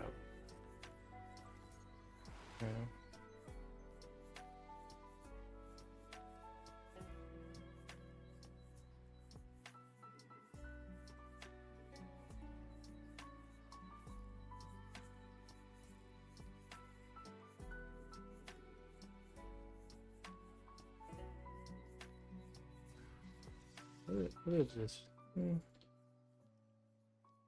I want to do the Blink Stalker one again.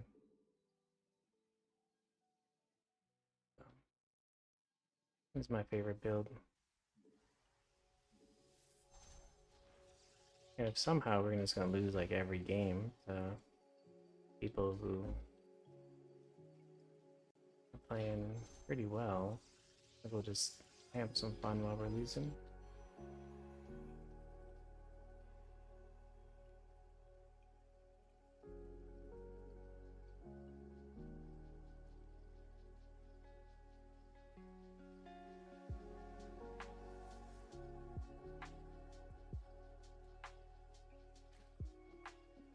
That's the spawning pool.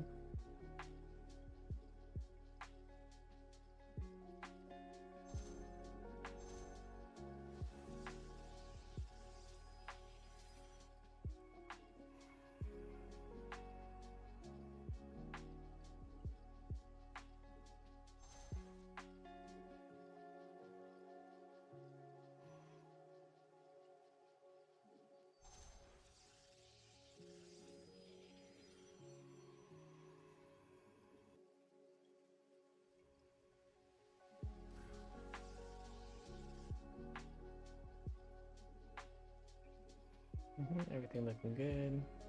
Make sure my rally points are good. Get back over here, look at the clock. Been here for about 2:30. There's no expansion here. We check over here. We're trying to block this one because it's easier to attack from this direction than it is to attack from up this ramp here. The next one out when you're fully saturated is usually your tech. 228. He hasn't come to pressure me, so he's probably over here.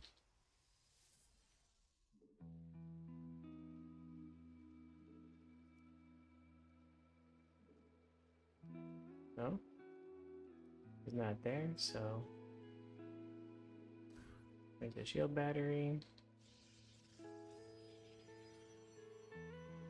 Right, well, he looks like he maybe hid the drone. Really wants to expand over there. We can. But this. We got the scout off. I wasn't paying attention, but it's alright. Could have got a free overlord kill.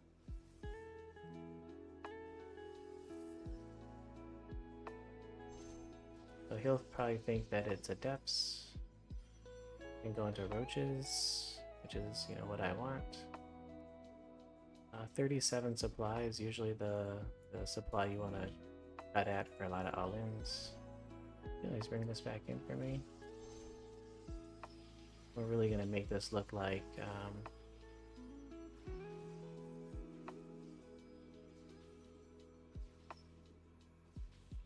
the adept build.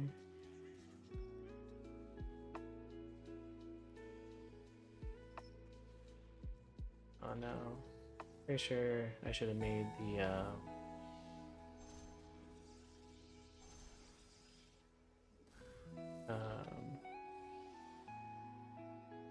robo before I made the other stuff. So we have 1, 2, 3, 4, 5, 6. Alright, we got all 6. That's good.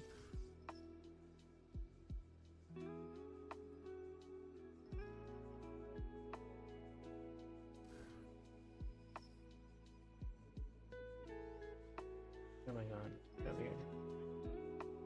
Hopefully we don't mess up the micro. We can win.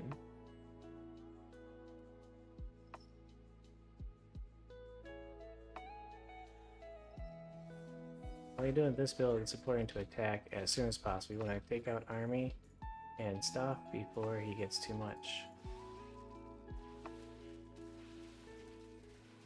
Oh damn, that's a lot of lings.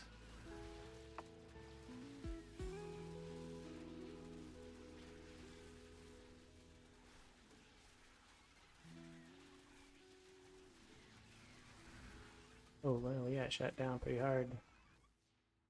Yeah. It's pretty good by him. But it's not over yet.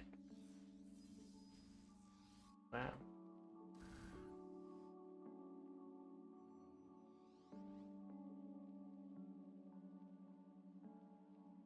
That's also pretty impressive.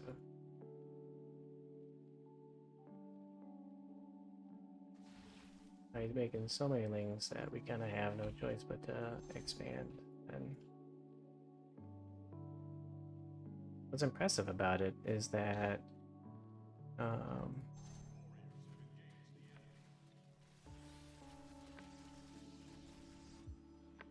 had I gone like mass adapt, or had I gone forget adapt, you know, you make me just auto lose right here. Right.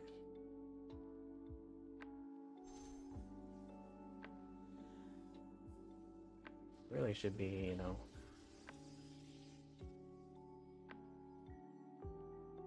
no comeback.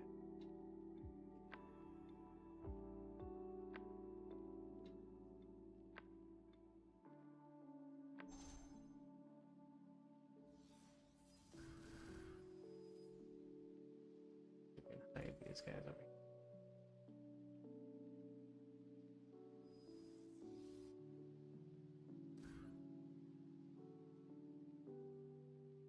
Let's see how well he handles the adepts.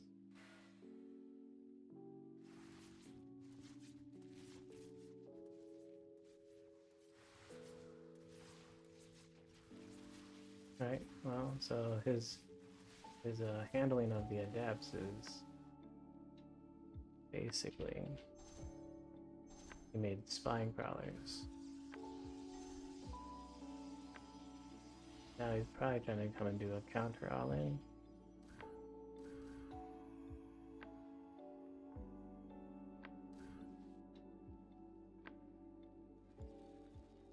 No, looks like we're gonna have to defend into air to win this game.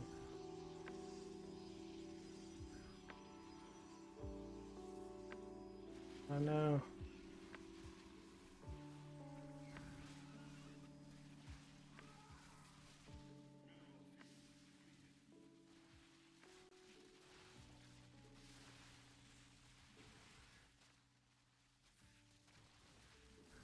Wow, well done.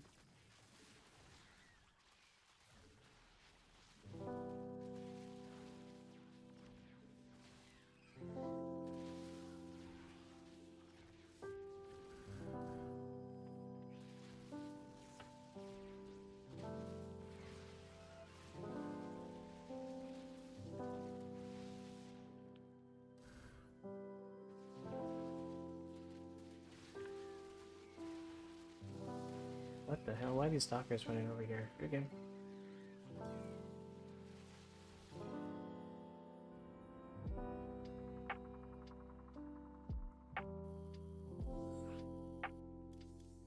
That's just unlucky. Like, Mass Zerglings is the counter to... Technically the counter to the Blinkstalker all-in is Mass Zerglings, especially +1 Zerglings. It's definitely not the counter to Adepts, Slave Adepts. So I guess it's a bit unlucky for us that he opted to to go for that. Usually you want roaches because you can more easily out micro the roaches. But yeah, but unfortunate night. Everything we're doing. I wonder if it's my ISP, because I'm having some issues with unit control during micro situations. It's either I've become too old and I'm just not able to control my units anymore.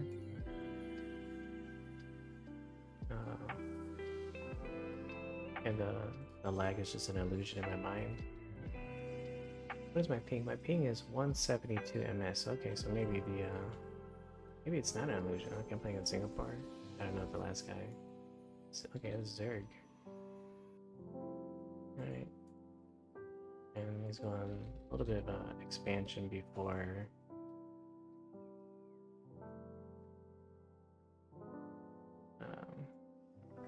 I mean, he's going like a spine build before expansion.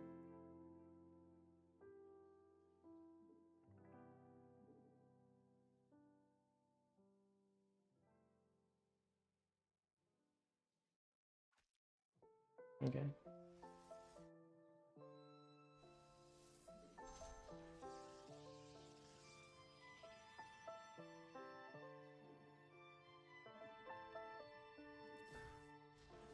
He's trying to be annoying too.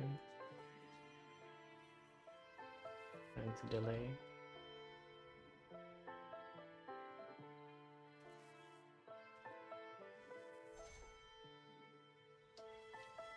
Oops. God damn.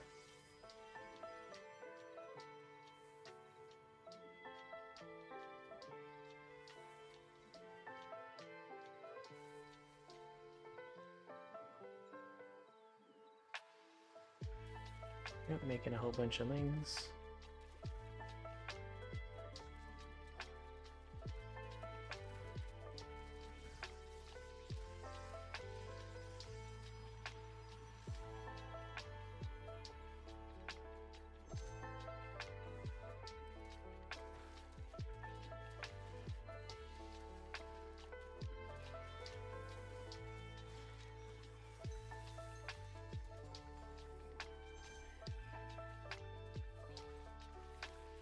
Oh damn, no way.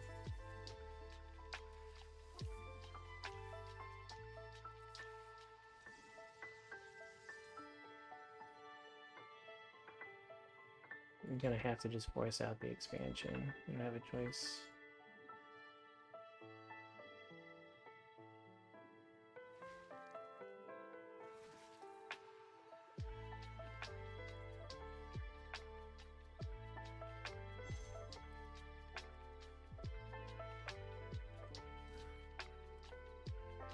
Did I kill that Zergling? I hope so.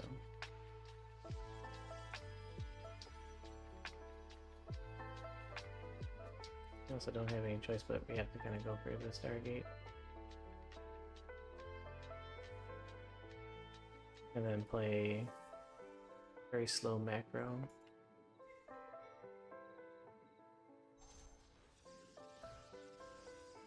We are behind, so we have to play defensively. I'm just naturally behind from his build.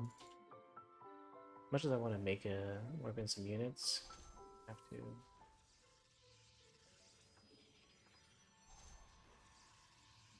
make this wall.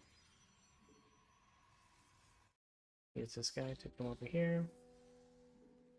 Try to do a couple of photos, be a little greedy. Go take a look at. And it's really important to make at least one oracle.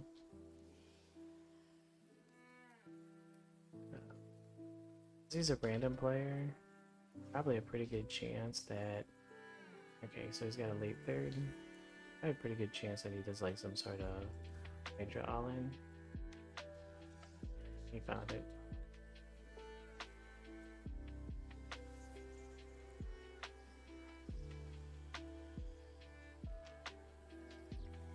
The reason Oracle is important is because you have to scout. Like, is he going mutas? Is he going, like, what's he doing?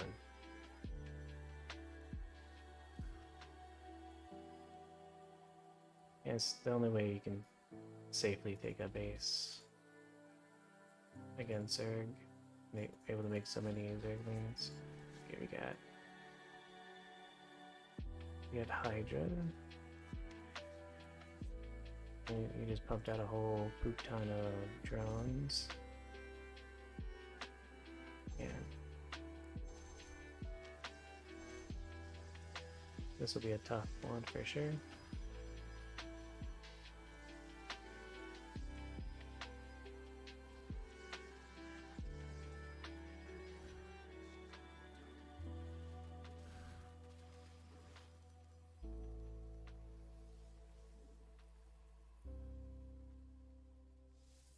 So we'll see if we can, how well we can defend, and see if we can get any Colossi out in time.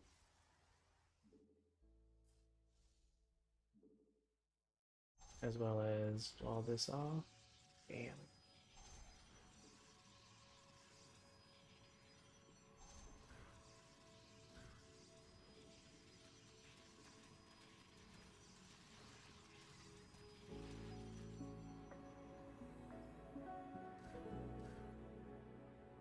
Right.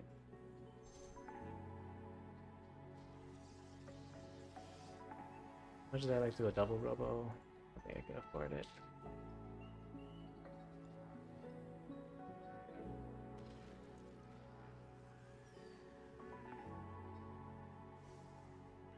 No. It's a Hydra bust. Nidus.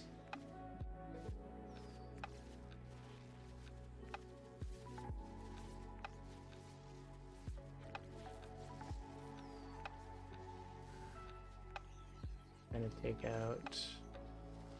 Oh, just try to be patient, work in as much army as possible. Try to wait until like the last possible moment. Go in. Oh no, what? Army, go, go, go.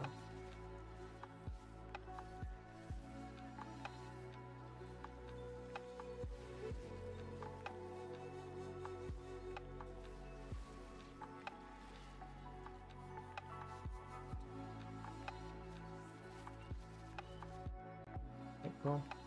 Let's go.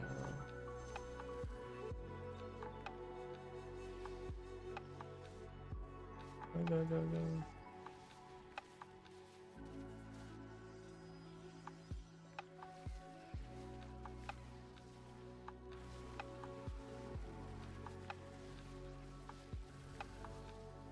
Oh no.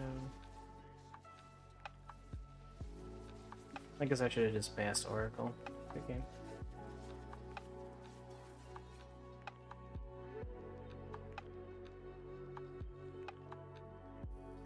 Having him delay us so much on the low ground is what won the game for him.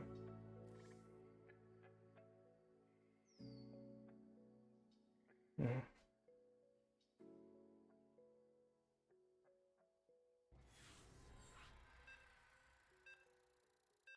Yeah, I wasn't sure if I could afford to get out the Colossus in time because I don't play against some players enough. But yeah, I guess what I should have done is just mass Oracle and Adepts. Or maybe go for a charge. Because then,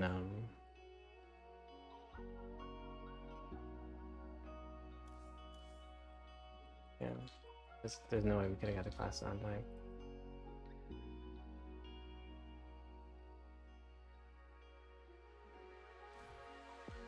What are we playing against? Is this Terran? Yeah, it's Terran, no problem.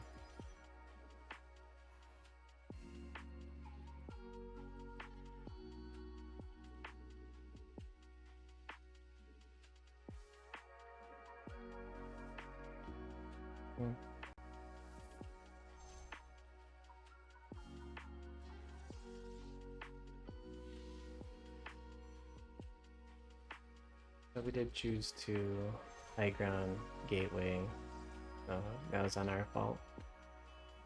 There's a 33% chance of rolling Zerg. We got Zerg, so.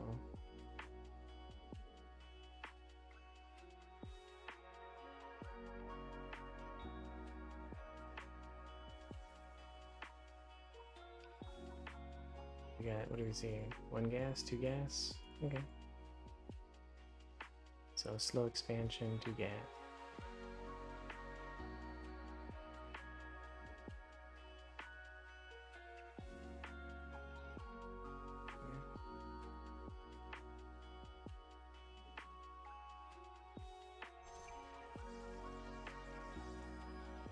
And Nexus first.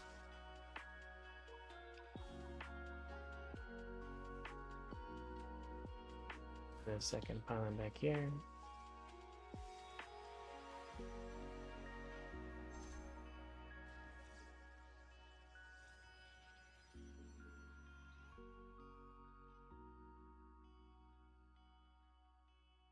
See if we can see what kind of expansions we see.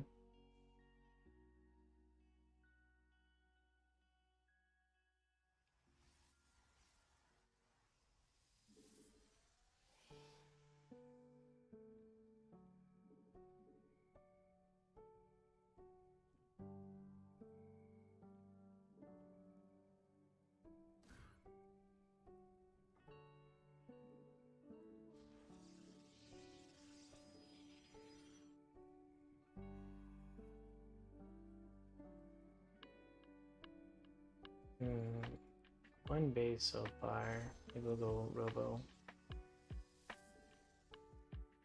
Don't see any expansions, and the Reaper didn't come this way,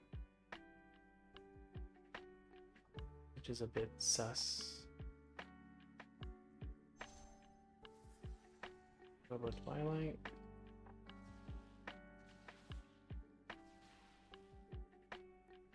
Okay, not bad. We'll keep making stalkers. There's the possibility of playing drop into our base.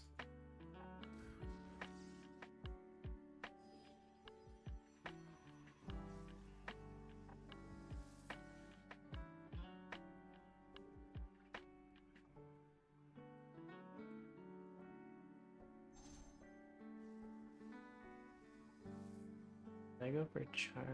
I don't think it's a. It is a 1 base, so we'll go for charge.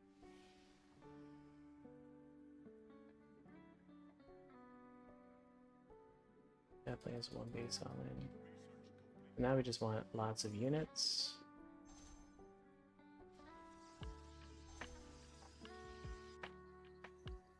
Hopefully we can see 4 stalkers should be good enough to defend against. Okay, here he comes.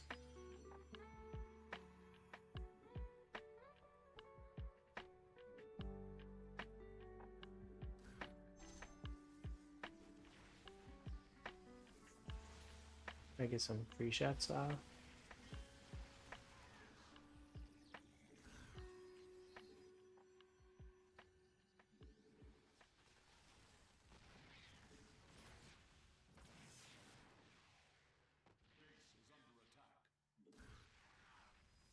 And now we just kind of want to buy time.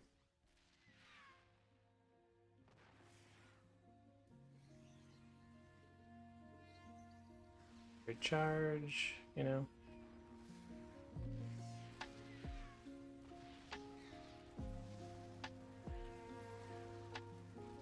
Interesting that he went for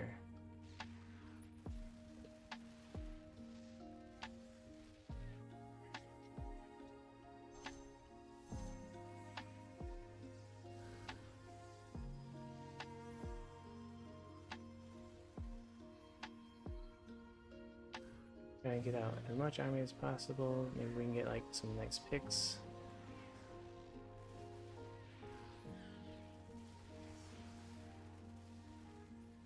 Oh man, I should be over here intercepting this. Oh well.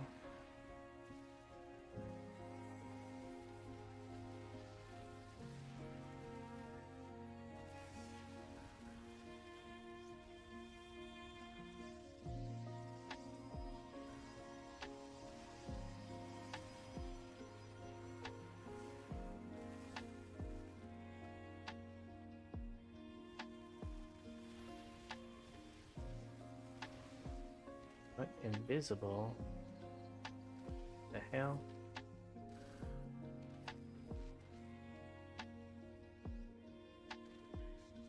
That's kind of bullshit.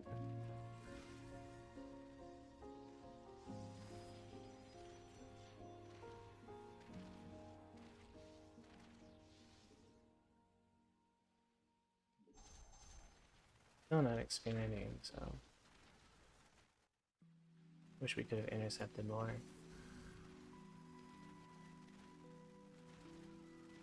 Alright, I don't think we have any choice now. We have to go. We go, go, go.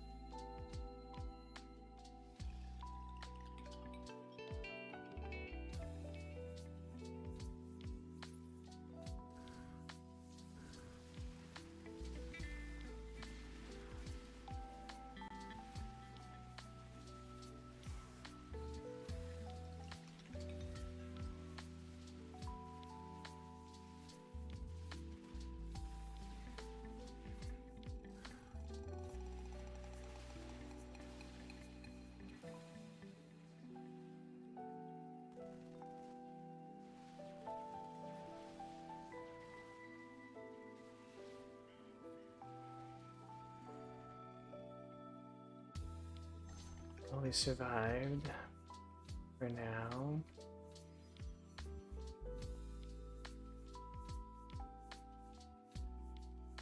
So what we need is to be safe against Banshee counterattack. Okay, well, got a bit of this.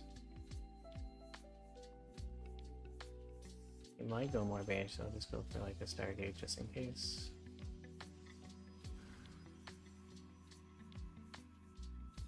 So we did the Robo Charge build. It's very strong against these kinds of all-ins.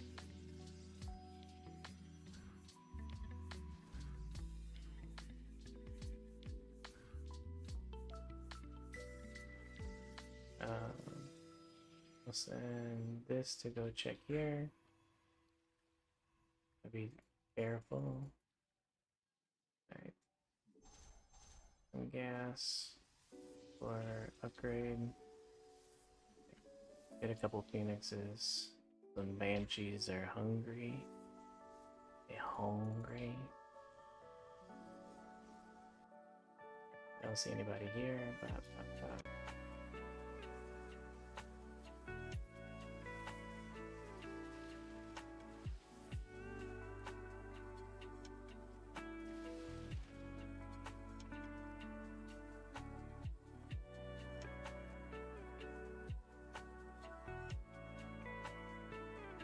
Alright, so they backed off. We can try and take this expansion.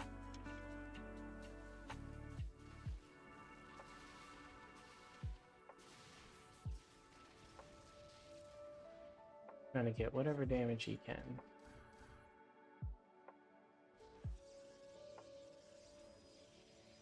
So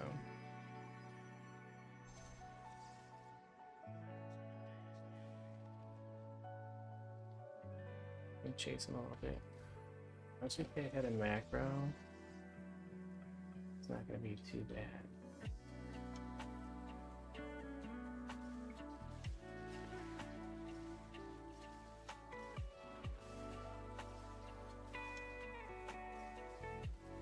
I saw something go that way, so there's probably... These guys keep going here. The dude here trying to do a sneaky expansion.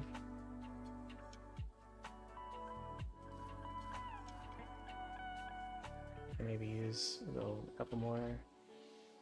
Probably use these guys for a little bit of a scout.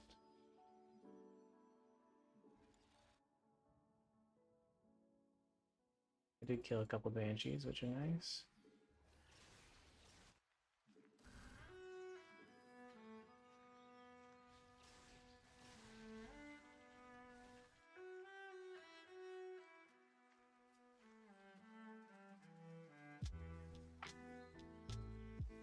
Although, get a couple carriers.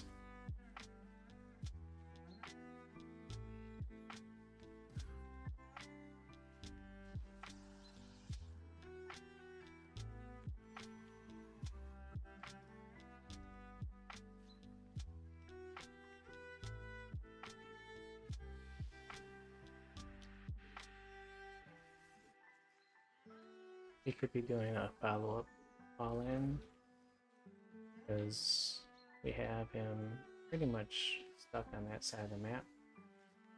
So we don't want to take too much of a risky play, being too greedy in our macro, because he could come across the map and kill us.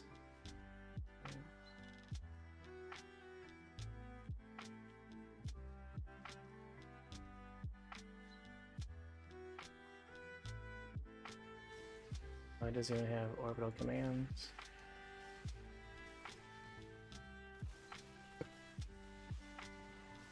We killed the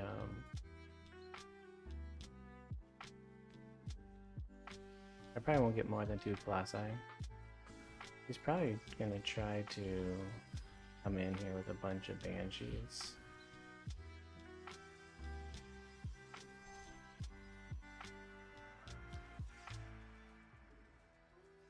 The reason we got the Colossus is to be robust against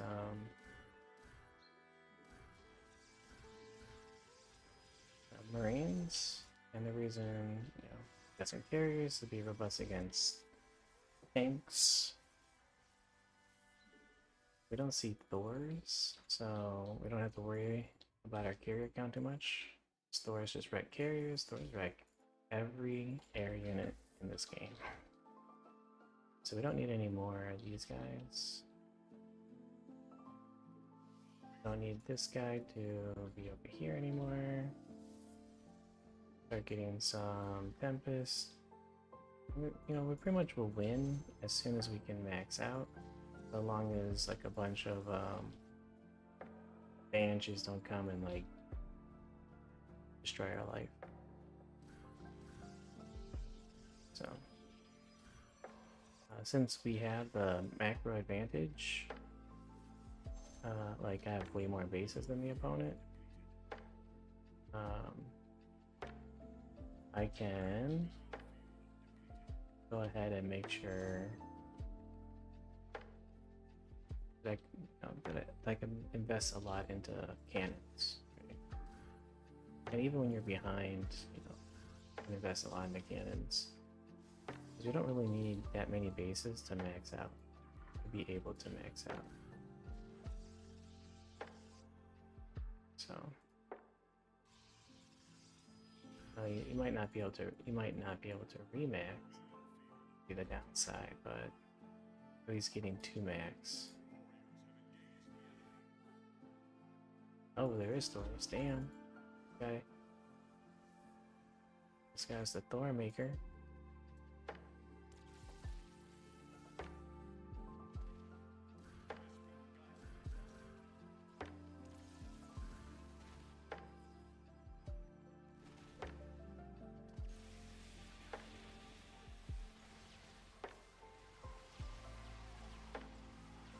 Oh, he doesn't know I have Shield Battery Overcharge over here. And his army is just tiny, so he's probably just gonna GG out. He's trying really hard to press this mass Banshee thing. So his idea is probably to have just enough Thors to win the air battle.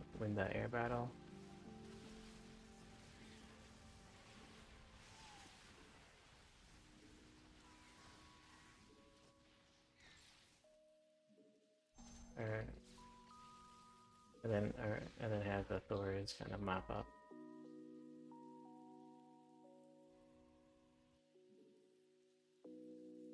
But yeah, so we just need to not let him expand.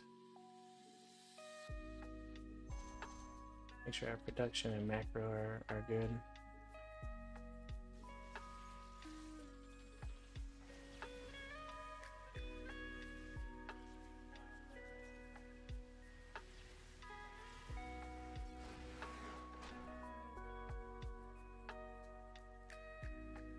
At least we got that one win, huh? Oh, against Pinky, I was hoping he'd be higher than mine. Alright, this next game will be the last game of the night.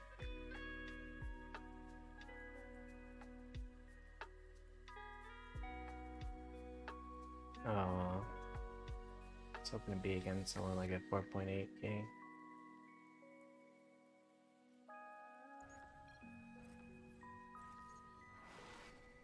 Not a username. Alright. It's a Terran, huh?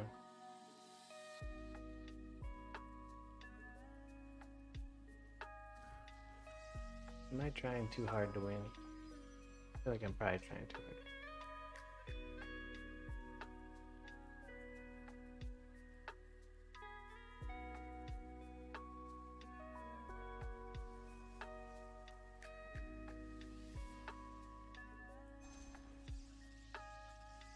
Maybe trying too hard to win is making me play worse.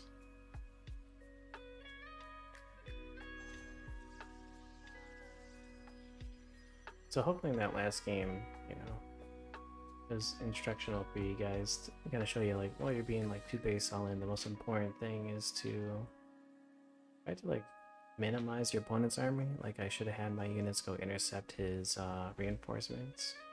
But then also to like try and wait as long as you can, rebuild your infrastructure, make your army as big as possible because you have more bases than him.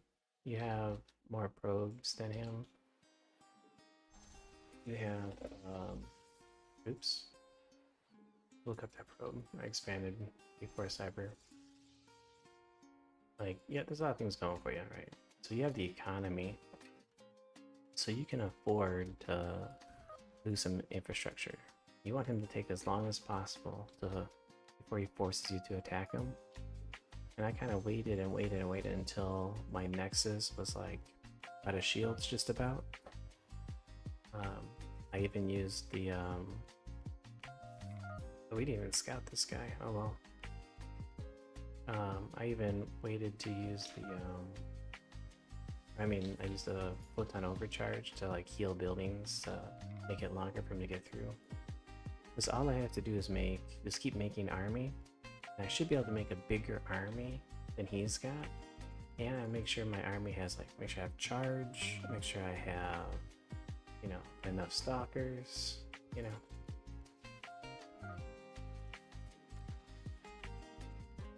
Oh no. Almost got him. I don't know though.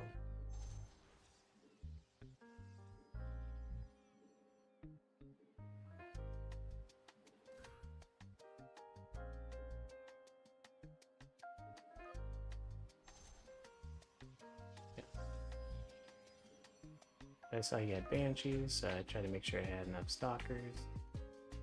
Make sure I had Charge, make sure I had Immortals, absorb damage, right? And then I know in that kind of push when they make, when they go ahead and make the, what is it called?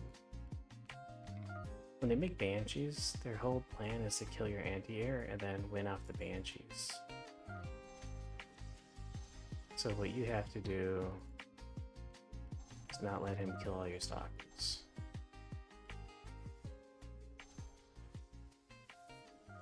Looks like I'm doing the 4-gate blink build. Well, perhaps, maybe.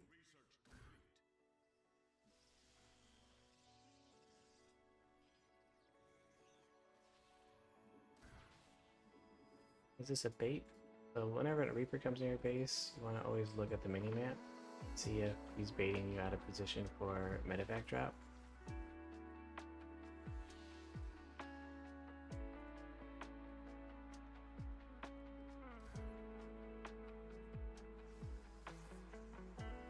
Then I kind of like to be around here.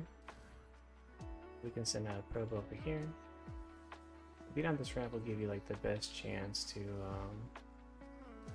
respond to the medevac drop. See going on, we see a siege tank. more siege tanks are coming.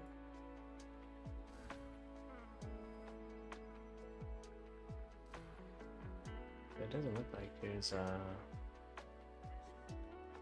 medevac Widow Mine Trap. So this is technically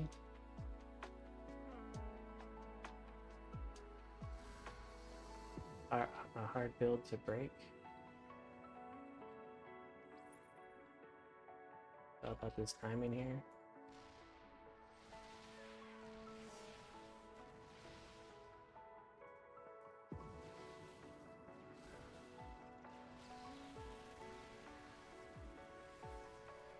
Oof.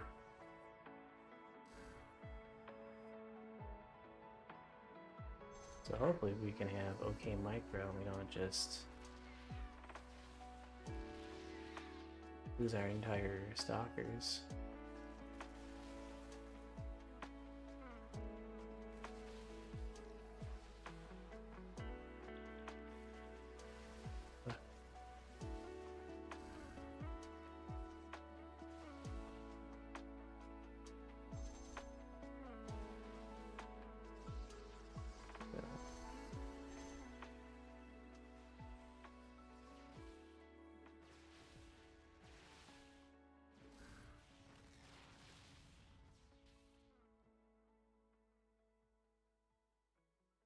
Oh man, we are supply blocked a little bit. Go ahead and get charge.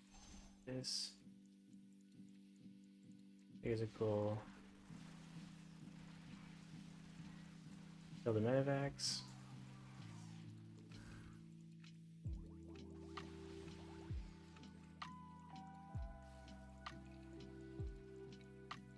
Alright.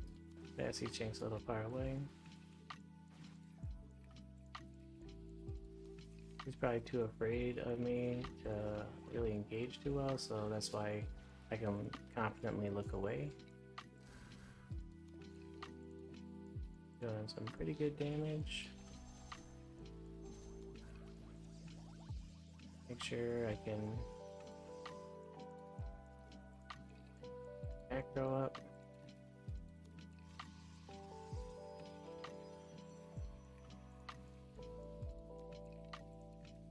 Maybe Gateway.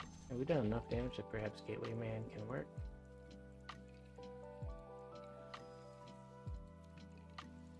Right. Go for the Colossi tech. Try not to Colossi tech in an easily snipeable position.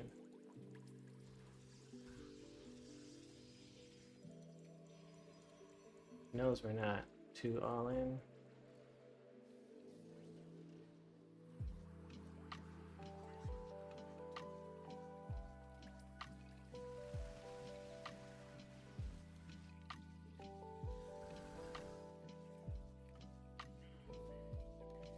Warp prism out.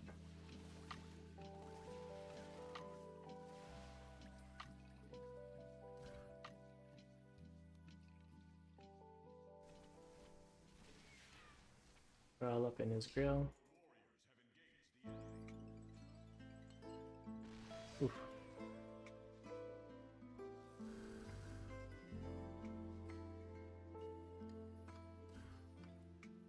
See if we can take out some of these siege tanks.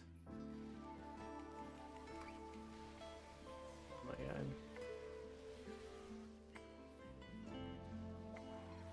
Good game.